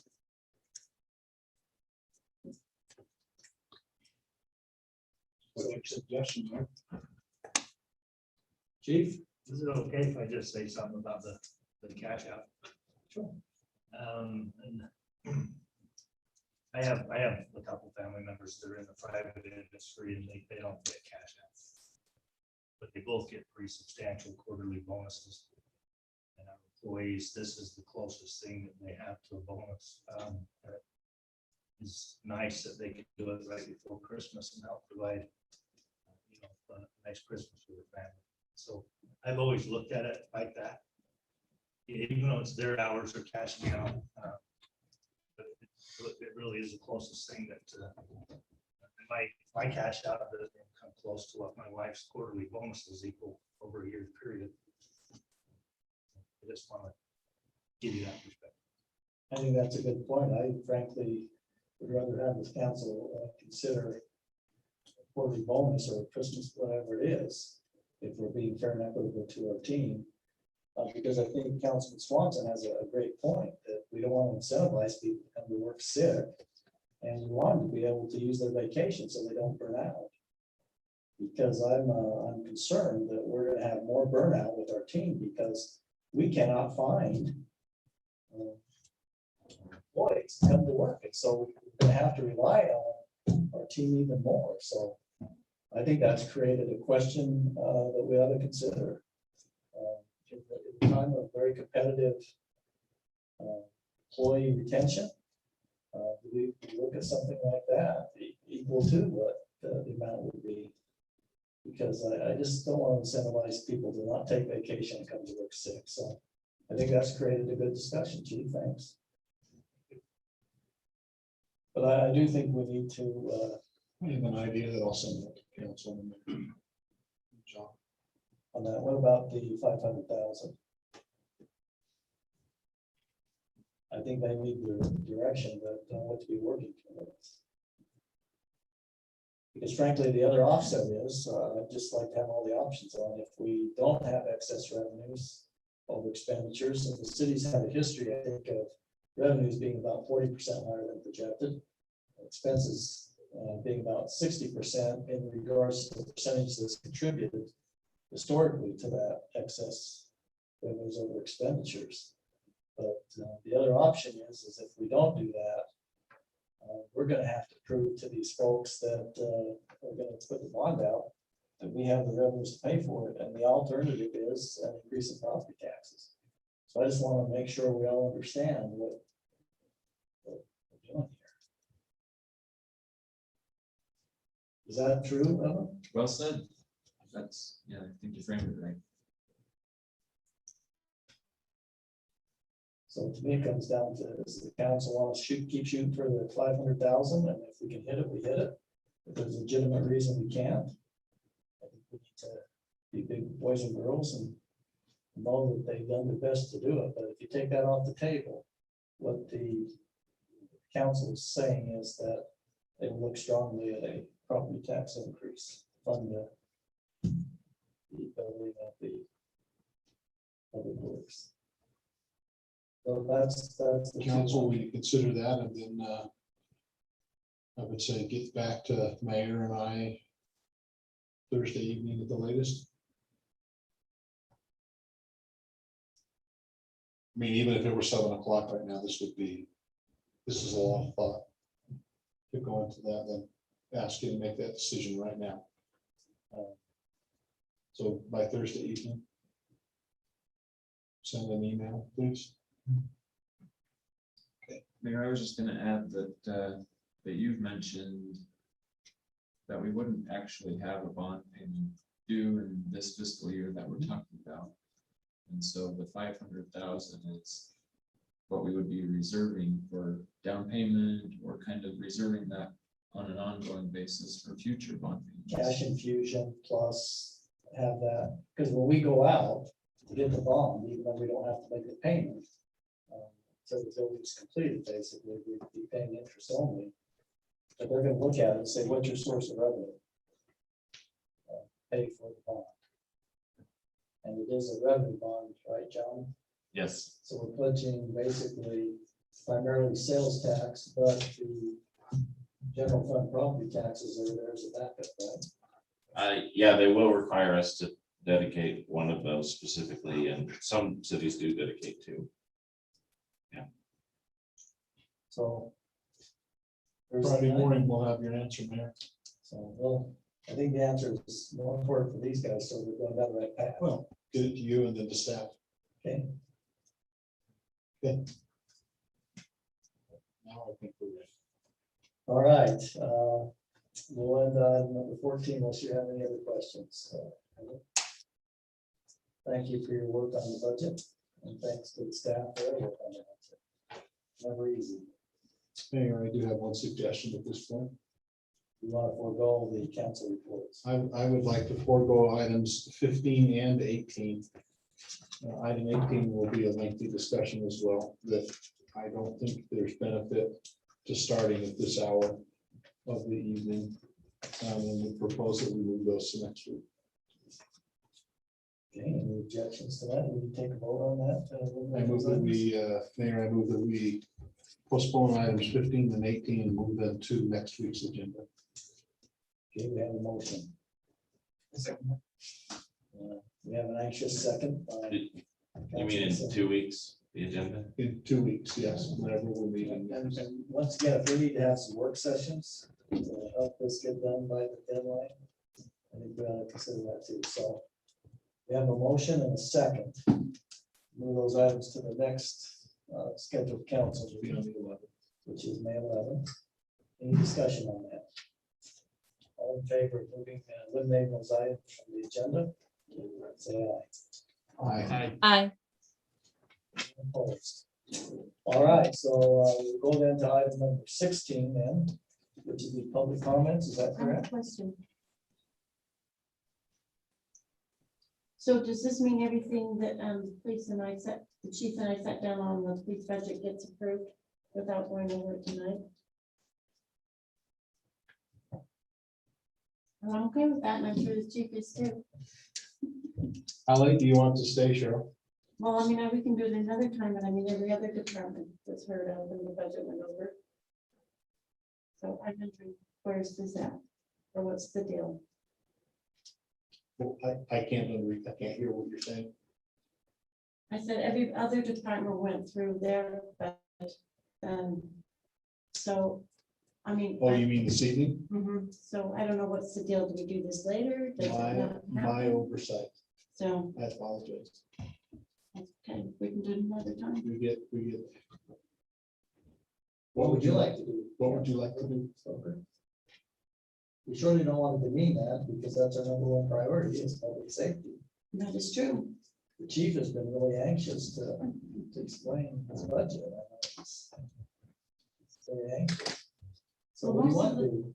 Most of the police budget is pretty straightforward. There's not a whole lot that changes because it's a necessity. There's a few things that have been added.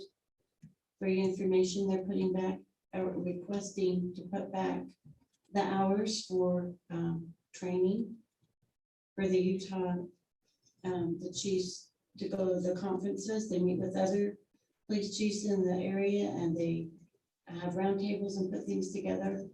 And also, I think it's a necessity because with everything that's going on, and people are calling for police reform, and they haven't done this for, what was it, 3 years? You haven't gone to one? It's been 3 years since we've been. Yeah. So that was in the budget. Also, their expenses have gone up on postage. That's gone up 100% because everything's gone to video. So there hasn't been a line item for that, and that's 1054 until this year. And then also there was one, the policy, the Lex Pol, is that how you say it? Policy manual, that's gone. They put that in because they need somebody to manage it and update the policy, and this company does that. And with all the new legislation that comes down and everything, that they need this to keep up with the changes that's being asked of them. So that was on the first page. The second one. Oh, we will have to be paying for an officer going, or we won't have an officer in the strike force, so we have to be paying our share of that. So that's going, that will be an expense. Laptops need to be improved because the works have changed. The ESRIs. Oh, the mapping. Yeah, the mapping. So the mapping program, we pay a portion of that. We have for a few years. So that was, oh, and good news was the phones, phones went down. Because you got to deal with T-Mobile. So that's up and down like 43%.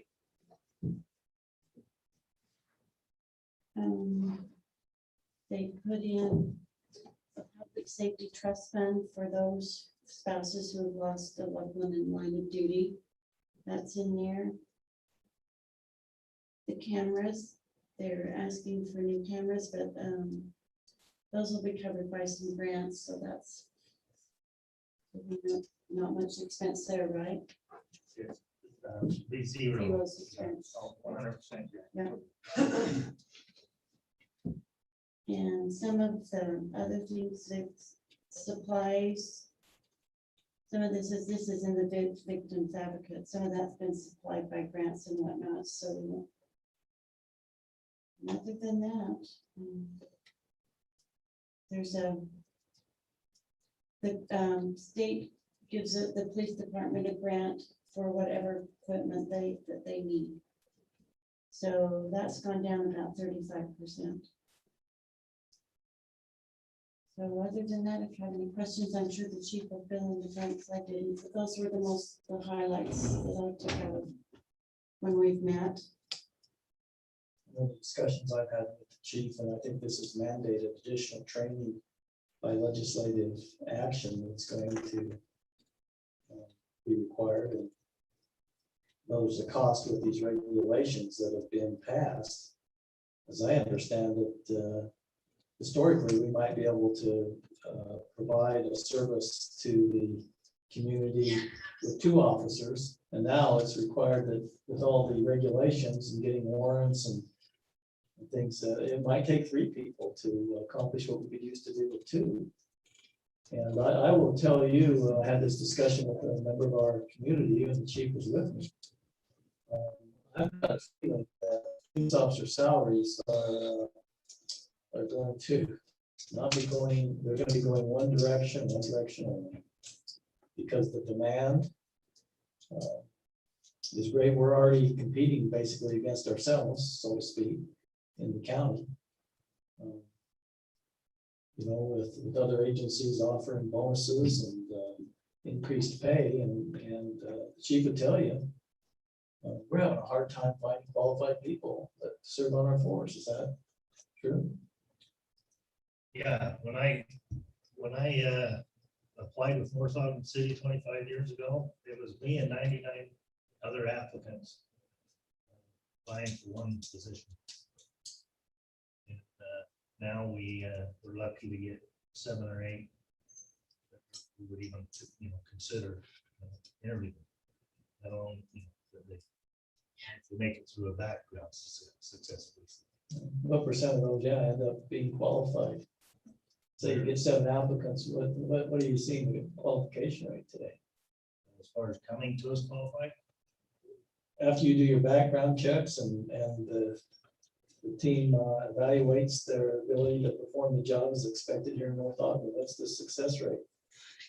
about 1 in 40. You get 7 applications, so we got. And 25 years ago, the 100 of us applying for North Ogden City were all post certified. 100%. Now it's 20%. They're certain. Everybody else we got to send through school. And that's obviously some additional cost. What'd you say it costs us to replace an officer? It's 80 to 100,000.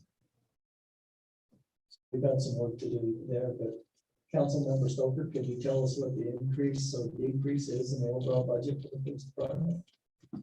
One note on that too, before I go into that, you're right, it is mandatory that they have 40 hours of training.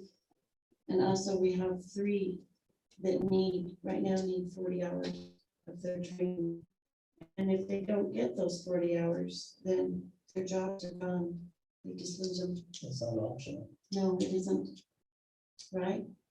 So you lose your certification. Yeah, certification. So it is, and most of them right now are trying to do the training online. One hour webinar at a time. So what's the bottom line?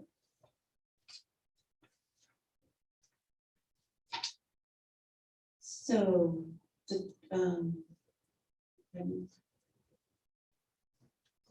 if I'm reading this right, and this is where I probably need the chief to help me because I'm not really good at this part. Kevin could probably be more. The increase I do know is 20% from the prior year. And so the budget this year is 300,000. 308.07, is that what it was? 3 million. Well, just, I'm sorry, but the document that Cheryl looked at is actually what was our budget July 1st of last year.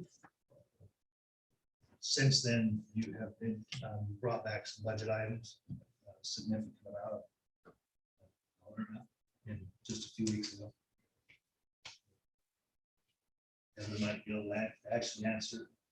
So I'm showing $191,000 increase from our current amended budget to what's being proposed. That 191 includes the new officer, the officer and all the equipment.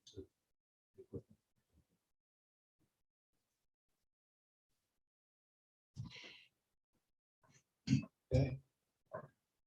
Council thoughts? And what's the new officer total cost again? Roughly? 50, it's about 58,000 for equipment. And then obviously with the year's salary and benefits, which I'm not sure what that was calculated at. It was 40,000 plus benefits prior. I'm not sure what's been calculated. Roughly 100,000. We've said full-time equivalent. It's closer to 140. Yeah. So about 50,000 in other training and those kinds of expenses. Yeah, and I'm not sure if the proposal includes the victim advocate going part. That might be. No, that was not. So there's 20 something thousand in strike force expense because we work contributing the body. So that right part of it. And think off memory, what's in the other ones? Yeah, so budgeted some. Well, that's, Chief, we talked about salaries that are needed to retain people too. That's what we have. So, about the salaries. So without those additions, I think we actually went down. Budget actually, if it was line item to line item compared from this year to next year's proposal. We went down a little bit. You've had a history of pretty well beating the budget. Not that that's to be expected, but I think that's your conservative nature. Understand what we're facing. I've not seen anything in your budget, Chief, that seems unreasonable. I think that's the bottom line.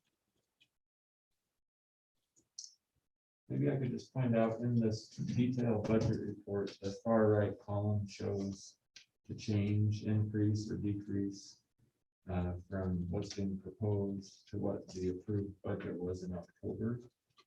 So we've had a couple of different versions as we've amended the budget, but that shows the change from the October. Like that was approved.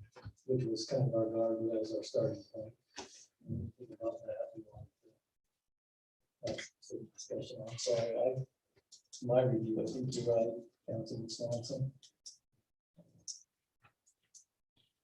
We don't want to let the chief off too easy. I mean, so we ought to drill him a little bit, but I agree with you that nothing is. Also, I think at tonight's hour, we probably shouldn't drill. Yeah. Kind of, mine is unique in my opinion, because if you take salaries, personnel out of it and our vehicles, I have about a $350,000 budget. If you take those things, right? And 100,000 of that is funded by grant. There's not a lot of room there to manipulate a whole lot, you know. 50,000 there. Councilwoman Stoker, anything you want to add? Again, Chief, Councilwoman, my apologies. It was not intentional. You know I love you, Chief, and you too, of course. Thank you. Thank you. All right. Let's go on to item 16 to see if we still have any. We still have at least one public. We have one public person there. If she'd like to make comments. I know she was dozing off. I'm good. But, do we have anybody online, Katie, that would like to? I'm here. We stayed up this late hour to make comments. Do you have anyone that would like to make a comment? We do. Brett Hamblin would like to make a comment. All right. Brett, if you'd state your name and if you're a resident here. Yes, this is Brett Hamblin. I live at 963 Deer Meadows Drive in North Ogden. I know it's late. Bear with me for a little bit, but there were some comments made by Congresswoman Ekstrom and Councilman Severing, or excuse me, Swanson, that I felt I needed to comment and support relative to canceling part of the Cherry Days events. So bear with me for a few minutes, but in September of 1972, the United States was still heavily involved in Vietnam. That month, I was drafted into the United States Army, and not only the next July 4th, but the next two July 4ths, and in fact, the entire months of July, I was out of country in the military in support of the United States. Do I feel less of in support of the country or whatever in that I wasn't standing by in North Ogden, or at that time my hometown in Idaho, watching a 4th of July parade? Or did I feel I missed out not being able to? Not at all. I never felt more pride or support of my country than being out of the country, being away from these celebrations in the military in support of the situation that was going on at the time. Well, today, I feel the biggest enemy we're facing, I'll list it as an enemy, is COVID-19. And as was mentioned by Councilwoman Ekstrom, this thing is still going on. People are still dying. People are still getting sick. And if we miss another 4th of July parade, the Cherry Days car show, I have a car I've just finished. I was hoping to show off at the car show. Not going to happen. Doesn't bother me. I'm happy to avoid the public, avoid big events, just to try and get this mess behind us. I very much appreciate everything that the council has done leaning in that direction. I've understand that they've gotten some bad publicity or comments from people relative to canceling the parade, for example. So be it. It'll be there next year. I can come to the car show next year, hopefully. Thank you very much for the hard decisions that you're making, and in my opinion, the correct decisions you're making. Thank you. Thank you. Katie, do we have anyone else that would like to make a comment? Not at this time. All right. I think we concluded that no one here would like to make a comment, so with that, we'll move on to the next item. If there is a council member, the mayor, or staff that dares make a comment, now would be the time.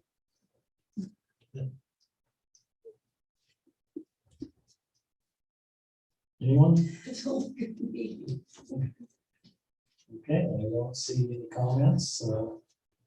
I'm surely open for those if somebody would like to make a comment. If not, I would just, I'm really sorry. Mr. Espinosa. I'm really sorry. I'm sorry. But I really. No, we appreciate I your didn't want comment. to say. So, go ahead. How much we're losing Tiny in a couple days. And I just wanted to say how grateful I have been for him and Public Works is for him. And we wish him well in his retirement and all the fishing he gets to do. So. Yeah, thank you. And on behalf of the administrative staff, since I'm the council liaison, I also want to make sure we recognize Rob Scott. We will have a new planning director starting here in 2 weeks, 1 week. And Rob has been committed to this city enough to stick around longer than he'd expected. And we'll kind of be celebrating his retirement, I think, on Thursday. I want to wish him well too, and thank him and Tiny for their contribution. I want to thank the council for their diligent work. This is serious stuff we're talking about, not easy stuff, but I think the citizens are expecting us to ask the tough questions and make the tough decisions. That's why they elected us. And I just want to know if with my interfacing with the staff, I don't think there's one of them that doesn't want to get back to normal as quickly as possible, but having our number one priority of keeping our citizens safe. And we surely understand that our citizens have a choice to do what they want to do. We did not, although we have the right to, we did not implement a mask mandate in the city. I think that, people need to have a choice. But being respectful of each other. So I don't want anyone to think on this council or in the public that our staff is not anxious to get back to normal, but doing it in a considerate way of everyone, recognizing that they all have difference of opinions, and we respect those opinions. So thank you for your late night tonight. And with that, I'd be looking for a motion to adjourn this meeting. Motion to adjourn. Second. We have a motion and a second. Is there anyone objecting to ending this meeting? Thank you for your service.